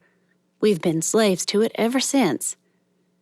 He just looked at her, and for a moment, Mallory was certain he'd assure her she didn't need mascara to be alluring.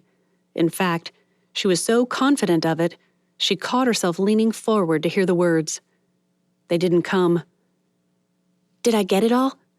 She blurted out in an attempt to cover the move.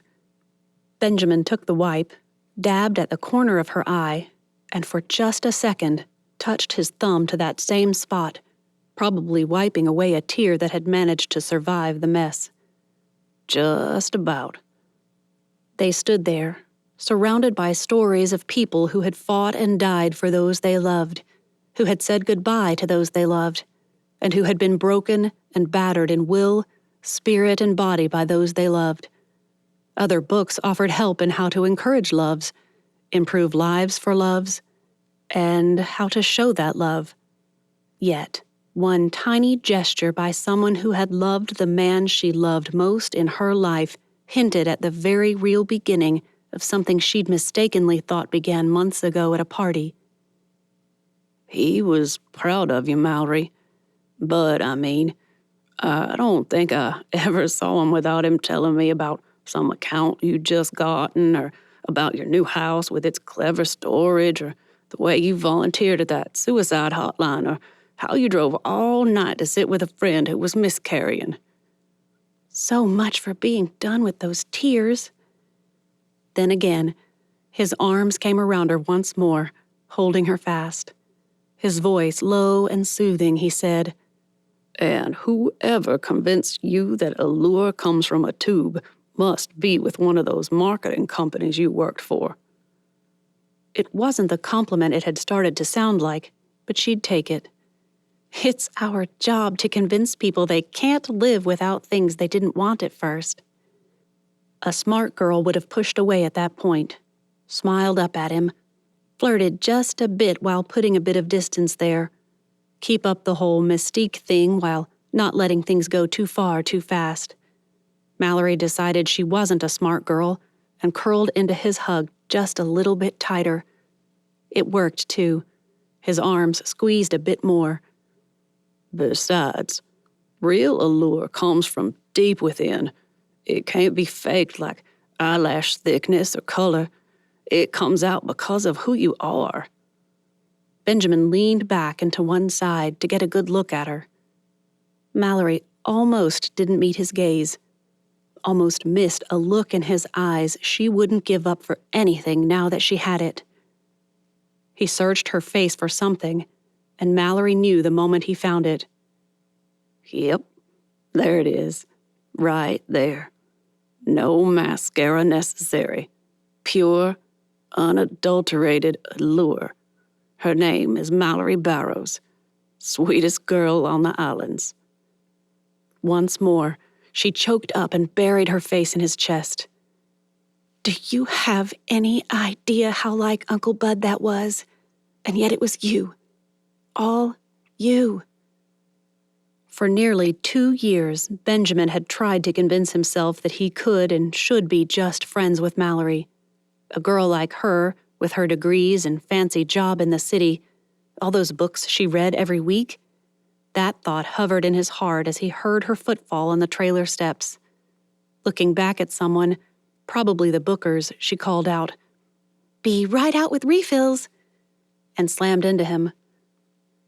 He felt the tears soak through his shirt before she could stammer out an apology. Apology for giving me the chance to hold you and pretend you won't run far, far away from me if you figure out what a fraud I am?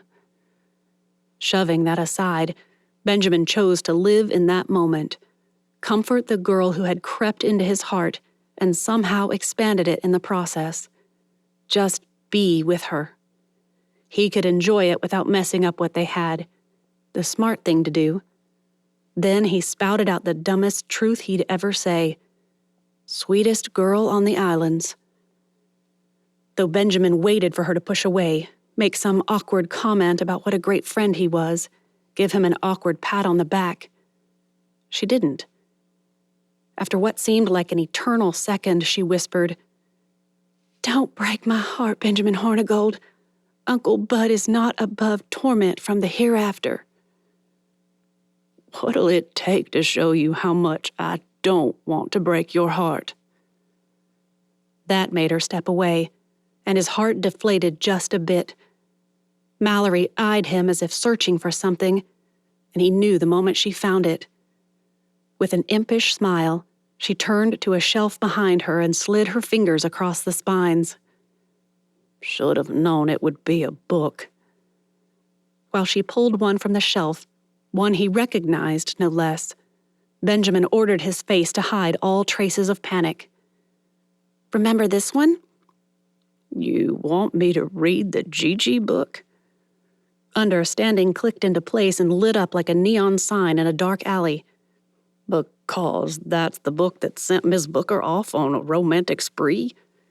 He winked at her blush. You know I don't need a book for that. Give me half a chance to prove it and...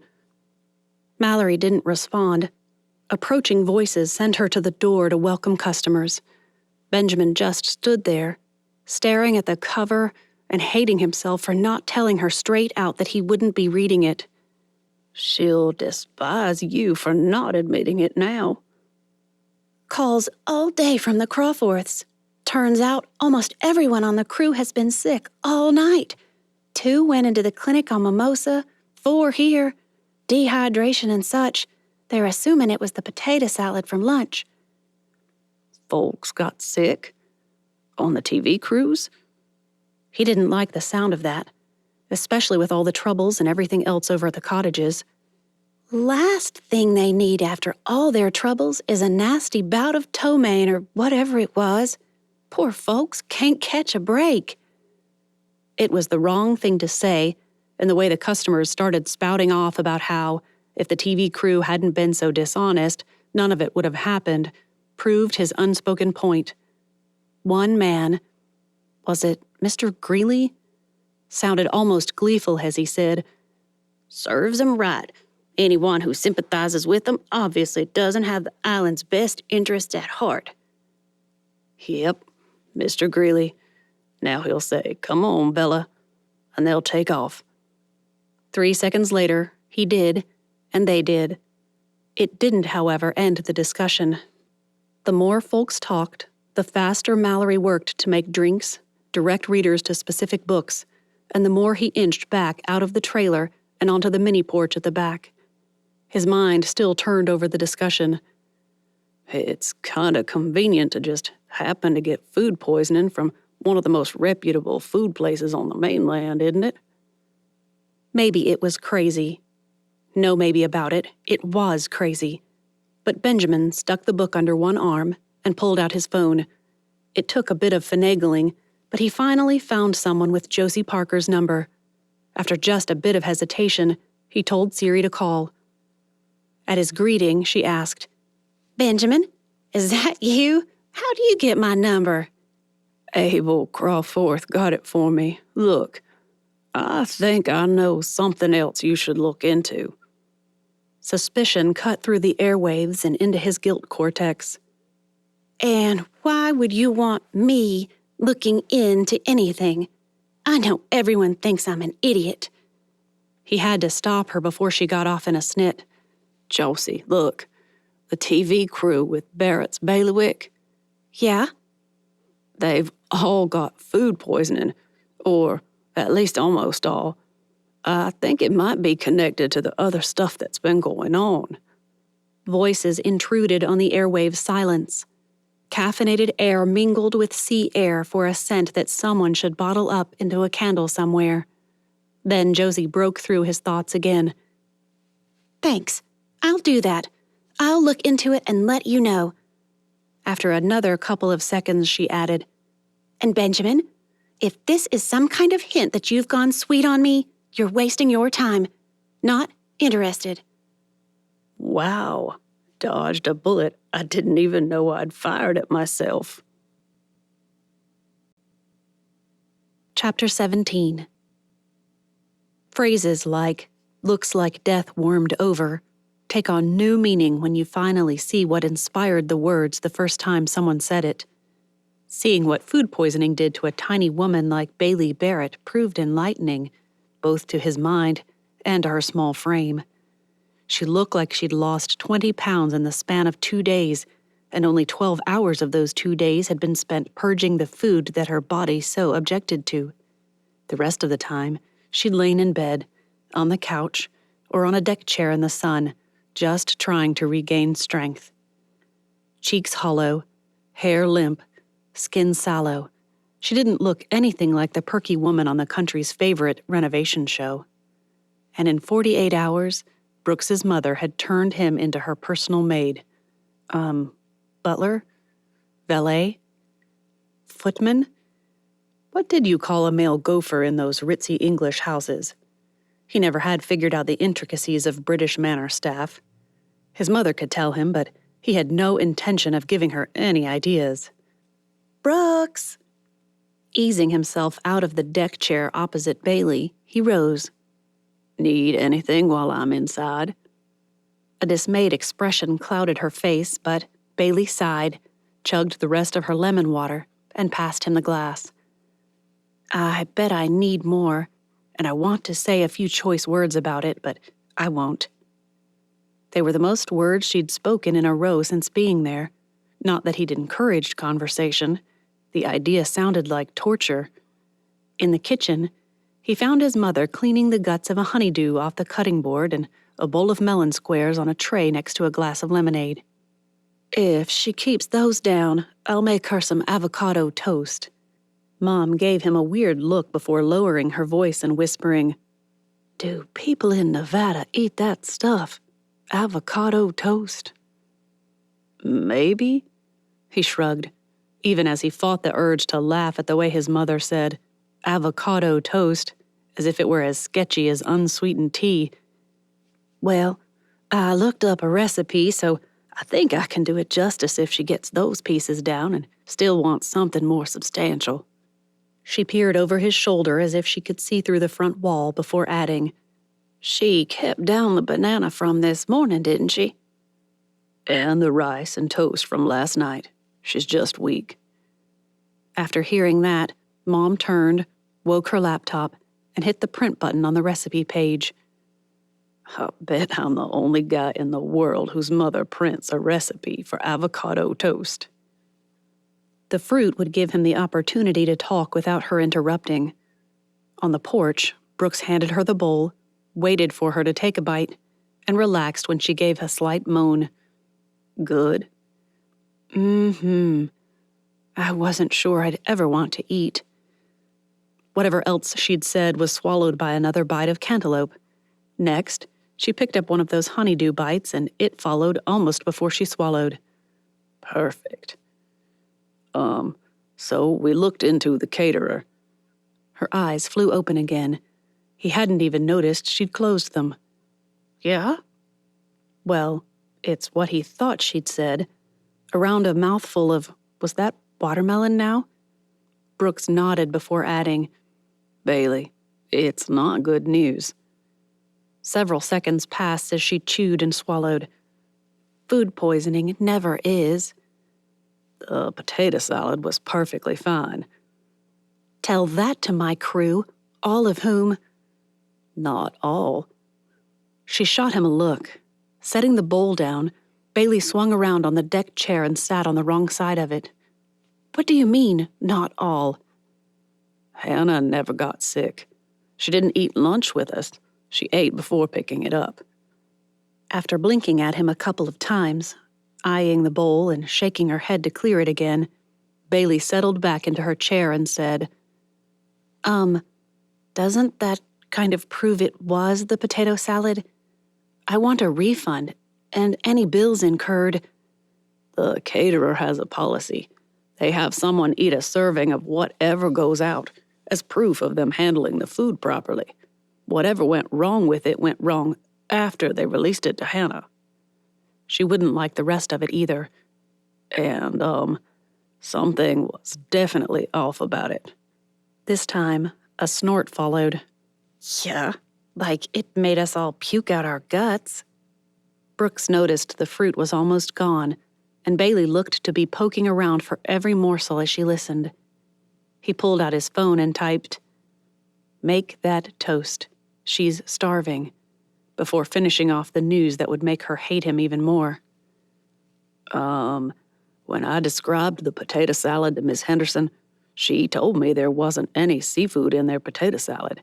She said that was a plague waiting to happen with a pickup order, and she wouldn't do it. I ate shrimp. Maybe it wasn't the right way to handle it, but not knowing what else to do, Brooks just sat there, waiting, watching. Brooks, I ate shrimp.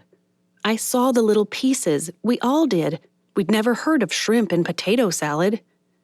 I haven't either, for that matter, but... Again, he waited. So where'd the shrimp come from? He shrugged. You'd have to ask whoever handled it after it was signed for. What little color she had regained drained from her face. Hannah? Again, Brooks shrugged. The fact that she'd considered something Hannah had done to be suspicious just a week or two before, time and whatever that was being too impossible to pin down in her muddled mind, didn't stop Bailey from protesting the aspersions on her assistant's character.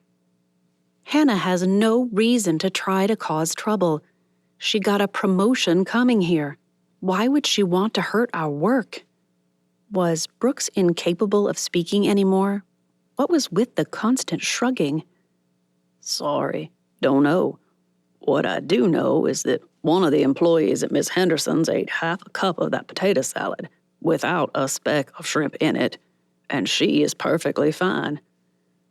No shrimp? His words finally sank deep into her mind. No shrimp. So the shrimp had been added deliberately?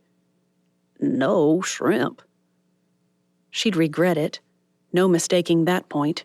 Still, against her better judgment, Bailey forced herself out of the deck chair, gazed out over the water for a moment, and turned away from the view before her. All the tranquility of the water doing its tidal dance under the sparkling sun dissipated in the wake of what she knew would be an ugly day. Then, I've got to see who put the shrimp in the salad. And if it was Hannah? Steel reinforced her spine and she turned to glare at him. Then, she's fired. Miss Lee, as the others called Mrs. Crawforth, appeared at the screen door. I have avocado toast with egg. You can sit in at the table, but I'd stay out in the sun a bit longer. You still look peaky. Peaky? Ignoring the comment, Bailey muttered a few half-hearted words about having a job to do. That got her in trouble. I don't think so, little lady. You sit your fanny down and eat this food. Little lady? No wonder Brooks said it. Even his mother says it. And Fanny? Really? Better sit, Bailey. You won't win this, trust me. I have a lifetime of getting a hot seat from her. Just eat. The initial temptation to argue gave way to the scent of egg and avocado on sourdough bread. Miss Lee gave her an anxious look and said, I made the bacon it called for, and then I got worried it might be too hard on your stomach all at once. Bailey's sister had once said her uterus begged for a baby. Now I know what Sayer was talking about. Sayer? She nodded. Remember George Bailey?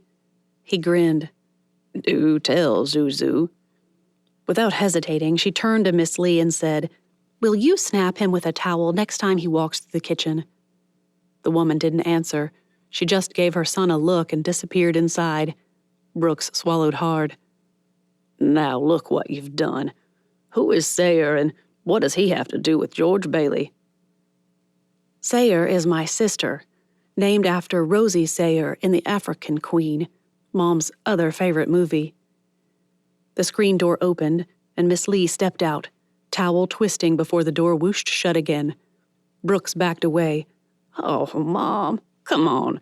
I just wanted to tease a little. The towel cracked the air just shy of Brooks's abdomen. That would have hurt. Only after the third miss did Bailey realize that she'd missed deliberately. So far. No matter how he dodged, she managed to just come shy of getting him. Why doesn't he run? As if buoyed by a question he couldn't have heard, Brooks bolted across the yard. Miss Lee watched him for a moment before crooking her finger once, twice. On the third crook, he shuffled back toward the step, hands in his pockets, looking decidedly humbled. A wordless conversation ensued between mother and son, so that by the time he'd reached the porch again, his face flamed, and he could barely meet her gaze. Sorry, Zoo. The towel cracked. Zoo. Should remember you prefer your given man's name. Bailey. Another crack, this time hitting the mark. Ow! That'll teach you to disrespect a young lady. Yeah. I just wanted to know what Sawyer was talking about, Ma. If Miss Lee's expression meant what Bailey thought it did, the woman wasn't accustomed to hearing her son call her Ma, and it was as if she'd melted into a puddle of goo at the word. Now, be a gentleman and maybe she'll tell you. He's not 6. Taking pity on him, Bailey said, Sayer's a natural mom, always wanted a few dozen kids. The last time she held a baby, she said her uterus begged for another one. I didn't get it. Now I do. You want a baby? The panicked look on Brooks's face, instant internet sensation if it had been recorded.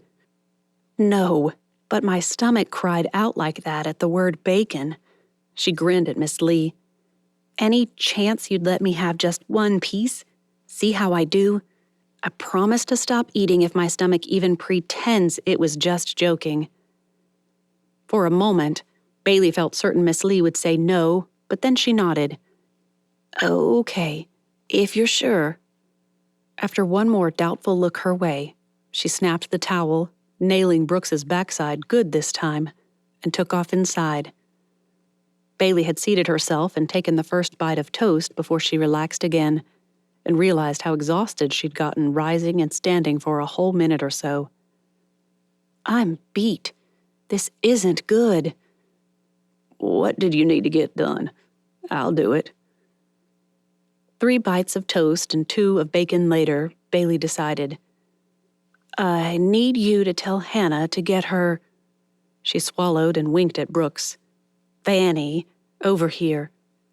To Miss Lee, she added, and I'm afraid I'll need about 6 more pounds of this. She waved the half strip of bacon remaining. If you can spare it. You'll get 2 more pieces and that's it.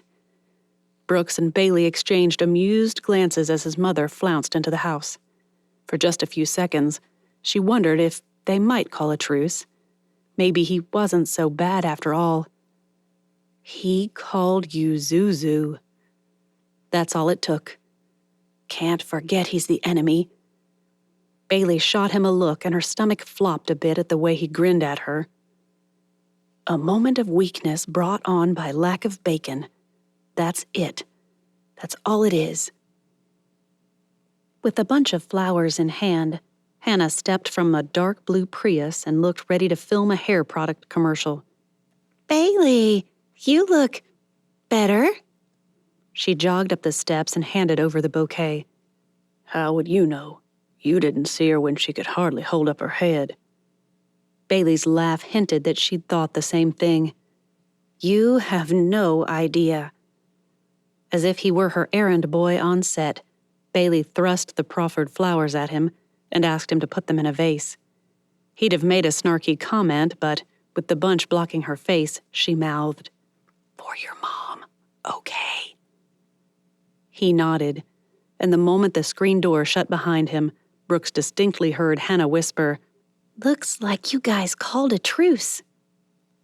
Maybe. That single word kept him hidden behind the door, listening. Until he figures out that one of his neighbors is sabotaging his career, that is. Protests rumbled deep within him and threatened to explode on the scene. Unless it turned out you really did poison the potato salad. Whoa, that was direct. Is that why she sent me? To find out while I was away? To make Hannah more likely to confess? Which? His mother headed toward him, but Brooks put one finger to his lip and held out the flowers.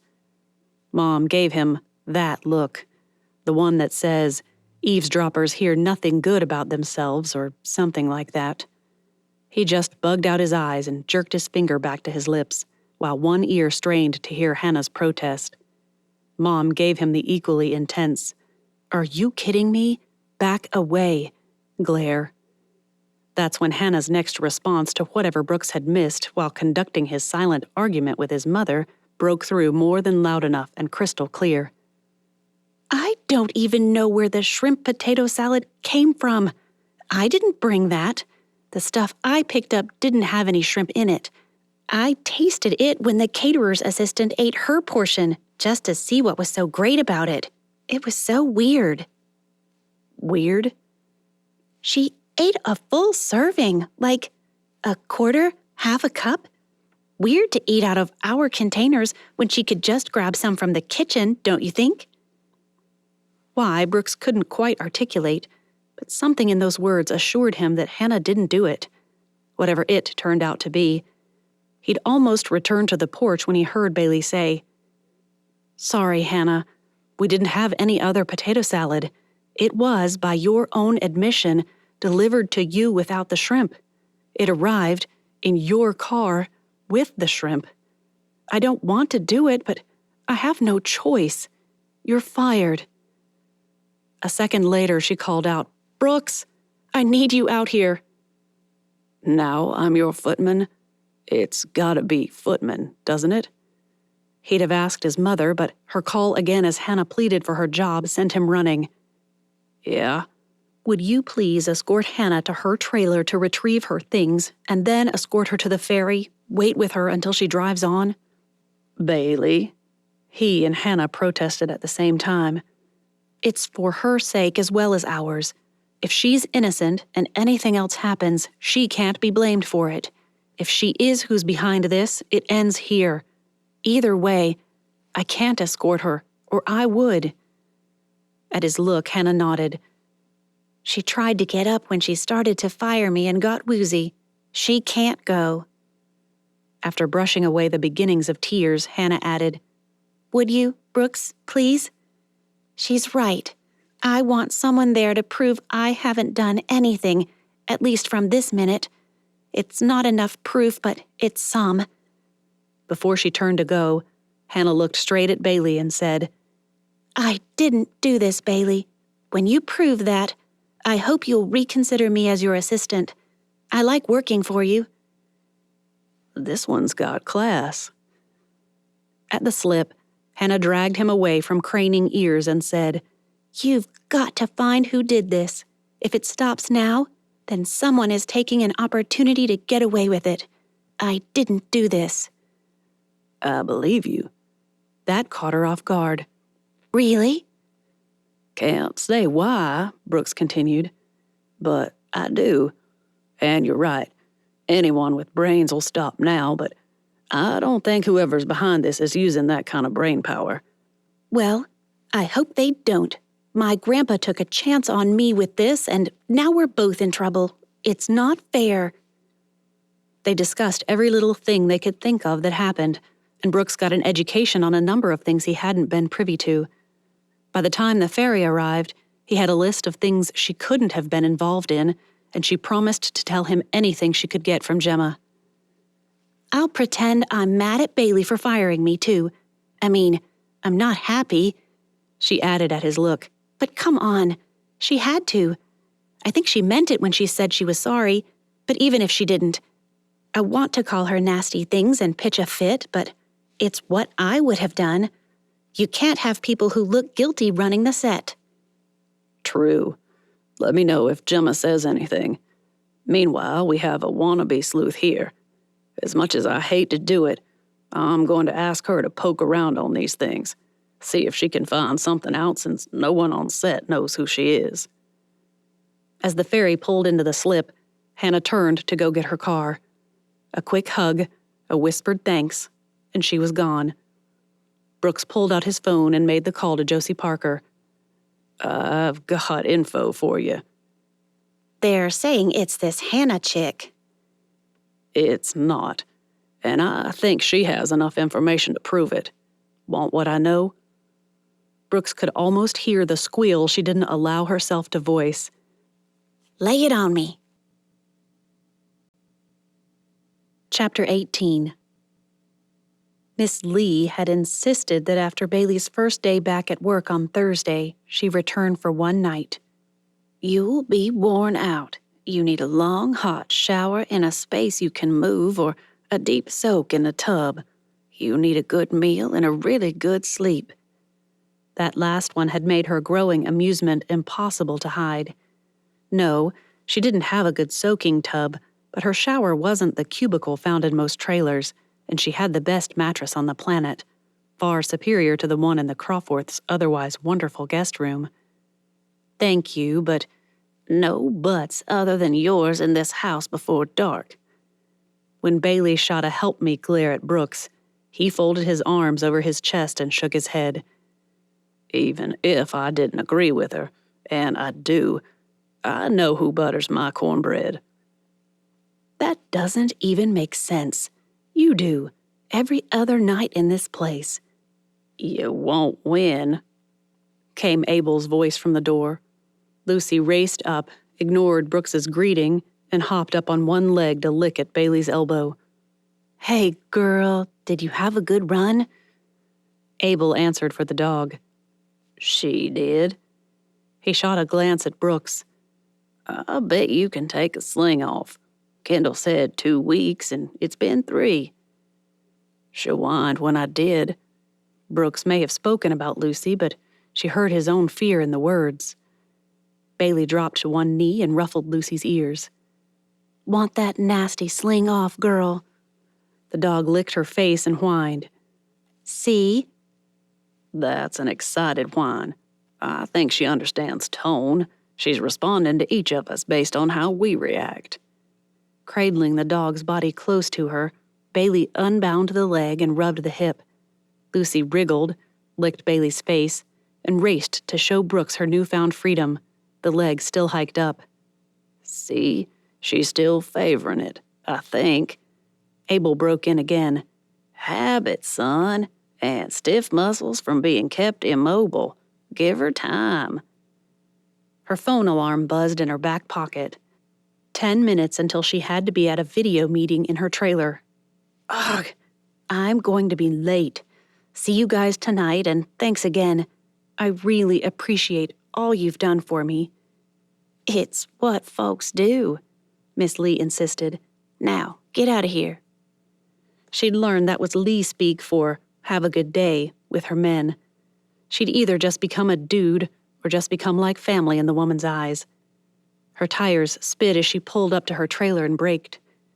Who spilled sand there? We're not close enough to the beach for it here. Already 3 minutes late, Bailey had to leave that question for another time and bolted for the trailer. A strange odor lingered outside, making her wonder what the guys had found in the houses now.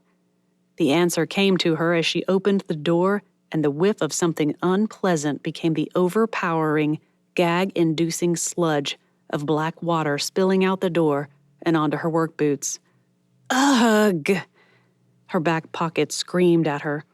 Bailey dug out her phone as she backed away and answered with a gagging, "Wha?" Dry heaves attacked. Instinct kicked in as she sprinted for her truck and a bottle of water. A slew of profanities hit her ear as she answered the call. Her tongue begged to echo every last one of them. "Supposed to be here." After puking my guts out and barely being able to keep my head up for the last week, I just opened my trailer to find my black water tank pouring out the door, so forgive me if I'm late for a meeting about how we're going to get back on track. Right now, I want to torch this place. It took more effort to wrestle the lid off the bottle, but the moment she got it off, Bailey poured the water over her boots before reaching down to untie them. "Black water? Trailer?" Her boss sounded skeptical. "Black water doesn't just pump out into trailers like that, bubble up in the shower." "Tell that to my trailer. I'll never get the stench out." Even as she spoke the words, Bailey realized the truth of them. Her trailer was ruined. It had to be. A crowd gathered and backed away again. With boots kicked off and another water bottle to rinse her hands, Bailey dug through the truck until she came up with hand sanitizer. Half the bottle on her hands and feet might have been overkill, but after her recent breakup with the puke bowl, she wasn't chancing being sucked back into an unhealthy relationship again. Despite the multitude of protests about it, Bailey rescheduled the meeting for 3 o'clock her time. That settled, Bailey punched the Shrek face she'd assigned to Brooks and ordered him to the site. "Hannah's innocent." "What?" After clearing his throat, he added, "I actually agree, but why do you think so?" "Because I have enough black water spilling from my tank to ruin my trailer for good, and since your mom didn't mention this when she went to pack my clothes the other day, it wasn't like this after Hannah left the island." With a tone so cold she actually shivered, Brooks said, "You'd better not be accusing my mama of filling your home with filth." "I'm not." Even after that assurance, the coldness seeped deeper into her bones. "I'm just pointing out that Hannah isn't responsible. So, when she said there wasn't shrimp in that potato salad, I believe her. I'm calling her back here." "Good." Bailey gaped at the phone. She blinked. "Wait, what?" "I never thought she did it. You did what you had to do with what evidence you had. She knew that. But now that this junk has continued..." He let the words hang for a moment. "Are you sure it's not some malfunction? I assume because of the Hannah comment that you suspect..." "This much black water does not back up into a trailer. My place is ruined." "I'll bring waiters and totes. We'll get your stuff out and over to the house. Wash out that smell." "And delay this project so far that I lose my job?" "Yeah, probably that." Never had the threat of passing out been so terrifying. Brooks couldn't decide if it was the stench or the double bandanas he wore over his nose and mouth that threatened to lay him out flat in the muck at his feet, but which didn't matter. He needed to get the stuff and get out of there before... He bolted for the door and retched on the ground beside the steps. Again, and once more. He could have sworn that Josie Parker stood off to one side snapping pictures. Or was it a video? Oh, Lord, please not a video. Tires squealed as a car came to a stop somewhere. Brooks couldn't see where. One of the crew raced up to him with a wad of paper towels and a bottle of water before dashing back away from the overpowering stench. Just as he rinsed his mouth and spat out the water, Yardley appeared. Picking her way between the onlookers, she stopped far enough back not to be tainted by the smell. "Brooks Crawforth, what are you doing in there?" "Trying to salvage Bailey's stuff." "That's not your responsibility. Leave it to her crew to do the dirty work. You'll smell up your mama's house if you go home like that." Why he answered was a question for another day.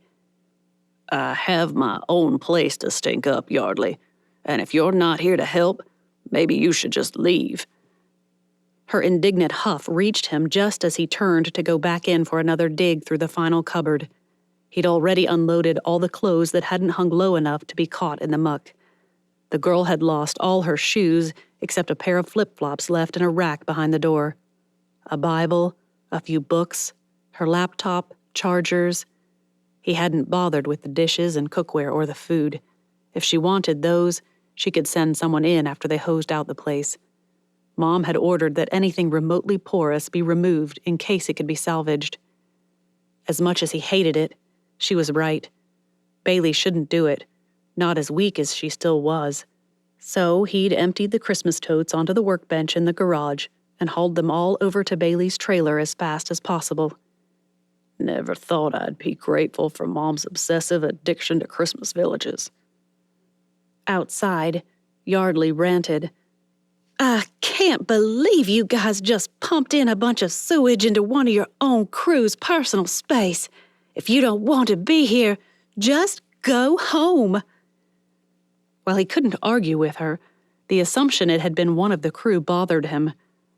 It could easily have been someone else, an islander. The last thing he could see, a framed photo of Bailey and a guy who looked like he adored her, went on top of her things in the final tote, and he stuck his head out the door. "Who's next? Last tote. Hurry up. I need out of this filth." A guy with several dust filters hanging around his neck sprang forward to grab the end of the tote as Brooks lifted it out the door. As the man neared, he pulled them up over his nose, grabbed the end of the tote, and yanked it out of Brooks's hands before bolting across the yard with it. The last couple of feet, he stumbled over himself, but it landed safe beside him. A cheer went up from the crowd as Brooks stepped down and slammed the trailer door shut. Someone brought over a hose, and the moment he stepped from his grandpa's old waders, the ones his mother had crowed over him needing, "See, Abel, I told you we should keep them," sprayed them off for him. A waste of perfectly good water. "Thanks, but I'm not taking those home. Put 'em in that dumpster and call it good." Yardley rushed over to him, but when she reached his side, she backed away. "Ew, I knew it. Your poor mama." "Will not smell a thing. I'll have showered a dozen times before I risk going over there." He swung up into the cab and started his truck, almost as eager to get away from her as he was to get away from the construction site and the trailer.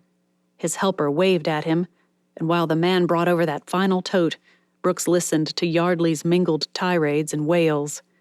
"Cruel to do that to someone. What if they'd messed it up and it ended up in their trailer? Wouldn't that have been payback?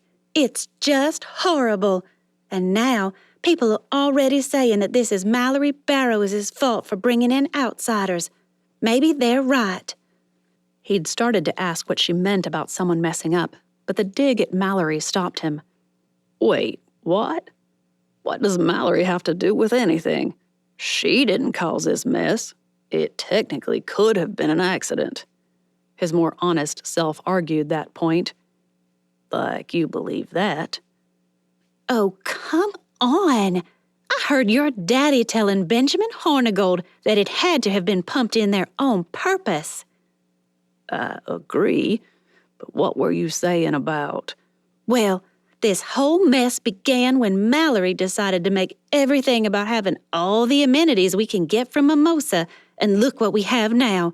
Cheats and—" He put the truck in gear, and with a hand to the horn to make Yardley jump back and out of the way, he zoomed off, her insults ringing in his ear, taunting him, shaming him. "Siri, call Dad." His father sent back a text that Siri read to him. "Unless it's an emergency, I'll have to call you back." "Siri, call Dad." Dad picked up on the first ring. "What is it?" "Yardley came out to the worksite. Dad, she's talking about how this stuff is all Mallory's fault and claims it's what people are saying." "I was just talking to Richard Danforth about it. He says he'll cover an investigator if we want it. He thinks something is off, and I can't say I blame him. None of what's going on makes sense. It hurts everyone. not just one side or the other. Brooks couldn't argue. I was just thinking the same thing. It's as if someone's out to get you or me instead of proving that the islands are better off disbanding the association or trying to run off the film crew. Oh, and did you see what the crew did for Skimmer Cottage on Sparrow? He hadn't. Show me when you get here. Gotta shower first. I'm rank. Call your mom and have her bring Lucy over so she doesn't roll around on you then. Good thought. Brooks pulled up a few hundred feet from their drive and disconnected with his father. A call to his mom kept him on the line until he heard her say, "Okay, we're inside. Did you salvage much?" "Don't know. I'm gonna pull all the clothes out and lay them all over the truck before we wash them. Let them air out." "We'll put them in black trash bags and sprinkle baking soda in them, just in case it helps." He wouldn't have thought of that. "After I shower, can I borrow your car? I don't know if I'm stinking up my truck right now or not. I'd rather not find out too late." "Where are you going?" His mother sounded as worried as he felt. "I need to talk to Mallory." Chapter 19. Mallory rarely had any customers on Thursdays. Sparrow Island was the smallest and least populated of the Georgian Independence Islands, and with no bridge to Elnora to the north, few people visited, even for the day. That meant Thursdays were her box days. If the weather held, she spent all day sorting boxes of books and rushing in to help the random customer who arrived for a coffee, a tea, or a waiting order. Patty Mercer rode her beach cruiser up the road, leaned it against one of Mallory's foldable ice cream tables, and pulled out her phone, eager to show the transformation of Skimmer Cottage. "You won't believe the difference. I thought they were crazy when they wanted to paint it a pale sea glass blue. Skimmer's always been that light salmon." She leaned close and whispered, "I never liked the color myself, but tradition, you know? It's been that color since the 20s. She swiped her phone screen and pointed to the door. "They wanted this red, but the crew manager said that Barrett woman suggested if we wanted to keep tradition, we could go with a deeper salmon for the door. I figured if we were going to break, let's break. Besides," she pointed to her candy apple red bicycle, "red's my favorite color." Mallory heard a story in that statement. Not the words, or even the conspiratorial look. No, something in Patty's tone told her she wanted to know more. "Why do I think there's something more to it than just being your favorite color, Miss Patty?" Patty looked around as if making sure they were truly alone. Silly thing to do. It was Sparrow. Who else would be coming? "Back when I was a girl, a boy told me that seeing me in red set his heart on fire. It became my favorite color that day." Why do I suspect that boy wasn't Mr. Mercer? She couldn't say that aloud, so Mallory commented on something she'd noticed. "Is that why you almost always wear something red? Earrings, a scarf, your top, your shoes, your bag?" By the third slow blink, it became obvious that Miss Patty hadn't realized she did. "Why, I think it's a beautiful tribute to someone who took the time to make you feel special." She winked. "And he was right, you know. Your red dress with the black stripes along the sides and the black belt? That semi-retro one?" Miss Patty nodded. "You always look stunning in it. It's my favorite." "My daughter says it's too young for me. Women of a certain age, Mama, they wear darker reds. That's just a bit much for you, don't you think?" If Lisa Mercer was the same as she'd been when Mallory was a little girl and Lisa had been heading off to college, then no wonder. That girl always did think her opinion belonged carved in stone for posterity.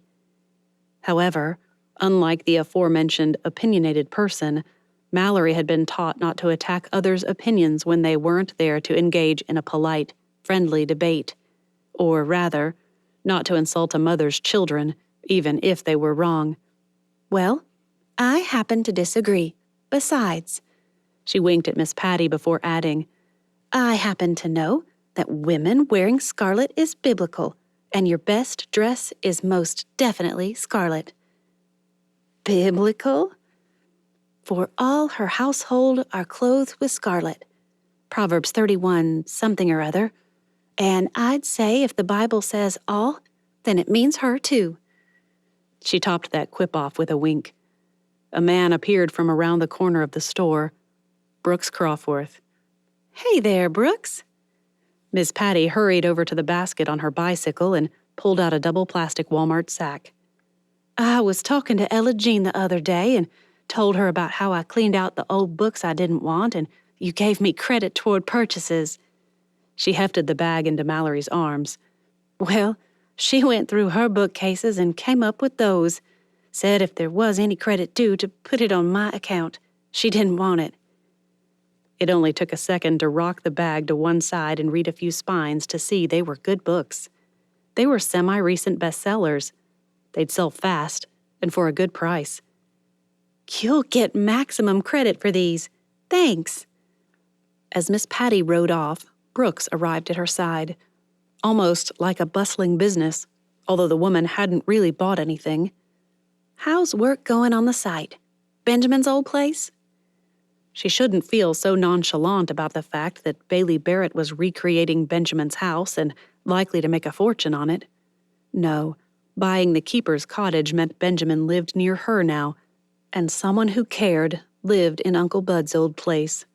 It was almost as good as if she got to live there herself. He whipped out his phone and began flipping through some of the pictures. The Summers place is pretty much done. Just a bit of landscaping, Grant says. Grant? Site manager. She frowned. I thought that was Hannah, someone or another. As Brooks explained the difference between the site manager and Bailey's assistant, something that sounded much less obvious than he tried to make it out to be, she looked at the work. Replaced windows, fixed roof, new floors in a couple of the cottages, updated counters in another, a skylight to fix bad kitchen lighting, and a repaired back veranda. They'd done it all. Aren't skylights kind of dangerous? I mean, they had to fix that roof. Hurricane rated, Brooks said, almost before she'd finished asking. I'm going to try to talk Dad into doing one for Mom for Mother's Day and her birthday. The next swipe showed the progress on Benjamin's old house. Wow, look at the framing already. I didn't know they could do it that fast. If his huff meant what she thought it did, Brooks wasn't as impressed as she was. Between having the influence to get people moving on inspections and stuff, using the current plans so they don't have to be reapproved except for code upgrades, and sheer luck in the right framing crew just happening to be available to work right when they needed it. Uncle Bud would say this project fairly reeks of the Lord's favor. That took a huff to a growl.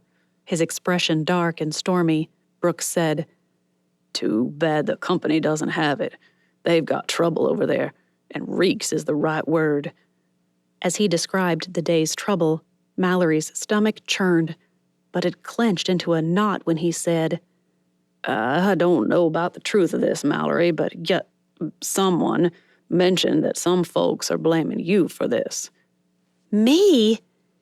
Brooks threw his hands in the air in surrender. I know it's ridiculous. We'll do everything we can to put a stop to such nonsense, but I wanted you forewarned. How could I have done? Screeching gulls drowned out Brooks's first words, but the rest came through loud and clear. Not what I said. I said they're blaming you for the situation. If we didn't have the mobile businesses, we'd be opening to tourism, so we'd have the money. Yada, yada. We'll stop this. I promise. But I didn't want you taken off guard. That's all. A tropical-sounding ringtone with drums and ukuleles broke the tension. Mallory snatched up her phone and held up her finger.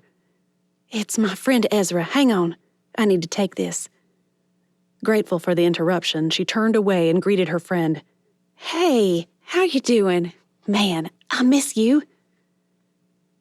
Hey, how are you doing? Man, I miss you? Benjamin froze at the corner of the book barrel where Mallory's voice reached his ears. The words almost seemed to dance on the sea breeze before wrapping arms around him and stabbing him in the heart. Just as he told himself not to be ridiculous, her excitement became almost palpable from 20 feet away. You're coming? Here? Yes, I'll meet you at the airport. Take you out to dinner. We'll compare beaches and... What? Ministry conference? Sure, I can get time off and go with you. I've got a few kids who are always looking for ways to earn more money. How many days? He could have sworn he heard her gulp half a second before she said, 3 days? Perfect. It's a 72-hour date. You can't afford to pay someone for a full day, much less 3.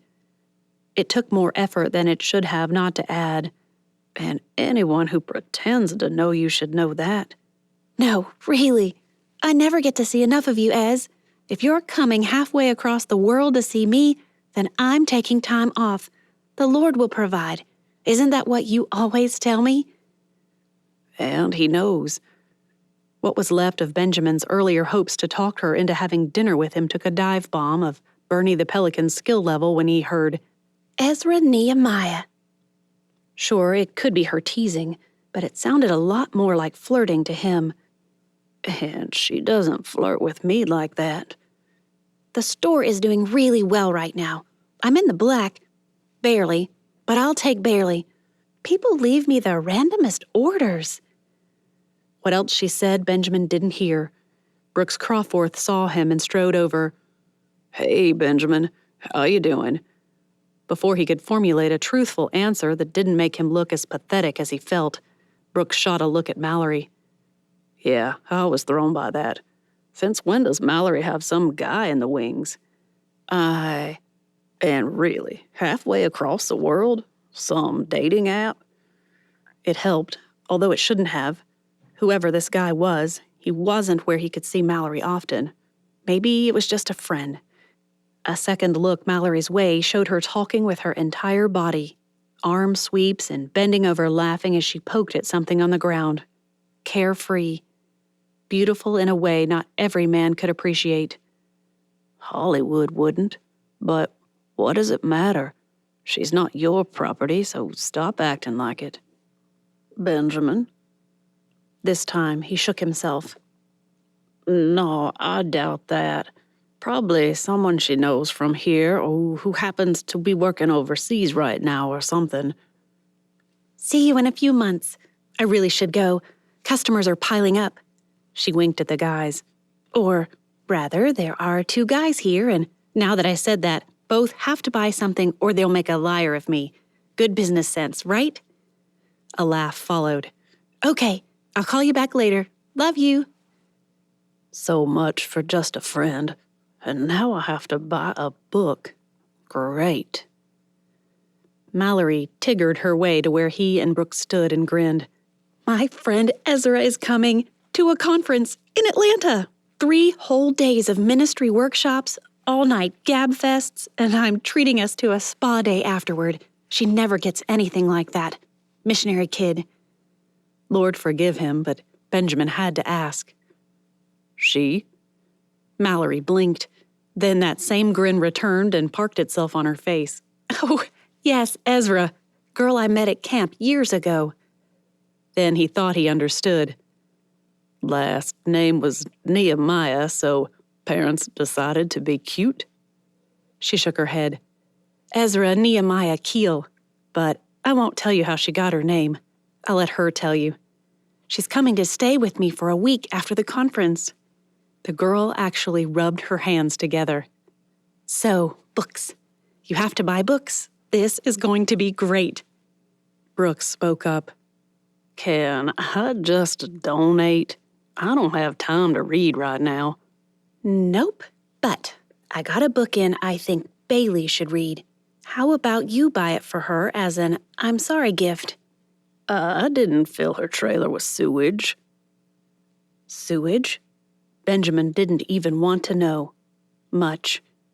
No, more of a sorry you're having a bad day thing. For a moment, Benjamin was sure he'd say no, but a few seconds later, Brooks pulled out his card and passed it over. Fine, but give me a blackberry lemonade to go with it. 2. 1 for me. He actually winced. Or make that 3. Coming right up. It gave Benjamin time to think.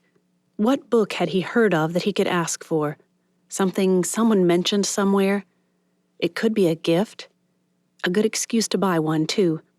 Maybe a Bible. Weren't they more expensive than most books? He'd never actually bought one. His parents bought his as a kid, and he used the Bible app more than anything. But for someone else, Mandy, the one with the cute little boy, did she need one? Of course, if she didn't, it could be awkward. Maybe not. Her hand on his arm caught his attention half a second before he heard her warm voice say, "Benjamin?" Sorry, fishing for thoughts. Instantly, he hated himself for saying it.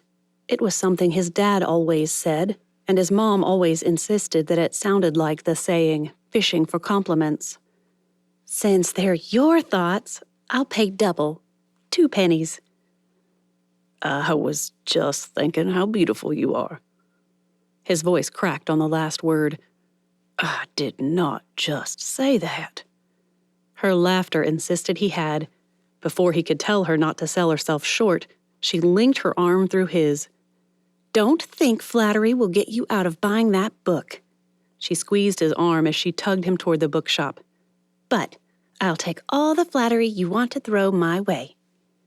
Was it his imagination, or was the slightest hint of an emphasis on you? Just saying it like it is. Frozen on the first step, she stared at him. "Tell me that after you've met Ezra." A sigh escaped. "Seriously, Benjamin, sometimes life just isn't fair." Before he could protest, she added, "What a horrible person I am. Life isn't fair. Ezra fights guilt over killing her mother by being born, while I have both my parents. I'm Human," he broke in, "and perfect the way you are."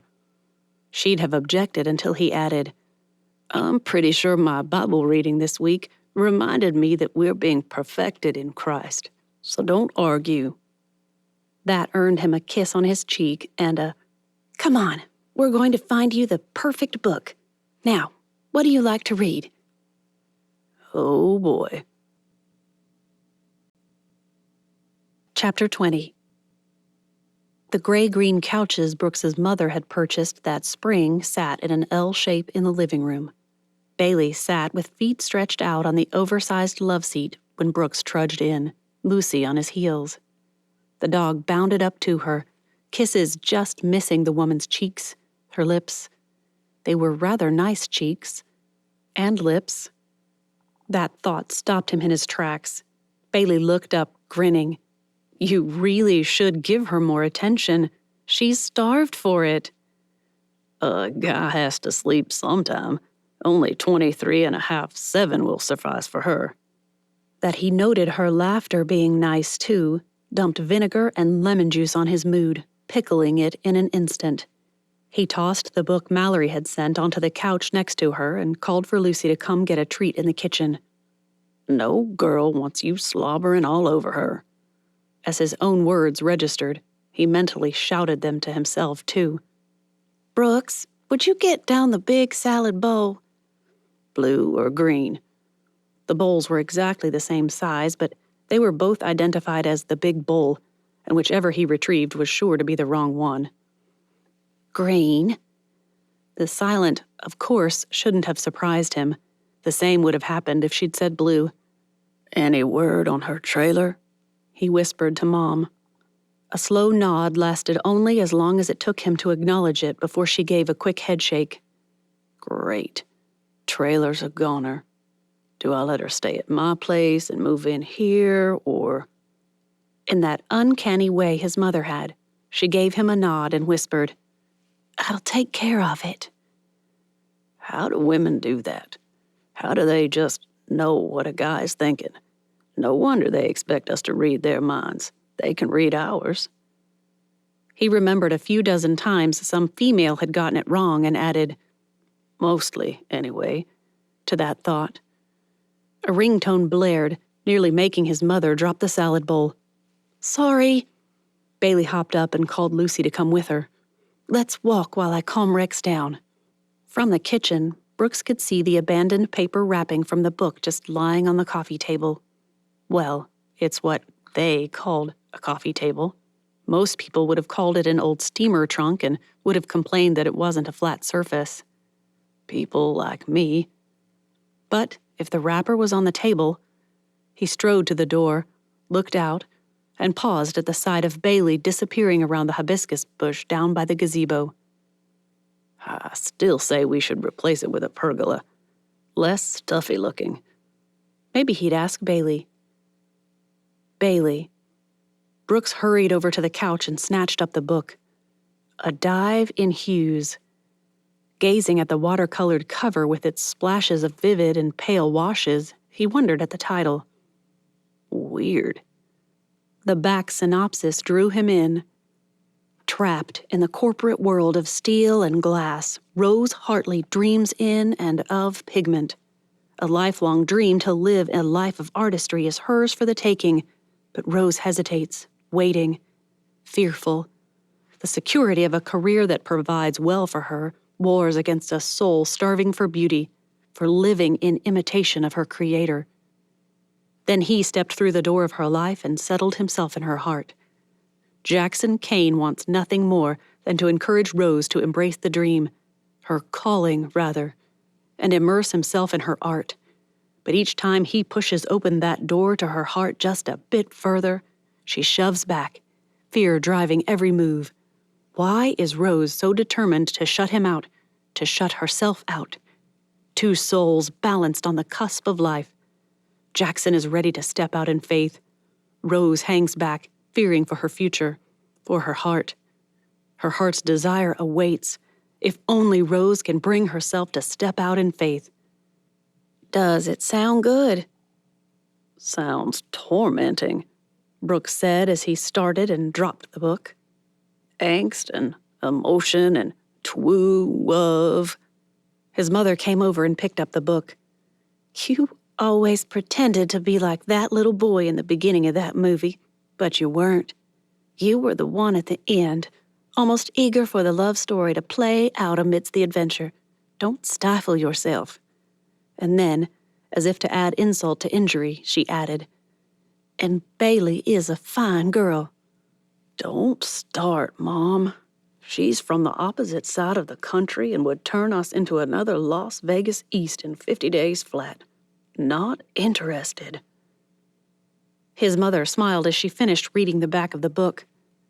"I'll have to borrow it and leave it in your room. Seems like exactly what someone I know should read." With that, she set the book on the table and told him to call Bailey in for supper. "I'll get your father." 10 minutes later, as he accepted the salad bowl from Bailey, she said, "They're sending down a security team." Mighty kind of them, Dad said, but not necessary. You shouldn't have. "It's already handled. Some outfit out of Savannah. They're also hauling off my trailer. I'll refurbish a new one after this series." She turned to him. "Would you be willing to talk to them?" About what? He waited for enlightenment, but she just gazed at him, obviously waiting for a response. If that's what you need, I guess. He'd apparently not spoken aloud because she called his name. What? Oh, sure. I'll do whatever. A garbled question broke through his thoughts, but Brooks didn't know what she'd asked. Rushing to respond to something, anything, he said, "Won't let anyone sabotage my place." "Of course they won't. If this is our people." "No, for you." He eyed her. "What is wrong with you? I'm trying to protect you here." Still, Bailey just stared. "My place?"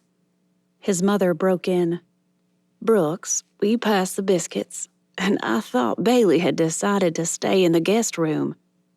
"She needs privacy. Doesn't need us listening in on her conversations. I'll guard my place, but no one would do anything to mess that up. If it's a local, anyway. He stood and dropped his napkin on the table by his plate. I'll go move my thing. Sit your fanny down and eat. Brooks plopped back in the chair, but ready to do battle. You can pack after supper. 3 bites into his baked beans, Brooks remembered something. This time when he got up to leave, no one said a word. Lucy trotted after him and jumped up into the truck as he took off down Palmetto Drive. As if he'd had any doubt about his decision, a call from Benjamin would have cemented it. A muffled, "against the wind," sounded out from his back pocket, and as Brooks extracted it, he ordered his phone to answer. Benjamin's voice blasted the cab. I don't know what's going on, Brooks, but you'd better put a stop to these accusations right now. Mallory's upset, and it's no wonder. I'm doing what I can, Ben. The man's voice broke through. I heard it myself over at Beth's a few minutes ago. A big group of people saying maybe we should rescind the business licenses now. We need those businesses, and we do not need for rumors and speculation to ruin the reputation of one of the oldest families on the islands. Oldest families? Yours has been here for what, 300 years? Same with Beth's. But the Barrows weren't even here during the late unpleasantness, as the old-timers say. Brooks. Yeah. Just fix it. It's taken all I've got to not start slugging folks. Did you really just say, starting with you? Whether he did or not, Brooks knew better than to ignore any threat from Benjamin. I'm on it. I promise. It was nearly 9 o'clock before Brooks's headlights flashed across the living room windows. Bailey looked up from the book and wondered if he'd expect her to move her things out to the apartment at this time of night. I won't do it. She went back to reading, her insides squirming with every turn of the page. The story, amazing. Bailey could feel the artist's desire to lose herself in her painting. When Jackson appeared on the scene, Bailey knew exactly how Rose felt as she fought back near panic attacks at the idea of putting trust in a man who wanted her to leave her secure future and step out into the unknown.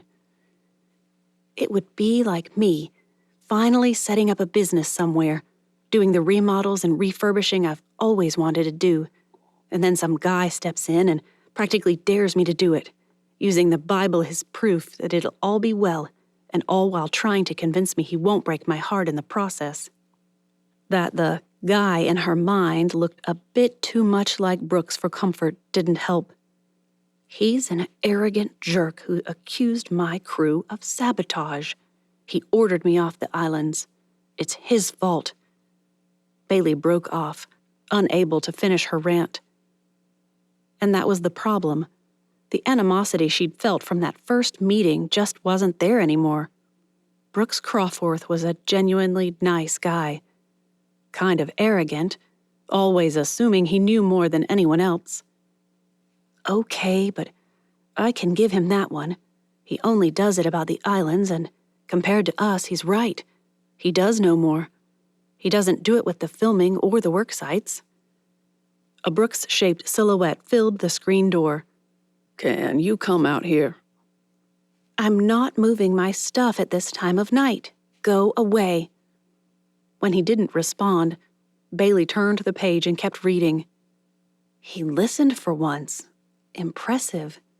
Stop being a brat and just come here, will ya? A brat? What? A huff barely reached her ears. Okay, that didn't come out right. You're not a brat, but I need you to come with me, so come on. Like I said, bossy. Bailey turned back to her book, but the next line stopped her reading cold. Stepping out in faith isn't always putting your life on the line, Rose. Sometimes it's providing you with a lifeline, just as it did when you stepped out in faith and grasped Jesus' hand. She snapped the book shut and hopped up. Where are we going? You'll see. They rode in brooding silence, traveling south down the island toward Bailey's new house. Why Brooks wasn't speaking, she couldn't be sure. She'd tried twice and gotten nothing more than a grunt in return. Then an idea punched her in the gut. She sucked in air and gave him a sharp look. "Did you find something else?" "No." "Something wrong?" "What happened now?" Before he could answer, she realized Lucy wasn't there. "Where's Lucy?" "Guarding it." With more patience than she felt, Bailey tried again. Guarding what? He rounded a corner and pointed without removing his hand from the steering wheel. "That." The headlights shone on a perfect canned ham camper. He pulled up short and hopped out of the truck. Bailey followed, and Lucy jumped around enough to hang herself from the rope that kept her tied to the hitch. "Brooks?" "Made an agreement with a guy I know. He'll take your place in trade. He was gonna gut it for a changing house on the beach." "And I don't have to gut it?" Brooks shrugged and reached for the door handle.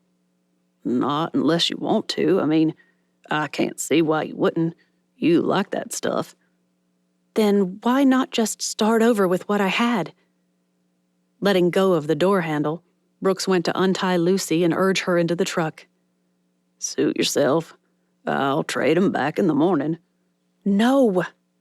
Irrational but searing anger blazed within her. "That's not what I said.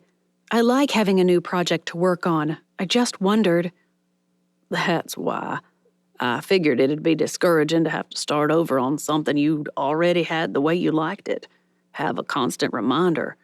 Always wondering if you could smell something. So I thought of Tom's old heap here." He gave her a smile, boyish and eager now. "It'll sit there untouched for a couple of years before his wife has it hauled off, just like she would have with this one. It's what he does." That smile transformed into a grin that sucker punched her. "You are not allowed to think he's cute. Period." Still, if she didn't say something quickly, he'd bolt. "Show me?" "Great. Come on." Using his phone's flashlight app, Brooks illuminated the interior. 25 feet, he said. The back could be a good-sized bathroom with a closet to one side.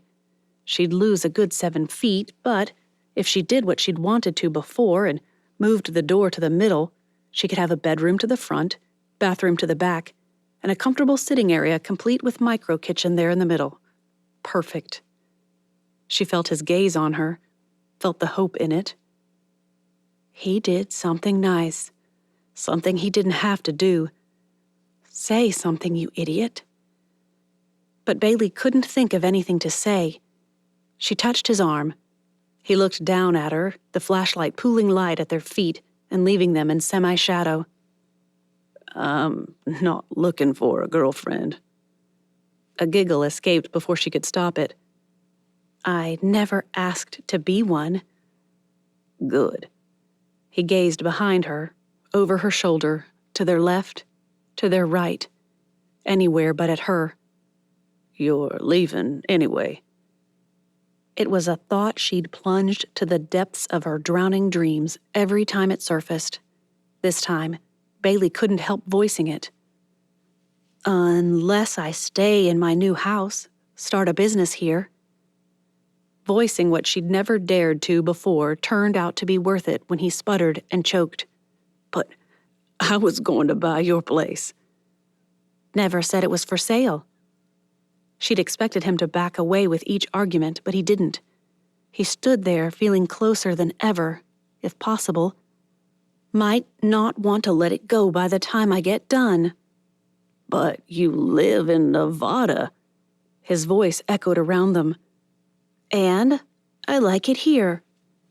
"Are you nuts? Shut up." Brooks turned to go and spun back, definitely closer this time. He gripped her arms, dropped his hands a second later before folding his arms and hands over his chest. "No, you don't. You're just being difficult because you can. You hate what we stand for. You like that you've unsettled every person on these islands, and you probably cheer on that stupid vandal who thinks he can get away with disrespecting other people's property, even yours." He turned to go. "I'll be in my truck. Hurry up." As she watched his silhouette march off to the truck, order Lucy inside, and slam the door shut behind him, Bailey had a moment of incredulity and clarity. He likes me. Chapter 21. Lost in her accounting software for the third time in a row, astounded that she could actually take a paycheck for the third pay period in a row and still add to savings, Mallory didn't hear the approach until seconds before a book slammed down on the table next to her. A Dive in Hues. Without looking up, she said, "Morning, Bailey." "What are you trying to say?" That caught her attention. Mallory sighed, gave one longing look at the beautiful 4-digit number in the payroll column, and hit save before shutting her laptop. "Say?" "With this book, what are you trying to tell me?" Anyone who claimed that books didn't have the power to affect change had never been given the right one at just the right time. Mallory leaned back, crossed one leg over the other, and folded her hands in her lap. "How proper. Mama would have been quite proud of me." "Don't play games with me, Mallory. What was your point?" Still, Mallory said nothing. Instead, she watched as emotions flickered in Bailey's eyes with the speed of a film reel in a movie house. The steam dissipated, and Bailey dropped into the chair opposite her. "Just tell me if it's about the guy or the dream." "Why does it have to be either?" That stopped the fidgeting. Bailey hopped up, pacing. "Can I get a coffee?" "With your jitters, you want coffee? Oh my." But Mallory rose and went to make the requested coffee. Almond milk, Splenda, 2 shots, and a squirt of caramel. She's using the Splenda with high fructose corn syrup. Why? Balancing out the calories? The moment Mallory handed Bailey the cup, the questions resumed. "If it's not the guy or the dream, what is it?" "Love, darlin'." The words came so naturally, Mallory almost didn't realize she'd said them. Tears pricked her eyes as she heard her Uncle Bud's whisper in them. Choking down the ache in her throat, she smiled. "We talked about love, romance, whether it's right or wrong for Christians to read, remember?" Bailey nodded, now obviously more confused than ever. "Yeah. Well, I picked a book that shows 3 kinds of romance." Those words must have sunk in, because Bailey forgot to be careful and scalded her mouth, taking too big of a sip. "Ow! Need some water?" "No, don't change the subject." Bailey winced. "Sorry, that came out kind of defensive," Mallory offered. "We tend to get that way when we're convicted." Bailey nearly gulped down another mouthful in her haste to argue. Mallory stopped her just in time. "Thanks, and I'm not convicted, I'm confused. What do you mean 3 kinds of romance?" The same conversation she'd had with Uncle Bud at 14 flowed from her lips as if she'd told the story every day of her life. "Folks think romance is just hearts and flowers. Maybe it is for some poor folks who never look beneath the surface, but that's just veneer. Real relationship romance is showing someone how special they are, however it comes natural to you. Might be those hearts and flowers, or it might be an oil change or making your favorite meal, bringing your favorite coffee, or making a special day even more special." For a moment, Mallory thought she misheard Bailey's whispered, "Or getting a trailer." But then island gossip all clicked into place. "Or doing what he can to make a sticky situation sweeter." At Bailey's swift look, Mallory continued, "But there's another kind, the lure of the beautiful. It might be a place like Ireland or Hawaii, Santorini, Maybe it's always having fresh-cut flowers in the same vase in the same place, caring for someone's gravestone or reading to shut-ins. That can be romantic, too. It's kind of... Mallory fumbled for the right words. The allure of something? Yes, she beamed. And then there's the romance that the Lord shows for his people. The wooing, the care, the elevation to his beloved after being among the wretched of this world. The gospel is the perfect Cinderella story. The King of Kings looks at the girl who lives among the ashes and sees only his beautiful bride. If that's not romantic, what is? Bailey's coffee had to have gotten cold while she stood there, staring back at Mallory, listening to words that had long since been blown aside by the sea breeze. But then she asked, "How did you know?" "Know what?"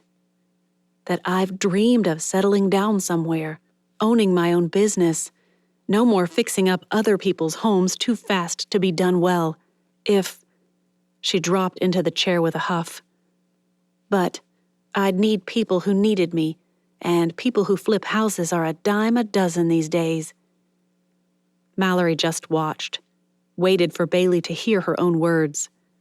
When the questioning look came, she shrugged. "I thought you were talking about doing home renovation and restoration, not flipping." She sat down and leaned forward across the table. "And while you looked for clients, there are always things like DIY books and YouTube channels you could do, like that guy who builds that amazing furniture out of old pallets, or..." "How do you know about him? The one in England? He's amazing." "I research." Mallory grinned at Bailey's arched brows. "I see what people aren't willing to consider, and I look for ways to make it happen. I think you could absolutely get a contract for a few books." "What kind of books?" Mallory continued as if uninterrupted. "You could do your channel, and you could start it all with that new trailer of yours, with your house. Maybe volunteer a few friends from the island to help you. Redo the keeper's cottage on breakers for Ben. A canvas to take pictures with." "Friends." There, Bailey sighed. "I don't have those. Not here. Everyone just wants me gone." "Not everyone," Mallory argued. Though Bailey probably would have argued that, too, her phone rang. From Mallory's side of the conversation, it sounded promising, maybe even that they'd captured the vandals. A bright grin split the woman's face, making her look almost comical. "Yes, I'll be right there." Jumping up, she shoved her phone in her pocket and turned to go. "We got her." "Her?" That didn't sound right. "The one who's been messing stuff up. Caught her trying to sneak off site just as they found severed cords on most of the power tools." Mallory's heart sank. "That sounds pricey." "Insurance will cover it. And we got her." "Have a name?" As Bailey jogged backward toward her truck, she called back, "Josie Parker or something like that." That prompted Mallory to dig out her own phone. She tapped the association's number in her contact list and blurted out, "Better get to the site. The geniuses they brought in just captured Josie in the act of trying to find out who's doing what. They think it's her." "Oh, man. Thanks, Mallory." "Watch out. They're probably hopping mad. The power tools all got cut today. Ruined." The man swore and hung up. "Wonder how long it'll take you to realize what you said and come apologize."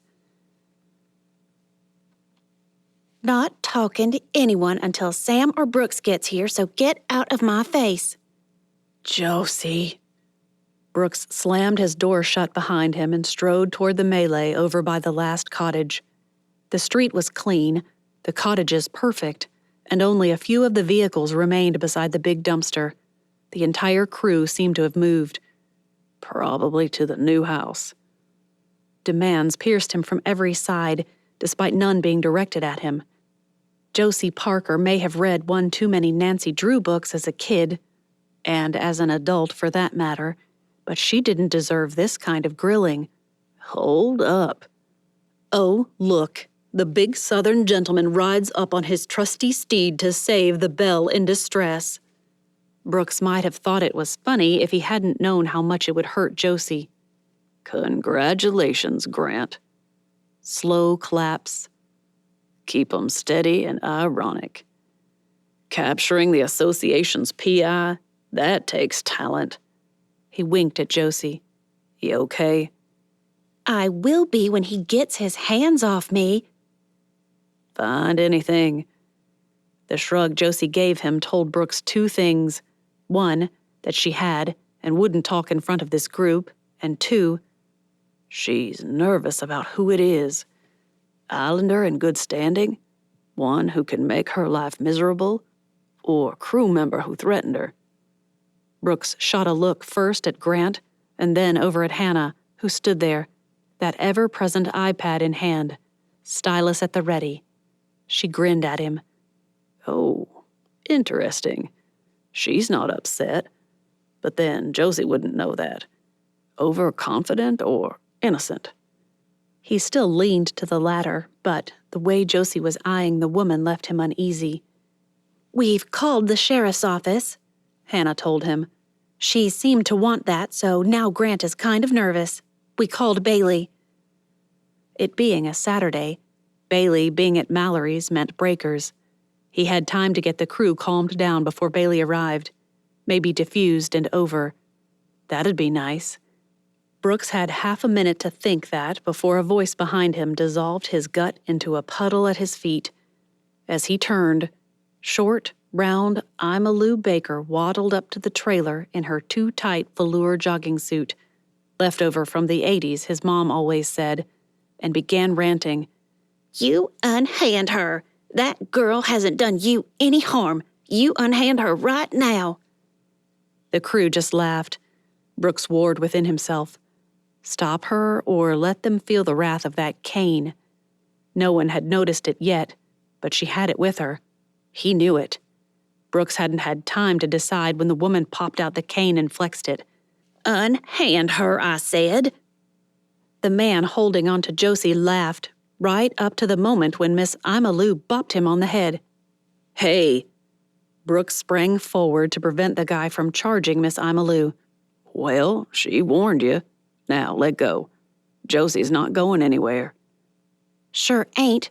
I know who did it. She shot Brooks a look that made his innards squirm.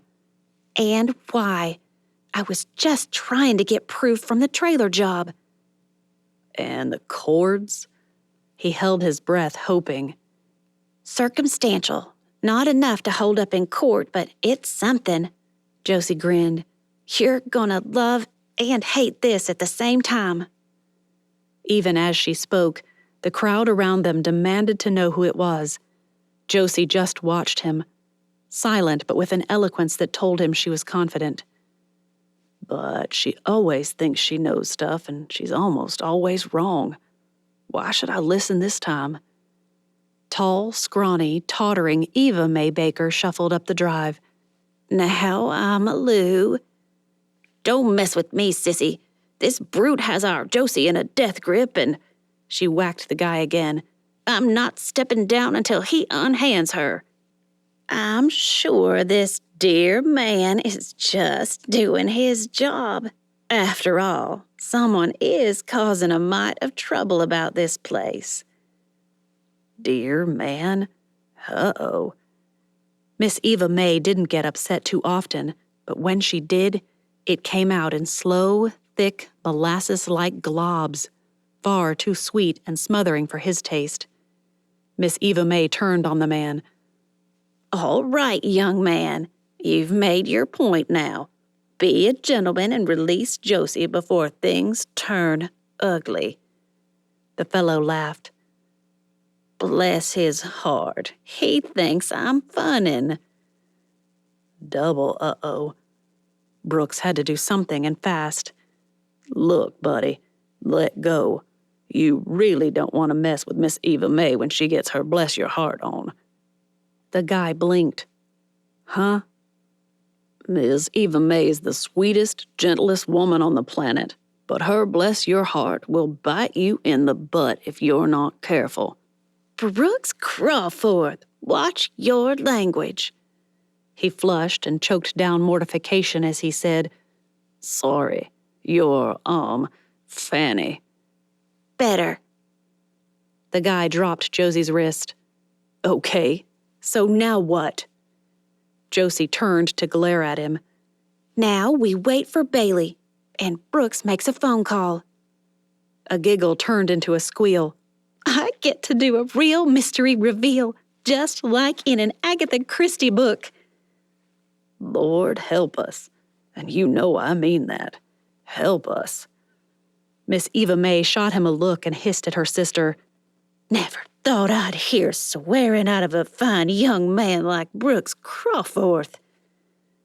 The temptation is real, sissy. When idiots like these are involved, show a bit of grace. Not sure acknowledging the existence of a backside is swearing, but what I said back at Mallory's, better call and apologize for that while we wait for Bailey. Before he could do it, Josie jerked him off to one side and told him who to call. And make sure Sam gets here fast, too. A low whistle escaped. Oh, boy. Chapter 22. The Mojave Desert holds one distinct advantage over southern islands: dry dirt, clay, and sand that spray a fine, satisfying layer in the wake of braking vehicles. Instead of that visual display of angst and impatience, Bailey came to rest mere inches from Brooks's bumper and bolted from the truck. Where is... Brooks stepped forward. Here. You? That she hadn't expected. Why would you... No. He rubbed the back of his neck and shot a look at a girl next to him. I thought you were looking for me. I'm not the... Not hardly. The girl snickered and eyed Bailey. No wonder. Brooks stopped her. Not now. Let's just wait until everyone's assembled. It'd work better if we didn't have an audience. The girl, Josie. It had to be Josie. She glanced around. Think we can get some of those folks to clear out? Bailey opened her mouth to tell the vandal just what she thought of the request when Brooks said, Yeah, good point. He turned to Grant. What do you think about getting everyone by that back corner? We'll stand here so everyone can hear, so you know we're not protecting anyone from taking full responsibility for their actions. Grant shot her a look, and Bailey stepped closer. What are you talking about? We've got the culprit. She glared at Josie Parker. No, you don't, the girl said. Dark auburn hair glinted in the sunlight, and eyes so green they had to be fake flashed at her. I didn't do it, but I found out who did. She jerked her thumb at the security team. They just interrupted before I got my evidence. The stupid pelican who always came at lunchtime appeared as if determined to get a mid-afternoon snack. He waddled over to her and poked Bailey's backside with his bill. I will smack that bill right off your face, head, whatever you have. It's gonna be sent to collections unless you get that bill out of my sight. Did everyone around her give her a strange look? Yep. Did she care? Not in the least. She didn't even know what she'd meant, but it felt good to say it. Oh, yes, it did. Right. Brooks gave her another confused look before saying, We just need... Don't say it, Josie the green-eyed girl said. It's my story. I figured it out. Juvenile much? The wait began. The crew became restless, moving closer and closer and completely within sight. Brooks sent a text message. 2, 5. As hard as she tried to see who he sent them to, Bailey saw nothing. Josie gave up and went off to find her evidence, whatever that meant. Do you really think she knows what she's talking about? His nod was a bit curt, but he was staring at his screen, so she gave him half a pass on that. Yeah, he added when he finished reading. She says she has the whole scheme, means, motive, opportunity, The works. I think she's right, and I feel like an idiot for not guessing. She beckoned him closer to her truck and away from the rest of the crew. My guys or yours? He swallowed hard. After scrubbing at his scruffy jaw, he sighed. Look, you know y'all being here has been blowing up a storm, but I never thought things would get this ugly. I feel like I owe you an apology for not taking it being one of our folks seriously. Where'd his G's go? Seriously, he just dropped every one possible to lose. And y'all? First time I've heard him use that one. She couldn't help herself.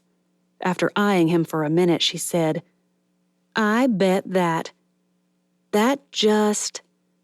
Bailey struggled to finish it with as much of a flourish as possible. Just fries your fritters to admit, doesn't it? His lips twitched. Fries. His phone blipped and he pulled it out. Just as she saw his forehead furrow and his lips tighten, hers beeped. Lee Crawforth's face appeared on a contact dot. Sorry to bother you, honey, but we can't find Lucy anywhere. She went chasing a gull a couple of hours ago. Wouldn't worry so much, but she's been limping all morning again. I'm afraid she might be hurt. Brooks says something important is happening with your crew, but can it wait? I'm really worried. Bailey pocketed her phone. Send the crew out. Everyone taking a section of the island. I'll take the beach from the volleyball nets down to those rocks. Text me if you find her. But We can deal with this later. Text your culprit and ask him to search too. She'd pulled out her hoodie from the truck cab and pulled it on before she realized he was there. Right there. We'll find her, Brooks. The man fumbled, started to speak a few times, and finally zipped up her jacket just a bit more. Call if you need help. Yep, the poor fool likes me. Must not get distracted by cute guys, especially if I'm not staying. Something deep within whispered in her ear as she strode to the beach. But you could stay. Open that renovation business. Start that YouTube channel. Write that book. Mallory's right. And then what would you think about Brooks Crawforth? Bernie poked at his knees as Brooks watched Bailey jog down the road. I'm with her. You're a pest. Go away. The pelican poked again. I don't have any sardines or anything else for that matter. Go away. After giving him what could only be described as the stinkiest of stink eyes, the bird waddled off in Bailey's direction. Where's she going? Josie. Brooks began when he turned to find her glaring at him. Don't start. Lucy's missing and possibly injured again. We have to postpone this. And what about... We'll deal with your excellent sleuthing later. Either get your evidence while we're gone or help me find my dog. I don't care which, but we're doing this. After a stop by the group of onlookers explaining what had happened, most of the group split up into island sections and went looking. Grant insisted on staying behind, but Brooks suspected it was just his way of ensuring that Josie didn't get away. Not convinced, eh? Then again, how could he be? Josie hadn't shared her big reveal, and as annoying as it was, he couldn't blame the girl. Just the bits she'd told him were enough. An eyewitness to the food fiasco and self-condemning information about how the Blackwater debacle had occurred was enough for him. Bernie followed him as if Lucy and Bernie sounded alike. As he called, the realization that the two-syllable names both ending in E did sound kind of similar assaulted him. Fine. Come along. Maybe you'll convince her to come out of hiding if she sees you.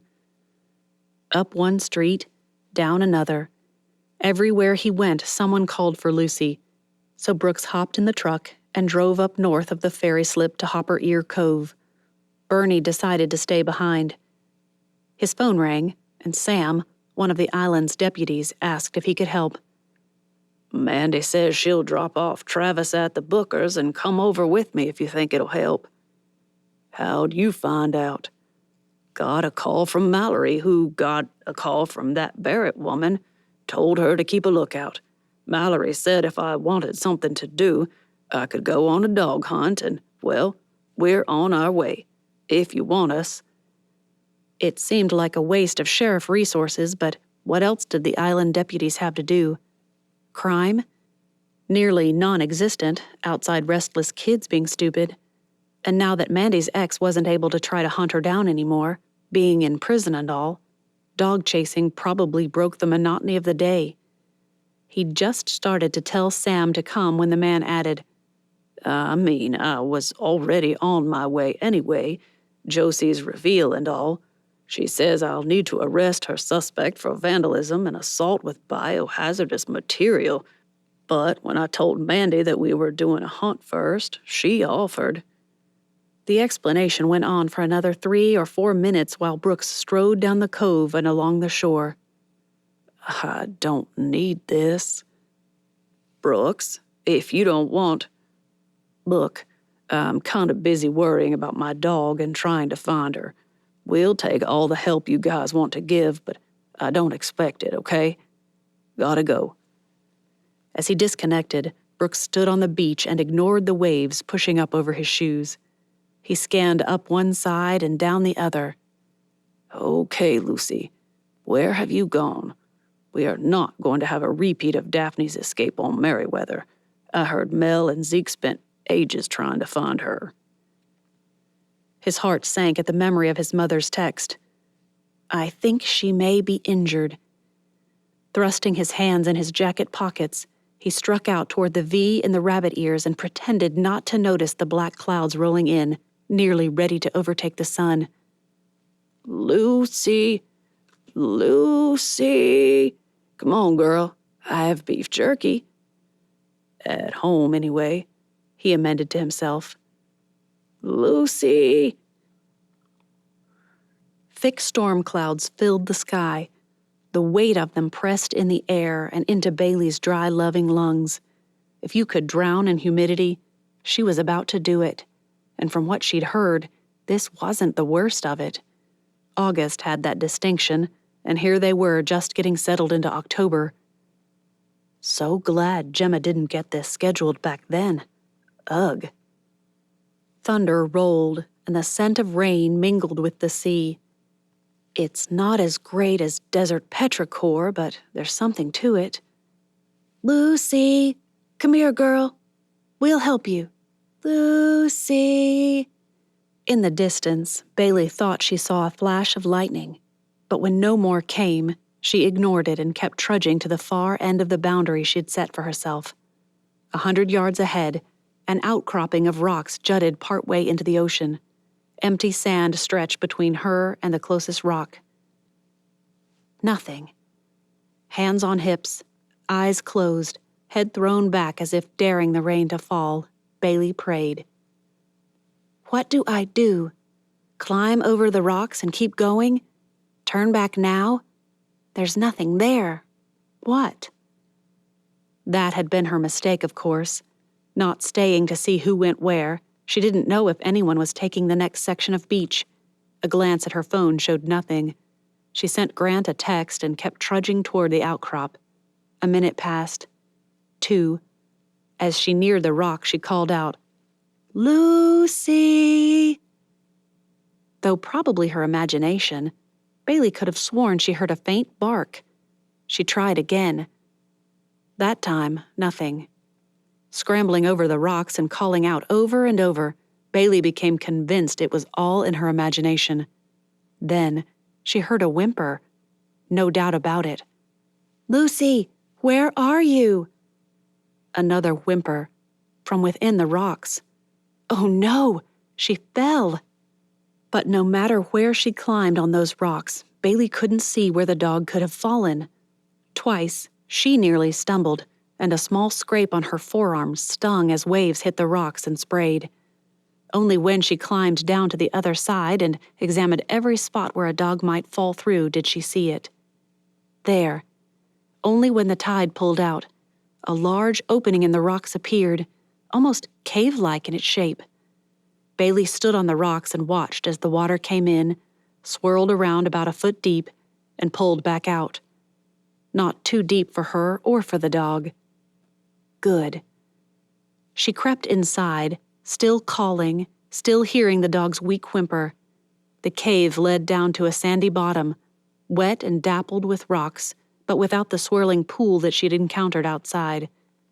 The tide must not come in this far. Good. Mussels clung to rocks, and some of the funny brown seaweed that she saw on beaches had been washed inside. "Lucy?" The whimper came louder in here. "Coming, girl, where are you? Keep talking to me."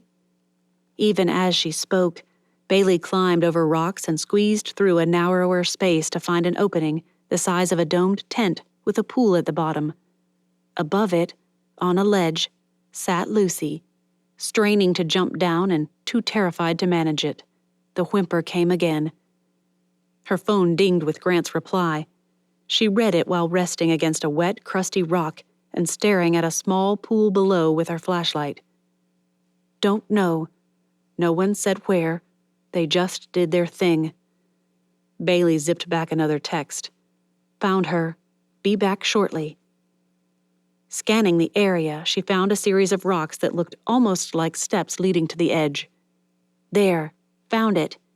Can you come down here?" She moved to the rocks and tried to coax Lucy down. The dog whimpered and whined. A bark echoed in the little cave.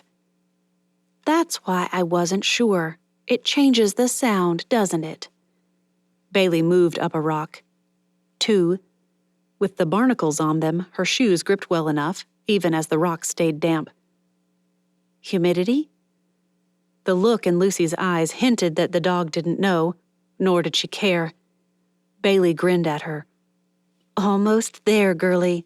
Then we'll see what's wrong and get you out. I can call Brooks to come help. He might know another way out of this cave." Cave. Lucy gulped and raised her phone light to the roof of the cave. No bats. Phew. In a blur of slips, scrapes, and plops, Bailey's foot missed its hold, slipped, caused her wrist to scrape against the rock, and her phone flew from her hand and landed on a rock below her. It spun on its probably cracked screen until it slid off and splashed into the pool below. The flashlight app glowed for a moment, and all went black. "I just want to use one swear word, God. Just one. Doesn't this deserve it?" Only Lucy's whimper and the memory of Brooks saying he'd named the dog after the sweet little girl in Narnia kept her from indulging. Bailey pushed the words that jockeyed for first position behind the gates and locked them tight. "Well, it's you and me until someone comes to light the way out of here. I don't know if I can do it myself. At least it isn't hard to get in." With that, she heard the trickle of water into the pool. Lucy? Did you hear that?" She inched up closer to where the dog whined at her and licked her forehead. Buoyed by being so close, Bailey gripped the rocks, hung on for dear life, and climbed up one more rock. And another one. Just as she rolled onto a decent-sized ledge, another trickle registered. "Oh, I don't like this, Lucy. I do not like this at all." The urge to tack on, "Sam I am," came and went, with another trickle. Louder this time, she thought. High tide coming in? She swallowed hard. Now what? Chapter 23. Rain should have trickled down his collar and over his spine, and maybe it did. However, as soaked as Brooks was, he couldn't tell. A flash of white over by the beach huts had sent him scrambling to see if Lucy had taken shelter under one of them, but the only thing he'd found was an abandoned white hat. Dripping wet, he jogged back to his truck, winced at the mess he'd make, and climbed in. He pulled out his phone and called Bailey again. Straight to voicemail. Again. This time, he called his mom. "Have you heard back from Bailey?" "Not since she left this morning. Dinner's almost done. You going to be late? That didn't sound right. She didn't reply to your text. What text? Brooks slammed on his brakes in the middle of Palmetto Drive and nearly skidded on the slick road. Mom? Yeah? Where's Lucy? He heard the lid of the heavy Dutch oven clank before his mother said, Haven't seen her since this morning. Thought you came and got her. She's probably with your father. Hang on. He's here. Just pulled in. Brooks's heart quit trying to escape his chest and settled down. Lucy was safe. It banged again a moment later as realization dawned. Mom came back, the sound of the screen door whooshing shut just before she said, Son, I don't see Lucy in the truck. Nope. Odd. She's not one to wander off that long, think. The text messages you sent to Bailey and me about being worried about Lucy. I didn't send a text message to anyone. You know how I hate that texting thing. Yeah, but you do it sometimes, in emergencies, like a missing dog. Son. Headlights flashed at him from the drive to the animal shelter. Brooks's gut clenched as he pulled forward and over to the side of the road. What is it, Ma?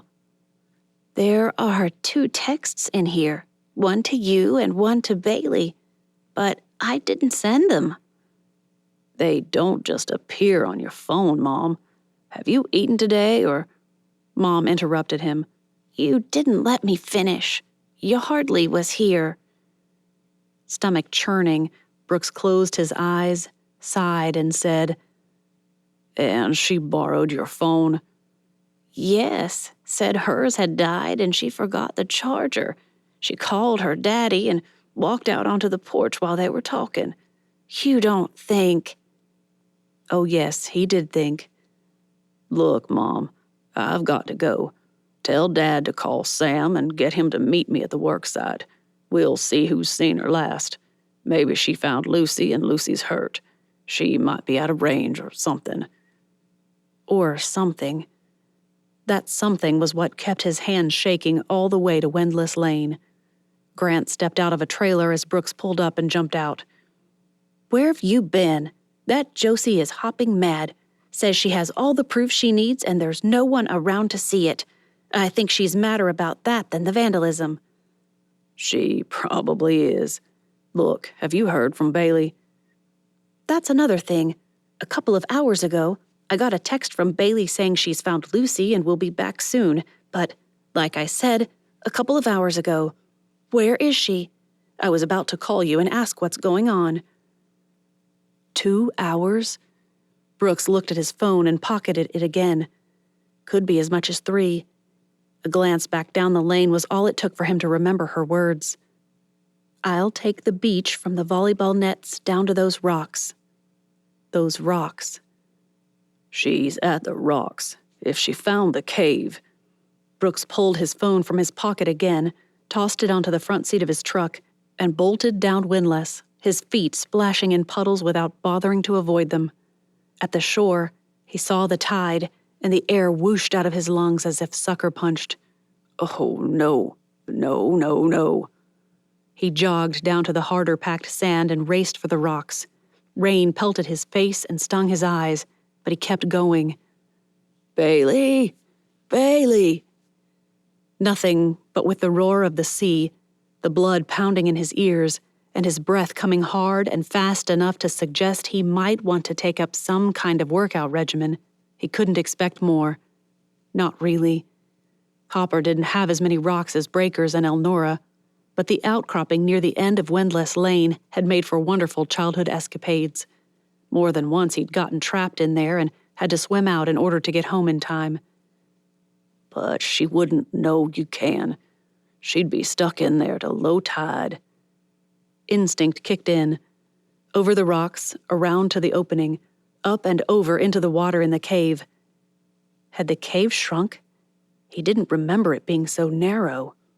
Once inside, he called out again. Bailey? Muffled, but there, he thought he heard, Back here. What else she said? It had to be her, right? I'm coming. Though he couldn't be certain, he thought she told him to be careful. Something about the water. The pool must be filling.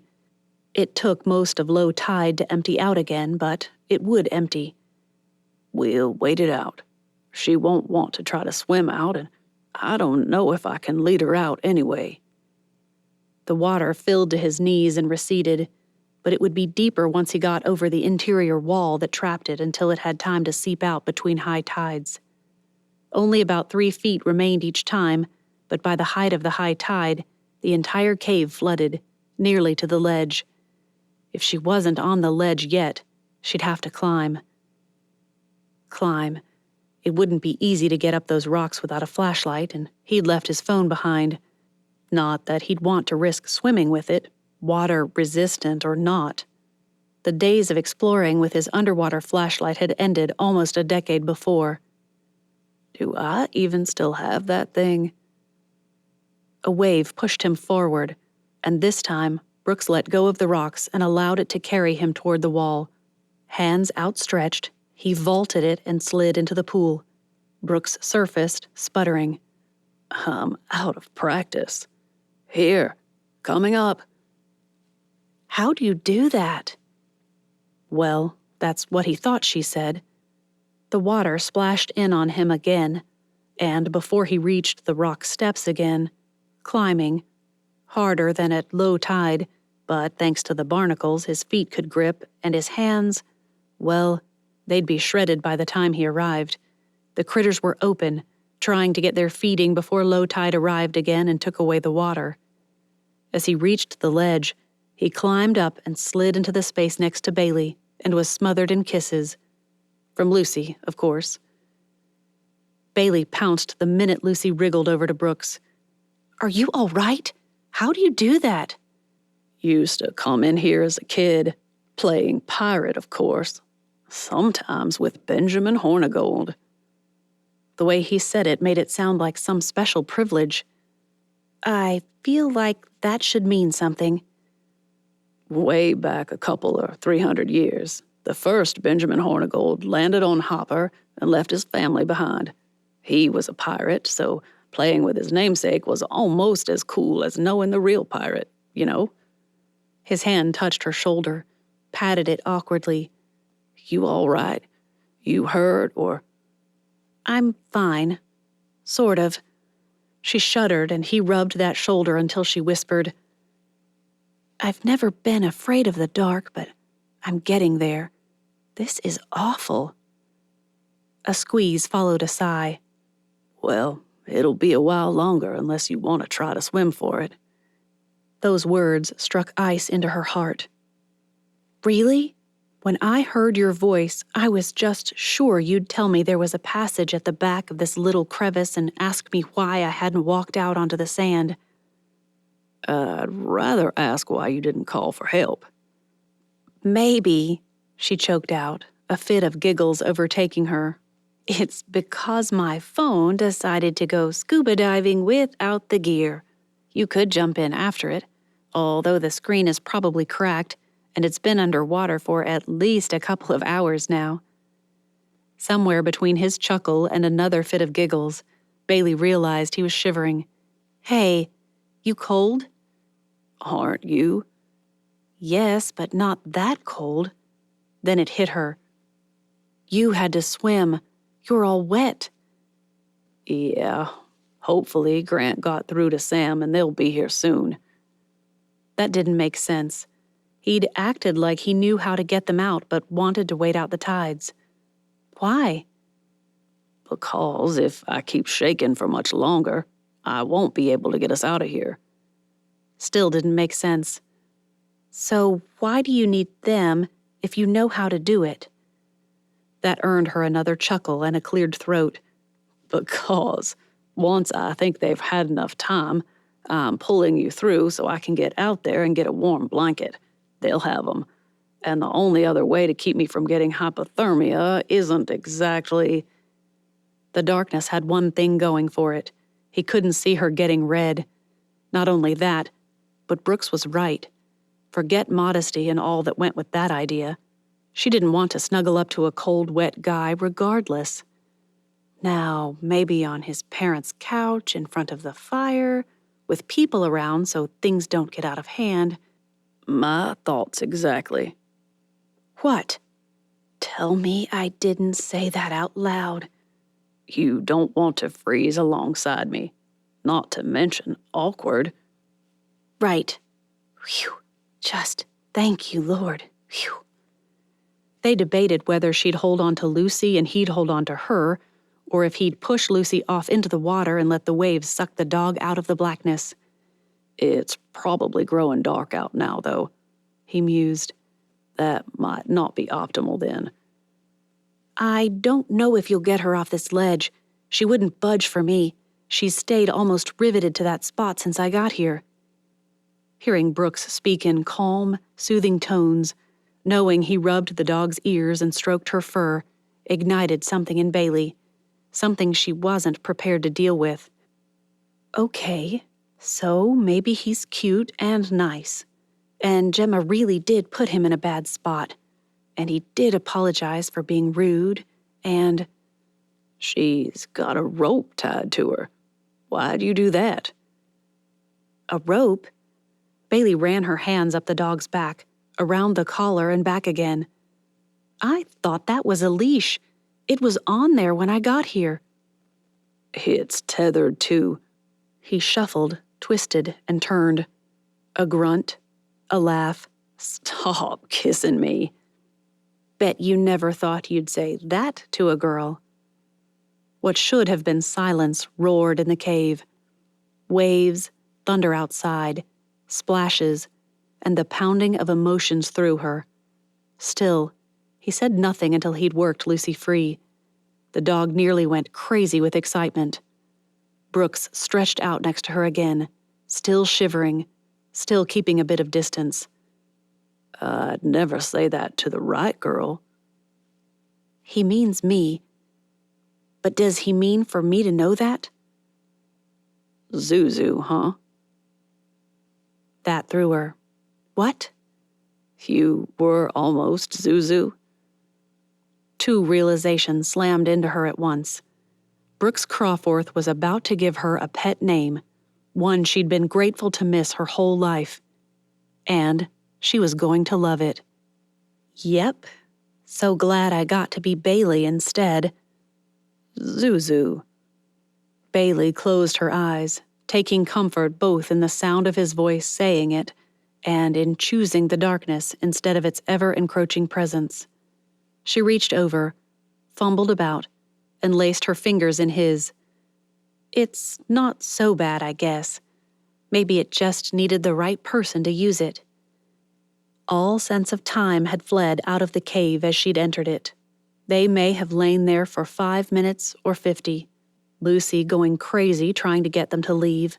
Brooks shivering beside her and holding onto her hand as if a lifeline. Bailey reveling in the moment and telling her worrisome side to think about the consequences later. I've got to get us out of here while I can, Zoo. I'm scared. You realize someone tied her in here and sent us looking for her. Those texts didn't come from Mom. That didn't make sense. Wait, what? I saw her face, the number. Her phone, not her words. Mom rarely texts, but Yardley Johns showed up today. Said her phone was dead and she'd left behind her charger. She made a call out on the porch. Bailey preempted his next statement. And she's who's behind everything. Wait, that didn't make sense either. Except, there's no way that Miss Priss would ever sully her sorority fingers with black water. No, but before I came this way, Josie told me she found proof of how it happened, and she has witnesses to Yardley buying up potato salad and sushi at every sketchy mini-mart between here and Dublin. Exaggeration much? Irish mini-marts probably don't even sell sushi, not that any should. His chuckle drove a bit of the darkness away. No, Zuzu. Dublin, Georgia. I hate myself for loving hearing him call me that, but who could help it? Right there, she decided to set up boundaries. I'll confess to liking hearing you call me Zuzu, if you will agree that it's only between us. Deal. The words were breathed across her cheek. But you didn't have to confess. I wouldn't have shared it anyway. We've got to get out of here before I kiss the daylights out of him. Way too soon to even think about that. Way too soon. She wrestled a still-bouncing Lucy out of her way and sat up, hunched over again, something Brooks probably couldn't do. So, what are we doing? Basically, we're pretending this is a riptide and letting it pull us out of here. It'll do it if you relax and use your hands to walk over the rocks. Otherwise, you'll get banged up. Great. So, count on a few scars. Got it. Chapter 24. Brooks wrapped the end of the rope around his arm several times and slid off into the water. It wasn't up to the ledge yet, but the drop hardly made a splash. Lucy swam for the ridge while Brooks got out of the way. Okay, slip off and hold your nose. It took 2 more waves before she managed to muster the courage to do it. Actually, Brooks's insistence that he thought Lucy was getting battered is what finally took her off the edge and into the pool. Brooks's hand grabbed her jacket just a second before her head surfaced. Whew. Gotcha. Okay, the water will come pouring over in a second. We'll use the pullback to walk over this ridge. Keep your arms outstretched so you can protect your head from banging into the rocks. Ready? She didn't have time to answer. The water poured over them, and a few seconds later, she felt the tug of the water. With a vice-like grip, Brooks pulled her and Lucy over the ridge of rocks. Was that a grunt? She didn't have time to ask. Okay, the next one's the hard one. When the water fills, we're going under. Hold on to my leg. Do not let go. Ready? Once more, ready came only in time for her to take a breath to say something before the water crashed down on them. And she was under. Struggling, fighting. Brooks kicked furiously with one leg and much more gently with the one she held onto. Bailey kicked too, but her arms and head banged against the rocks on either side. Lungs straining already, she didn't know how long she could hold her breath. And then she hit air, gulping and gasping for it. Close your mouth and hang on. She'd have asked, what, but got hit with a wave of water. Bailey flailed, falling back. She might have hit her head on the rocks, but an arm grabbed her jacket again and pulled her close. Brooks. Again. No, it wasn't the smooth move from some romantic movie or novel, but with him holding her close, she wouldn't complain. Once more, he growled, "Hold your breath, now." This time, she held it, and only a couple of residual coughs and sputters kept her from inhaling too soon. The moment the water pulled back, he pushed Lucy on ahead and dragged her along behind. Twice, she heard a grunt as his head banged against the roof of the cave. I'm taller now than I was as a kid, he shouted. That's why I quit coming, now that I think of it. And then they were out, on the sand, just as another wave crashed against them, pushing them forward into the rocks again, but Brooks held on and didn't let her go. He braced himself between 2 rocks and hung on. "Where's Lucy?" Up the beach, I hope. I couldn't hang on to her and you, so we just have to trust she has instincts. Tears pricked her eyes. But if she's injured again... The water tried to pull them back to sea with it, but Brooks held fast until it passed them. Then he grabbed her hand and pulled her up shore, racing against the return of the water. But she wasn't hurt, he reminded her.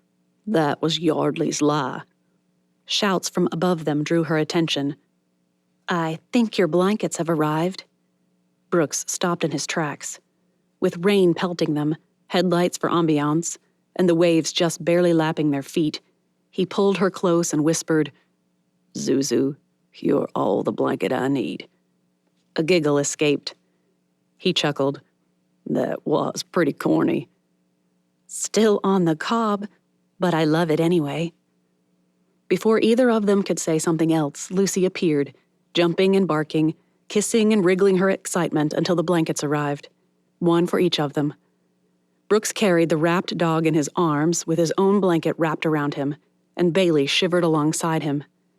They climbed under a tarp stretched over the back of Sam's truck, and that's when Bailey realized she really had entered a different world down here on the islands. It had to be if the local law enforcement put folks in the back of a truck to drive them home. The Crawforth living room gave every appearance of a kangaroo court. On the love seat sat Mr. Johns and Yardley, the latter dabbing at crocodile tears with little effect on anyone, except perhaps annoyance. Brooks's parents sat on the couch, Bailey between them and Lucy on her lap. That the dog growled every time she made eye contact with Yardley probably meant something. Hannah stood behind Bailey with Grant on her right. Sam stood at the corner of the coffee table, ready to take notes on the proceeding. Josie hadn't arrived. Still, Yardley did a decent imitation of genteel blubbering. "Daddy, please," she hissed. "Can't we go?" "Hush." She hushed. When your trust money, what of it there is, remains in your father's hands, you hush when he says hush. Or so Brooks assumed, not having any experience in the have a few thousand squirreled away for a rainy day. He'd be happy with debt-free and a house. Yardley had both, thanks to her indulgent grandfather. A clatter of feet on the porch announced Josie's arrival. 5 people moved in. 1 from the crew, 3 he'd never seen before, and Josie. She gave him a wicked grin and swept the room with an apprising glance before pointing to where her companions should stand. With that, she marched over to Sam's side and waited. "Didn't expect that kind of respect. Well played, Miss Josie." Sam just stood there, at ease, and nodded for her to begin.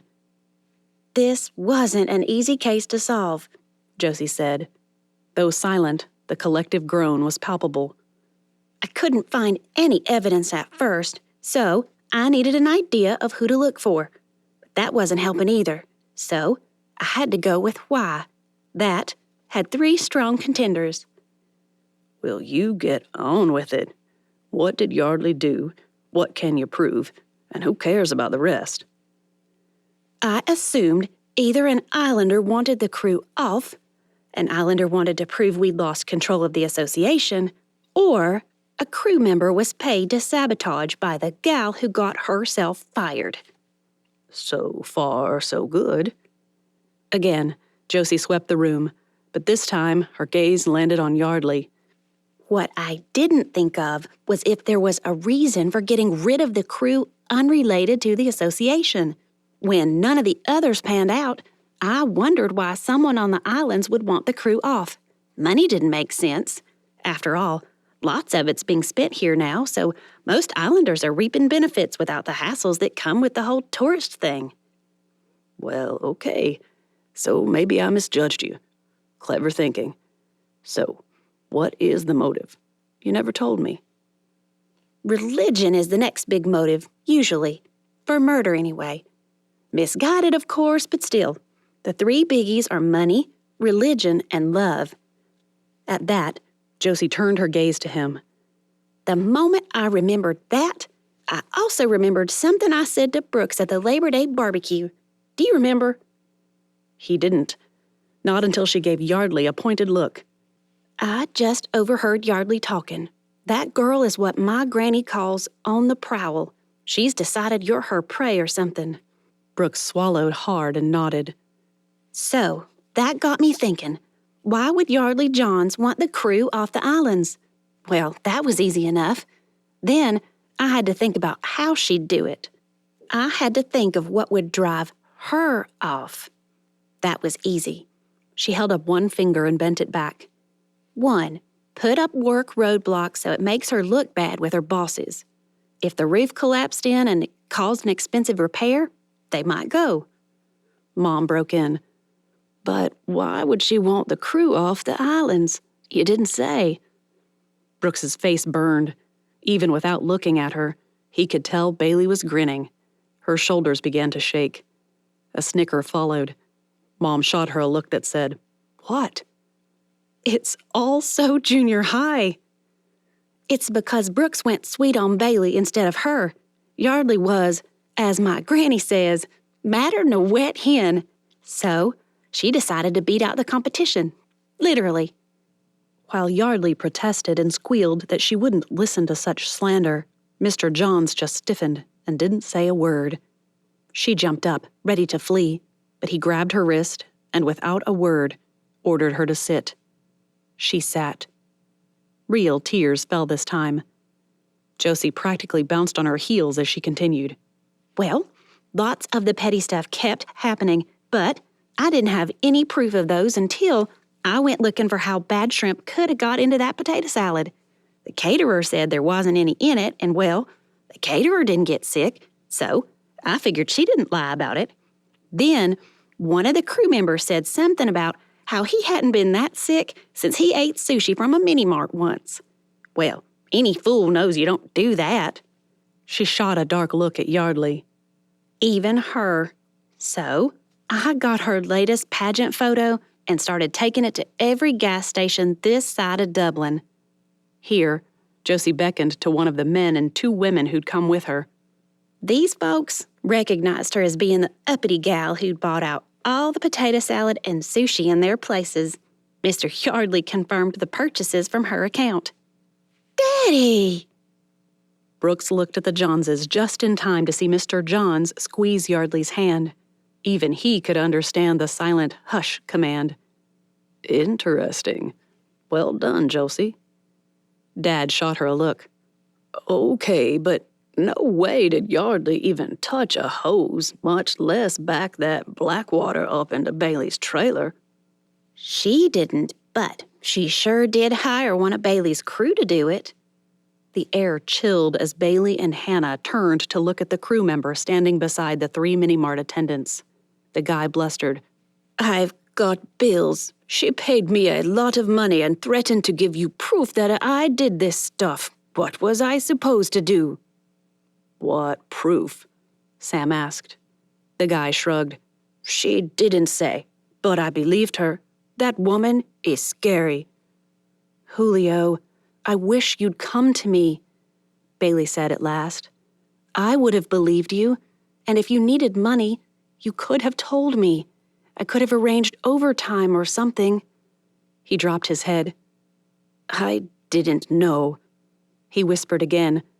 I almost took off, but that doesn't pay the bills either, he sighed. Now I've got even more bills. We'll take care of that later. You see me tomorrow. Bailey turned back to Josie. Do you have proof of what happened to today's equipment? Josie grinned. I think you'll find bolt cutters, either in Yardley's trunk, or your trunk, or possibly Brooks's, but I doubt it's in his. Brooks knew which one the moment Josie said it. Yardley went bug-eyed at the mention of Bailey's trunk. Sam, you might want to check Bailey's truck and get your fingerprint stuff. There's no way she covered that manicure with gloves. A squeak of protest began and silenced as Mr. Johns squeezed Yardley's hand again. May I have a minute alone with Miss Barrett and the Crawfords? Grumbling began, but his mother ushered everyone out the front door and shut it. I wouldn't do that if the wind was blowing from the east. It's still raining cats and dogs, but they'll stay dry. At the word dog, Lucy jumped out of a dead sleep on the rug in front of the fire and raced to Brooks's side. While Brooks ruffled her ears and stroked her head, Mr. Johns leaned back, crossed an ankle over his knee, and took charge of the entire room with a soft clearing of his throat. I doubt anyone here disagrees that Yardley's done wrong. Daddy! Hush, girl. To everyone's astonishment, as far as Brooks could see, she hushed. Miss Barrett and the association would be within their rights to press charges, and I won't say a word if that's their decision. Daddy! As if she hadn't protested, Mr. Johns kept speaking. However, if y'all are amenable, I'll repay every cent she wasted. The rafters, the catering, the tools, the trailer. His eyes pierced each person there. All of it. Yardley sat as smug as any crook let off on a technicality ever did. And I'll pay the same again to the charity of Miss Barrett's choice as Yardley's restitution. How is that Yardley's restitution, Cal? Dad glared at the man seated across from him. Seems to me that it's yours. That isn't any of your affair, Mr. Crawforth, Yardley purred, snaking an arm around her father's. Is it, Daddy? No, it isn't. He didn't even look Yardley's way when he added, but I don't mind telling you that Yardley will sign a legally binding contract to work off that debt to me, or she'll forfeit her trust fund. That set everything spinning out of control. Yardley jumped to her feet, fists clenched at her side. You can't do that. It's my trust fund. And I have full control over it, even if you receive it. So don't play grown-up games you don't understand, little girl. If you were as grown-up as you think, you wouldn't have gotten in so much trouble over a boy you're not good enough for. Not good. Bailey interrupted before it could go any further. I'll accept those terms. I hope your relationship with Yardley isn't damaged by this mess. You can send the charitable contribution to Habitat for Humanity. That seems fitting. Thank you.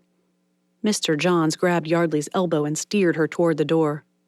If you find anything else that my girl has meddled with, just send the bill. She'll be scrubbing toilets and making beds for a few years as it is. Yardley's shrieks and protest trailed out the door behind them. Bailey looked first at his mother and then up at him. Did that really just happen? Brooks nodded, even as he wondered what had happened to his assertion that he'd pressed charges himself. I thought that was the stuff of Gone with the Wind, not real life. His mother patted Bailey's hand and sighed. Honey, as far as Yardley is concerned, she's the 21st century incarnation of Scarlett O'Hara with a princess crown to go with it. She rose. You call everyone in, will you? I'll fix us a snack. Chapter 25. With the cameras on her as she took the final walks through the renovated summer homes, Bailey pointed out features they'd installed, decor they'd chosen, and outdoor living spaces necessary on the islands. Island living isn't just a location, it's a way of life. We wanted to provide everything these owners needed to enjoy life to its fullest, right here in their own homes. Barrett's Bailiwick always focuses on keeping home the center of your lives. Bailey turned to shake hands with Brooks, laugh at something Hannah said, point out nothing in the distance. All the pieces of an outro that the editing team needed to create the perfect sign-off for the series. The call from their director, "That's a wrap," released all tension from her. Another series in the bag. I'm outta here. Brooks eyed her, obviously wanting to ask where she was going, but in the week since Josie Parker's Jessica Fletcher moment, he'd become quieter, unwilling to engage like he had before. Fried those fritters to a crisp, I guess. So much for that tender moment after the cave. Hannah trotted after her, but Bailey called out for her to send what was left of the crew over to the house. Rex was livid that they were already 2 weeks behind schedule, so if Hannah could kick the production up a notch, that would appease someone. Somewhere. Meanwhile, she had promises to keep. Once seated behind the wheel, she caught Brooks watching her. Indecision roiled around her before Bailey reached for her phone and sent him a text. Headed over to that place on Elnora with the piled-up debris. See you at dinner? Seconds ticked by as she waited for him to pull out his phone, read, respond, and hit send. Her phone buzzed, and Bailey tapped the screen. Mind if I come along? Part of her did mind. Not that she minded his help or his company, but this was about keeping her word, not about looking good to the guy who still seemed to distrust her motives. Liar. her inner self screamed. Still, they'd have time to talk away from the crew. Maybe get the love-hate thing they had going worked out. Get it out in the open, where it could be worked out. The angst was killing her. As she started the engine, Brooks's shoulders fell. But before he could turn away, she crooked her finger at him and told her phone to send him another text. "See you there." The bridge from Hopper. When had she started thinking of it as Hopper instead of Hooper? Just like a native, even. Anyway, the bridge from Hopper to Elnora stretched out before her. From the shore, it always looked like it sat right on top of the water. But as her truck whizzed over it, she realized that water could never swell over it. Not without a post-earthquake or hurricane, if that was a thing, tsunami. The west side of Elnora had taken the biggest brunt of the storm. No real damage to houses, but all the tree debris, churned up wrack, and plastic litter, likely compliments of tourists on the ferry, had piled up along one beach. Again. Also, a few streets back held houses with broken branches and things Hannah had promised she'd remove. The big dumpsters were in place, and it was time to fill them. Streets first, then beach. Brooks pulled in just a couple minutes behind her. He must have called his mother or something, because there had been no reason not to have him jockeying for first position all the way. "What are we up to, then?" "I've been told this street has a lot of debris that they've cleaned out of backyards for us. We just need to fill the dumpster, and then we're free to do the beach." "You take one end and I take the other, or do you want to work on the same spots to clear one at a time?" Maybe it was ungracious. Down here, probably. But Bailey had to say it. "This wasn't your promise, Brooks. You don't have to do this. I had to get out of there before the crew realized what I was doing and made a big deal of it. It's one thing if they make it to the beach, but people's houses? I want to preserve the islanders' privacy as much as I can." He watched her as she pulled on work gloves and reached for the first tree branch. "Because you get us now, or because we've made a big deal out of this?" "Both," Bailey admitted, "but mostly the former. I love this place." As they worked to clear the first yard of its pile of roofing tiles that didn't belong to the house, broken branches, and odd wood scraps, Brooks brooded. It became so annoying that Bailey began to regret inviting him. The owner came out, a woman of about 60 with hips that had hips and fuchsia lipstick, and pulled on gloves to help.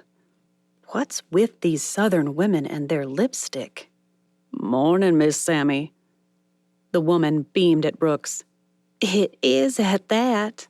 She turned to Bailey with a welcoming smile.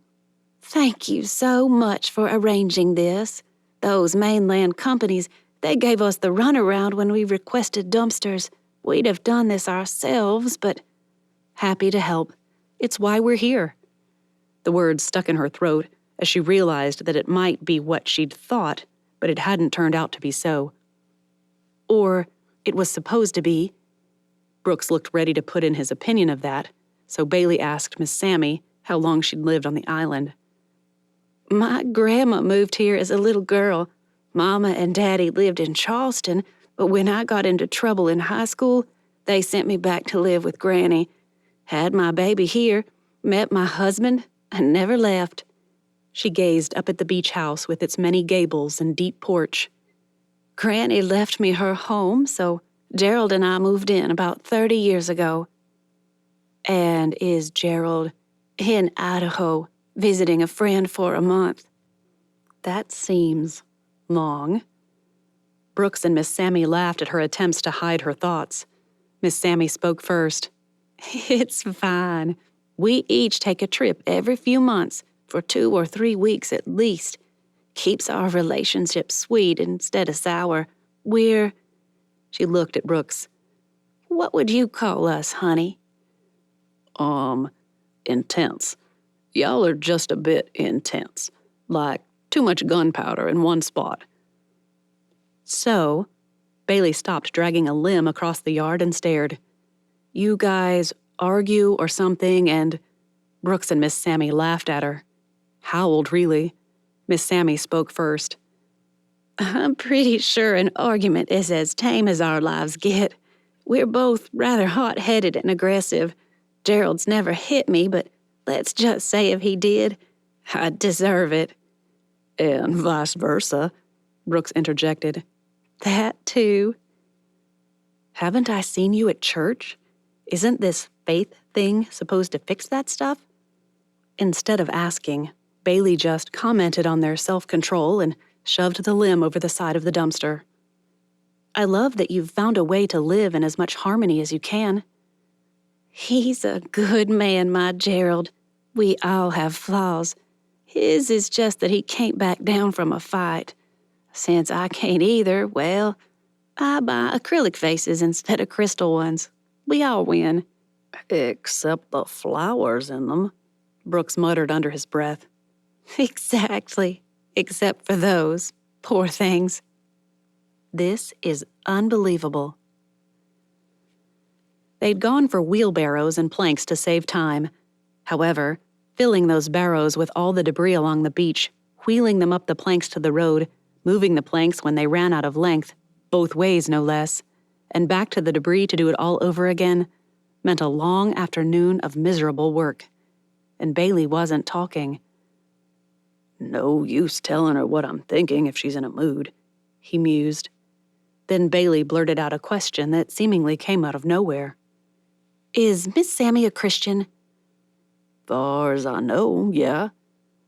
Bailey shot him a look, dumping one of the last bits of plastic, fly-infested seaweed, and other beach rack into her wheelbarrow. What about her husband? Again, can't know, of course, but I'd say so. Why can't you know? She stuck her hands in the sand, scrubbed them together, and dusted them off again. I thought you were supposed to be able to know you have eternal life. He shrugged. Maybe, but there's two problems with that. She hefted the barrow handles and struck off toward the road. What are those? One, that's for us to know about ourselves, and two, it doesn't take into account when Jesus said that bit about folks protesting that they'd done stuff in his name and him saying, I never knew you. Do we know that we're being fake?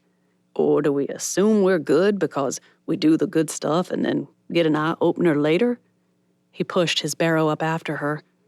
I don't know, but I can only know the state of my own heart, not my neighbor's.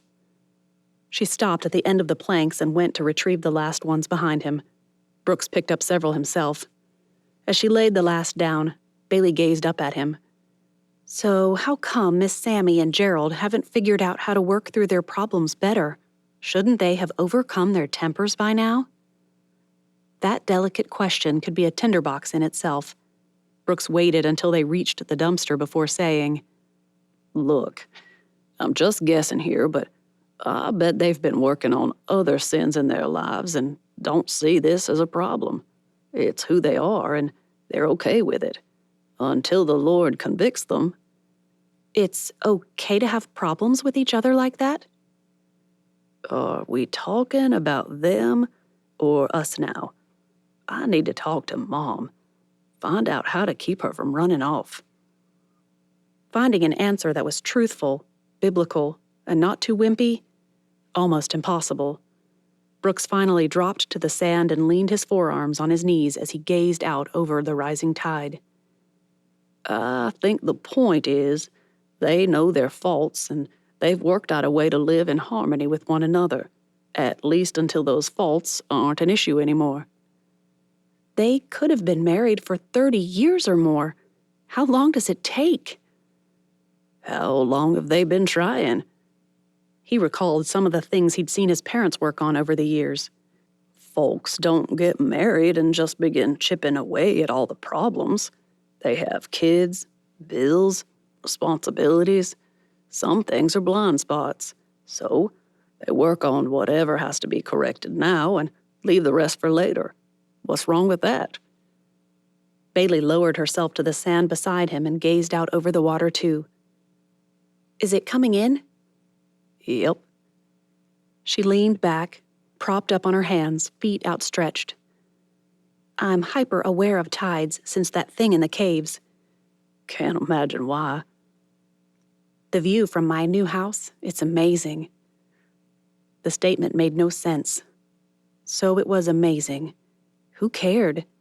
What did it have to do with the tides or working out problems? I'm missing some kind of subtext here.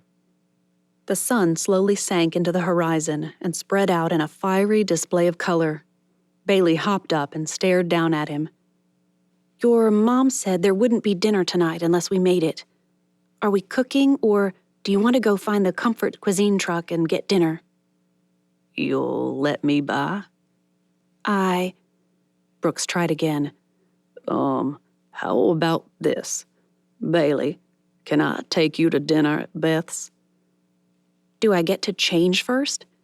He grinned and hoisted himself up. Only if I do. Maybe it was his imagination, but Brooks could have sworn she called back, "It's a date," as she dashed for the truck. Then again, it might have been, "Don't be late," and knowing her. Chapter 26. Just as dawn broke over the water, Bailey crept from the Crawforth house and climbed into her truck. With the threat of rain heavy in the air, she struck out for the house she'd tentatively begun calling the Crow's Nest. Building her nest on the exact place someone else's house had been just seemed to fit. Add in the pirate history from Benjamin Hornigold's family, and how much more perfect could it be? She'd had Mr. Johns's check for a replacement trailer for a whole week now. The trailer Brooks had found for her sat untouched at one corner of her property, and she still hadn't decided. The cost of that trailer would pay for her kitchen cabinets when the time came, if she didn't want to invest her time and energy into the little canned ham trailer. Why wouldn't I? I'll need a place to stay on jobs, and I can record it like Mallory said. But Mallory had suggested it as a solo project rather than one for the network. If she did that, she could design her house to her taste rather than to the latest decorating trends that the network would expect. And I'm almost there. After today, maybe tomorrow at the latest. Decisions. The skeleton of her house no longer stood against the sky. Now, the roof stood out against the blues of sky and sea, and as of the previous day, the house wrap created a white box beneath it. Once the inspection of electrical and plumbing passed that afternoon, she could send the crews home, if she wanted, if she dared. A pelican, not Bernie, but with nearly as much personality perhaps, plunked itself on a rock a few yards from Bailey's porch and watched her as she approached and seated herself on the steps. "Hey there. I didn't know you'd be here, so I don't have anything for you." As if he understood, the bird turned his back on her, deposited what he thought of her poor hospitality on the rock, and flew off. Well, okay then. The sun rose higher and higher, filling the morning air with a glowing, greenish-gray cast, exactly the look she'd always imagined for the day of Jesus' crucifixion. Jesus, what do I do? As she had since the moment she became aware of Brooks Crawforth's interest, Bailey shoved aside her curiosity about what it could mean and focused on what she thought the Lord had planned for her life. This time, that didn't work. Instead, her thoughts examined his fumbling attempts not to be so overbearing, his failed fumbling attempts no less, and how they'd amused her. And that was a first. No one told Bailey Barrett what to do, but seeing a guy fight his naturally protective instinct hadn't sat well with her either. Only the Lord's restraining hand on her heart had kept her from losing her mind. Now, without that restraining hand, her thoughts went wild with possibilities. And it makes no sense. He's still pretending to one or both of us that he's not interested. Knowing the Lord could see right through that half-truth, she added, "Mostly." Just as the thought, "Mallory's right, I could stay," tried to step up to the plate, a curveball nearly knocked it off. It would be career suicide if I failed. In the distance, a familiar sound intruded on her thoughts and prayers. A car, truck more likely, rounded the curve and pulled up short. Bailey leaned out to see. Yep, Brooks. Their gazes met across the trampled yard and battered landscaping, what little of it there was. Sea oats. I want them around the house. Where that thought came from could only be chalked up to speculation. You're deflecting. After a few long minutes, Bailey realized he waited for approval from her. She nodded. After another moment of contemplation, Brooks stepped out, and Lucy jumped out after him. The dog raced to her, arriving with wiggles, kisses, and expectation. It's a good thing I remembered treats this morning, girl. Bailey pulled out the homemade dog biscuits Lee spent one afternoon a week baking. He's only had the dog for a couple of months, and already she's a habit with all of us. That all of us sent unsettled shivers through her gut. I'm becoming more attached than I realized. So what does that mean, Jesus? Morning. Dropping G's already? Comfortable or nervous? And what do you have to be nervous about? That's enough to send my G's running. Hey. There. That was natural enough, wasn't it? Heard you pull out. Seemed kind of early, so I followed. Got halfway here before I realized I could have just sent a text. Still battling the instinct to be protective and allowing me space, are you? Bailey, I can go. Just tell me. Maybe the Lord sent you. She blinked. Now where did that come from? As if that had been an invitation, he lowered himself to the step beside her and gazed out. Going to be nasty today. Maybe that means the inspector will be in a hurry and won't pitch a fit if someone didn't dust out the electrical box or whatever. I'll check 'em for you before I go, Brooks assured her. The rolling of the waves, whispering of the leaves in the trees, and Lucy's snuffling at every inch of the property kept their awkward silence from being truly silent. Desperation drove her to say, Inspectors don't really care. I know. We're dancing around this thing again, only this time I'm not relieved and I don't know what to do about that. Mom overheard something. The words dropped on the step between them as if a grenade ready to explode. Bailey found herself staring at a spot in the boards as if trying to see if the pin was still in it or not. Yeah? She heard you talking to Mallory about maybe staying. Uh-oh. Swallowing a lump and its twin brother, Bailey stared out at the nearly invisible horizon. Yeah? Mallory thinks I should go solo, do a book and a YouTube channel, start a reno business. She gazed up at the porch roof overhead. Finish this house, document it, sell the info, live here. An even longer silence settled between them, elbowing and nudging until she felt battered by nothing. Brooks finally cleared his throat. You considering it? Maybe. This time, a fear she hadn't been able to corner and unmask showed itself. I just don't know how locals would take to that idea. Brooks pounced on that. Folks like you, Zuzu. They don't like the idea of resorts and casinos, but new neighbors, they'd love to have you. He stared at his hands as if they held some secret he needed, but whatever else he obviously wanted to say never surfaced. And you? I'm not going to pretend I haven't noticed a change in you. I don't do those games. Mom said not to push. His knuckles went white as he clenched those fists. She said I'm too intense about things. Really? Bailey couldn't help but snicker. Oh boy. That earned her a look. The look turned into a stare. A gaze. Dropped gaze. I don't know what I'm doing. Haven't you ever told a girl you liked her? Haven't you ever gone up to a woman and said, "Want to hang out? Am I really that intimidating?" No. He leaned back on his hands and stared hard at the ocean. But my past is. Somewhere out there, I've got a kid who I hope is in a great family. I've never had trouble with women before, but now. Afraid of making the same mistake? He shook his head. Afraid of running you off before I can convince you to give me a chance. How can I care so much about how a person feels when I hardly know her? Lucy brought him a stick, too long for throwing, but Brooks broke it in half and let her sniff.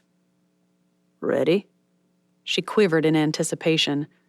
As he pulled back his arm, she darted forward with only a glance back at him. Go. The stick arced in the air and Lucy shot after it. Are you one of those guys who can't be friends if dating doesn't work? Probably. The look Bailey shot him hinted she hadn't expected that. Look, I can pretend I'm not, but really, probably am. Although just because I probably can't be friends doesn't mean I can't be civil. I'm not that guy. I'll just avoid awkward situations.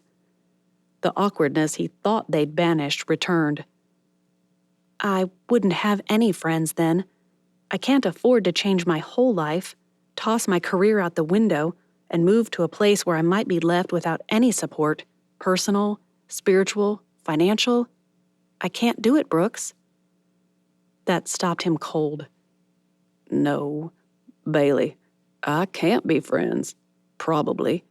I'd try. I would, but I know me. I either wouldn't want to be around you or whoever it was, or I would and couldn't without problems. No reason to admit he'd probably be hoping for a change of heart. A guy had his pride. But my parents, Mallory, Benjamin, the church, everyone but Yardley probably, they'd be there for you. And Mallory's right.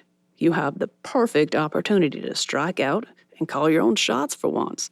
No more assistants making you the scourge of a location. The snort she gave nearly sent his heart into overdrive. Why is that so crazy attractive in her? Scourge? I haven't heard that one outside the Bible. Well, Zuzu, you're in the Bible Belt. What can I say? She shot him a look, one that warned him he was about to be bawled out for a nickname. How can you do that? How can you call me Zuzu and make me glad to hear it? That's scary, Brooks.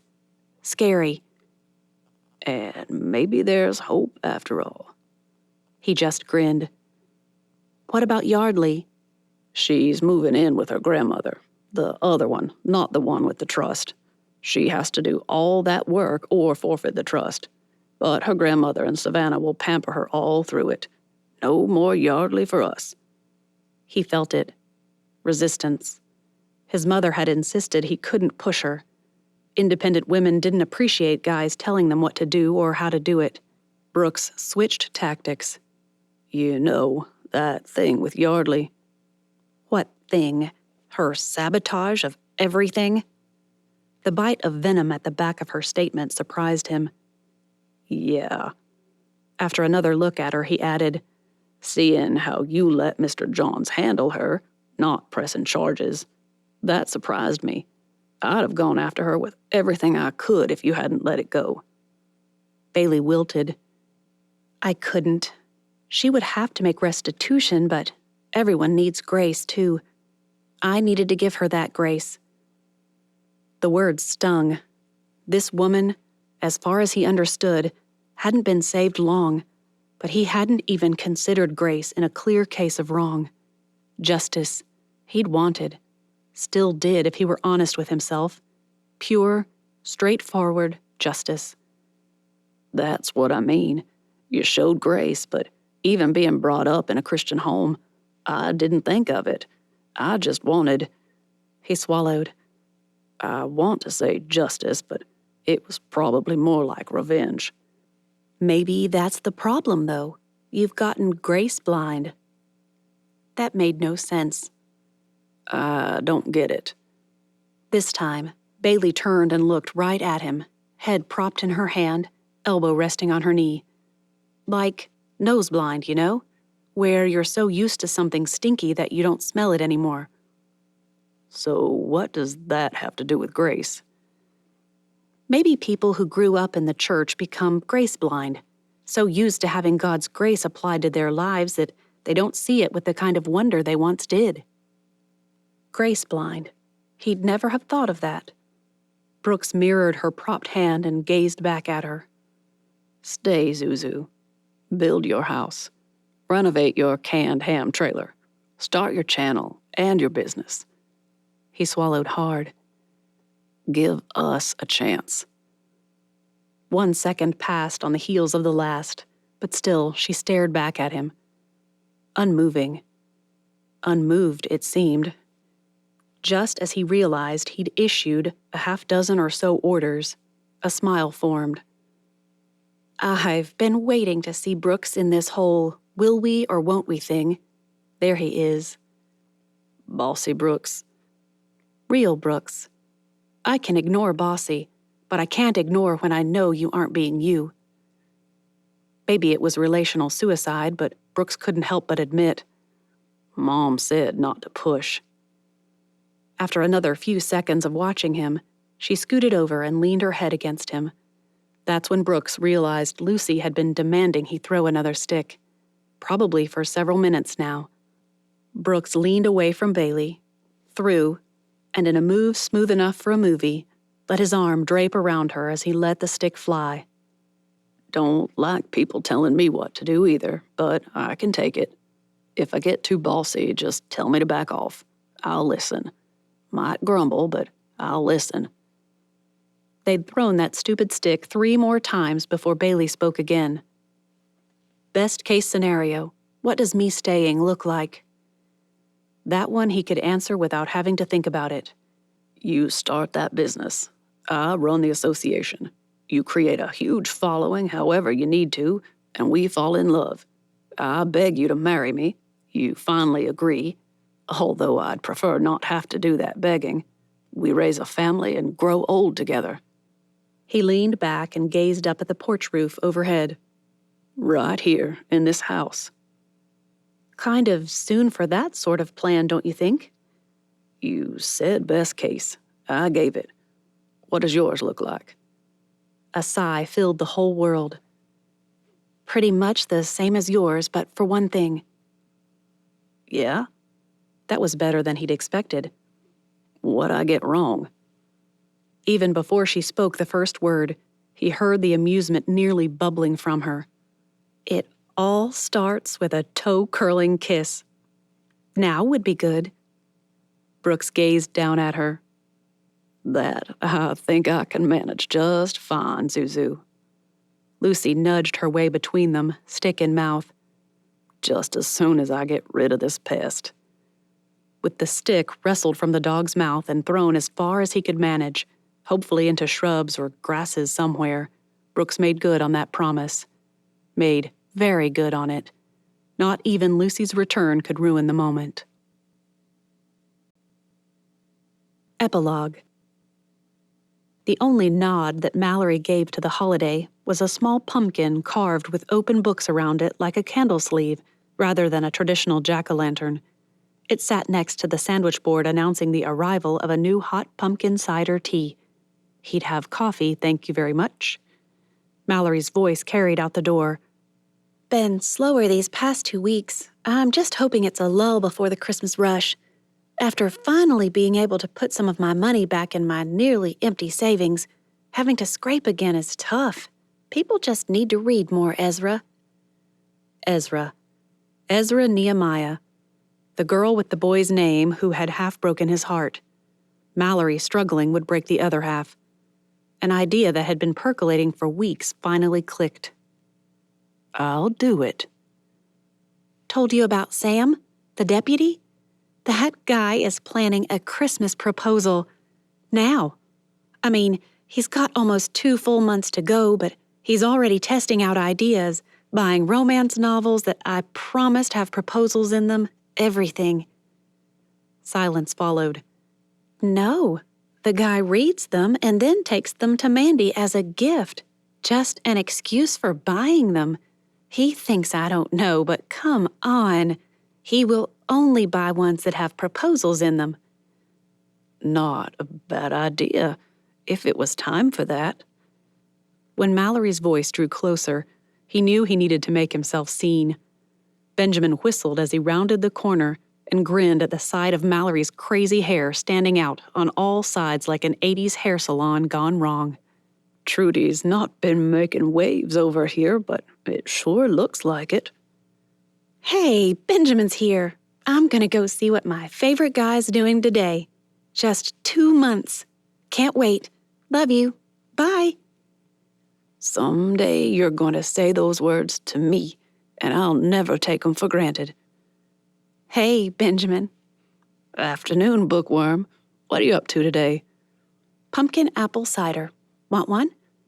He shook his head and screwed up his face in an over-the-top scowl. No, thank you.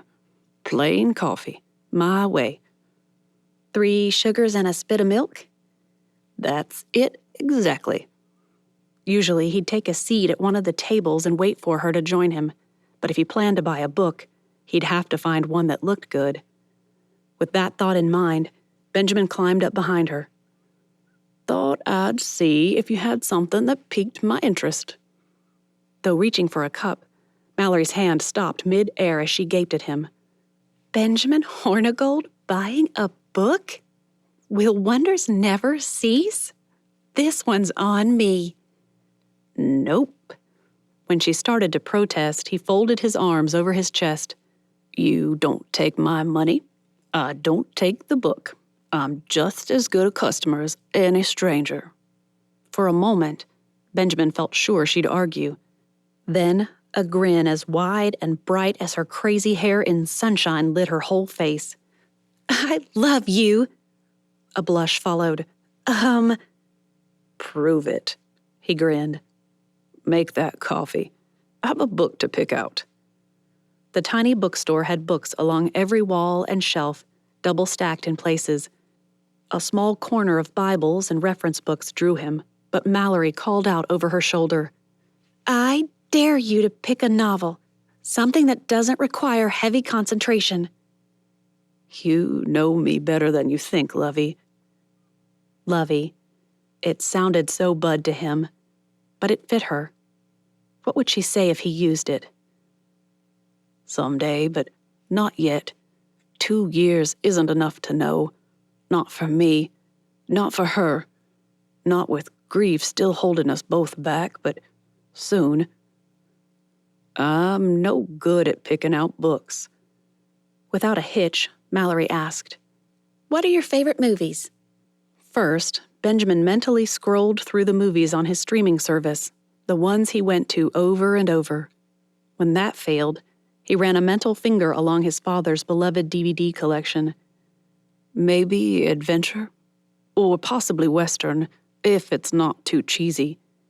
She turned to grin at him. I've got the best idea.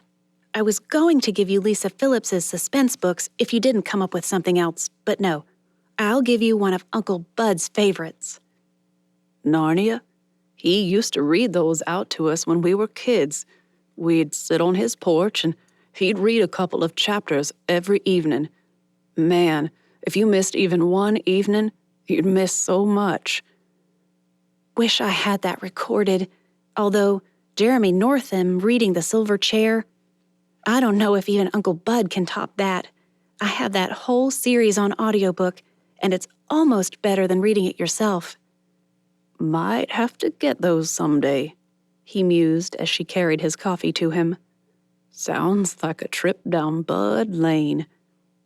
Meanwhile, she dug under a bench that served as a shelf for T-shirts that all proclaimed the wearer's obsession with all things paper and ink. I know I have a copy in here somewhere. One hand dug in her back pocket for her phone, and that phone became a flashlight as she peered through the crack into the depths of the storage space.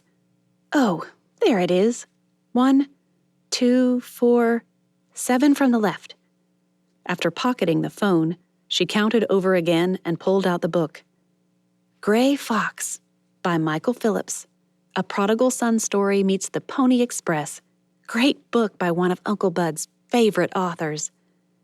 He stared at the cover, a young man riding a horse through a canyon, presumably at top speed. Didn't those riders go fast back then? Looks interesting. Would Uncle Bud steer you wrong? There. Benjamin took the book and grinned as he did. You wouldn't either. I know. I want to talk about it with you when you're done. Uncle Bud used to say that if a guy would just read that book, he'd make better choices in life than most young fellas. If Uncle Bud thinks it's essential, then I've got to do it. He handed it back to her. Ring it up, then. And our coffees, too. But, Mally. She took the 20 he offered her, made change, and started back to him when something arrested her attention. Oh, it's finally happened. Benjamin moved close and peered over her shoulder. Bailey Barrett and Brooks Crawforth walked hand in hand down from the slip and toward the beach. His attention split between Mallory's enjoyment of the scene and the couple themselves. Her sight of delight, their absorption with one another. Beautiful. With one hand gripping Brooks's arm, Bailey hopped on one foot to remove one shoe and repeated it with the other. Her dress swirled in the breeze, and she must have shivered because Brooks pulled off his hoodie and draped it over her shoulders. Thought they'd make a fine couple if they'd both get over their need to be in charge long enough to really see each other. A look at Mallory swelled his throat until he couldn't have spoken if he tried. The couple paused at the shore as waves lapped their feet. Brooks said something. Bailey laughed and kissed his cheek. He turned that kiss into something Hollywood would never capture well. Because you can't fake the real thing. Not really. Mallory's sigh tore at his heart.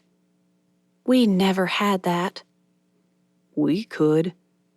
You have no idea how glad I am that Trevor chickened out. Trevor? His gut clenched. Who's Trevor? The fiancé that almost never was, Mallory sighed. Why did I think I loved him? What if I think it again, and I'm wrong again? Think it about me, and you won't be wrong. The thought made no sense, but he wanted it to be true. I don't know what happened, Mallory, but if any guy was fool enough to let you go, then I'd say he didn't deserve you. That sounds like something Uncle Bud would say. Or did. Dropping his voice into the best imitation of Bud that he could manage, Benjamin allowed himself the luxury of sharing his heart while teasing her a bit. Just say it like it is, lovey. She might have wiped away tears, or maybe she just tried to hide the pain of the moment. It didn't matter which to him. The way she melted into a hug and just rested there was all he needed. Everyone loved Uncle Bud, she said at last, but no one really understood him like you do. They stood there, watching Brooks and Bailey kicking water at each other like children in summer, still wrapped in a hug he'd relive for weeks. Maybe it's time to ask her out. Go have a steak on Mimosa or even dinner in Savannah. Make her dinner at my place. All of them. For as long as we both... That thought he stamped down in an instant. Not yet. You going to come back and argue Zach with me? Zach? Despite everything telling him it'd be okay, Benjamin couldn't help wincing at Zach. Hollister, in Gray Fox. I'm dying to know what you think of him, and Hawk. If you want to talk about the book, we'll talk, bookworm.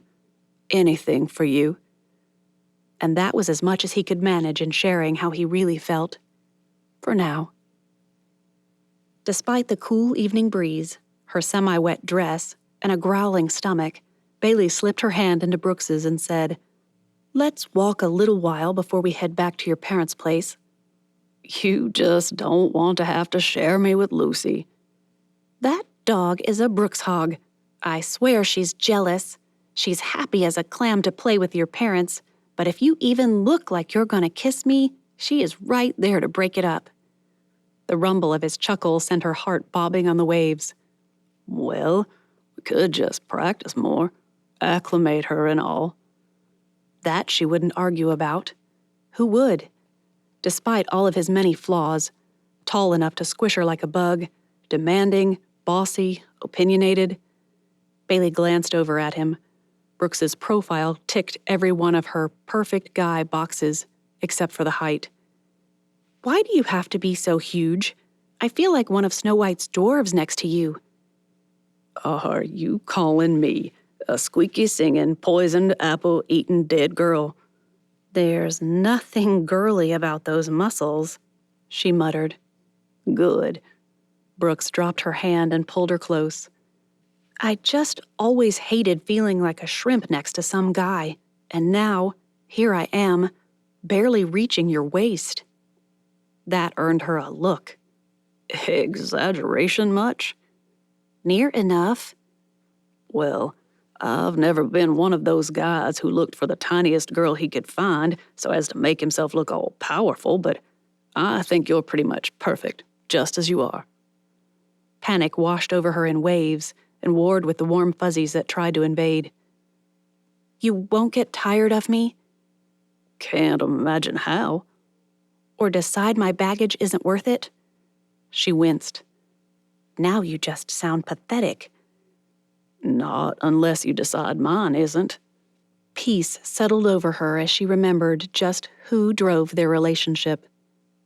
So we'll keep Jesus at the wheel, so to speak. Bad analogy, but yeah. He cupped her cheek as he gazed at her. I'm gonna mess up, Zuzu. I always do. You'll get mad at me. We'll fight. I'll be an idiot and refuse to back down. You'll be smart enough not to let it get to you. Or at least I hope you will. And then eventually, we'll work it out. Make up. He winked. I've watched my folks over the years. Making up almost makes it worth it. Bailey grabbed his hand and tugged at him, half dancing up the beach. We'll have to perfect that making up thing then. Make sure it is worth it. We could skip the whole trouble and just practice the making up bit. There, Bailey shook her head. Nope. I would never believe we had a real relationship if nothing ever went wrong. Just promise me we'll work it out, even if that means we're done. I can take that better than pretending all is well when it isn't. Brooks stopped and gazed down at her. So, we fight. She nodded. We fight. We make up. A grin. Definitely. Maybe it wasn't right, but Brooks couldn't help himself. Fine. Then shrimp potato salad is the best. It is not. Who could help but grinning? Not him. Is so. He winked. Time to make up, don't you think? Bailey slipped her arms around his neck and stood on tiptoe. Maybe. The end.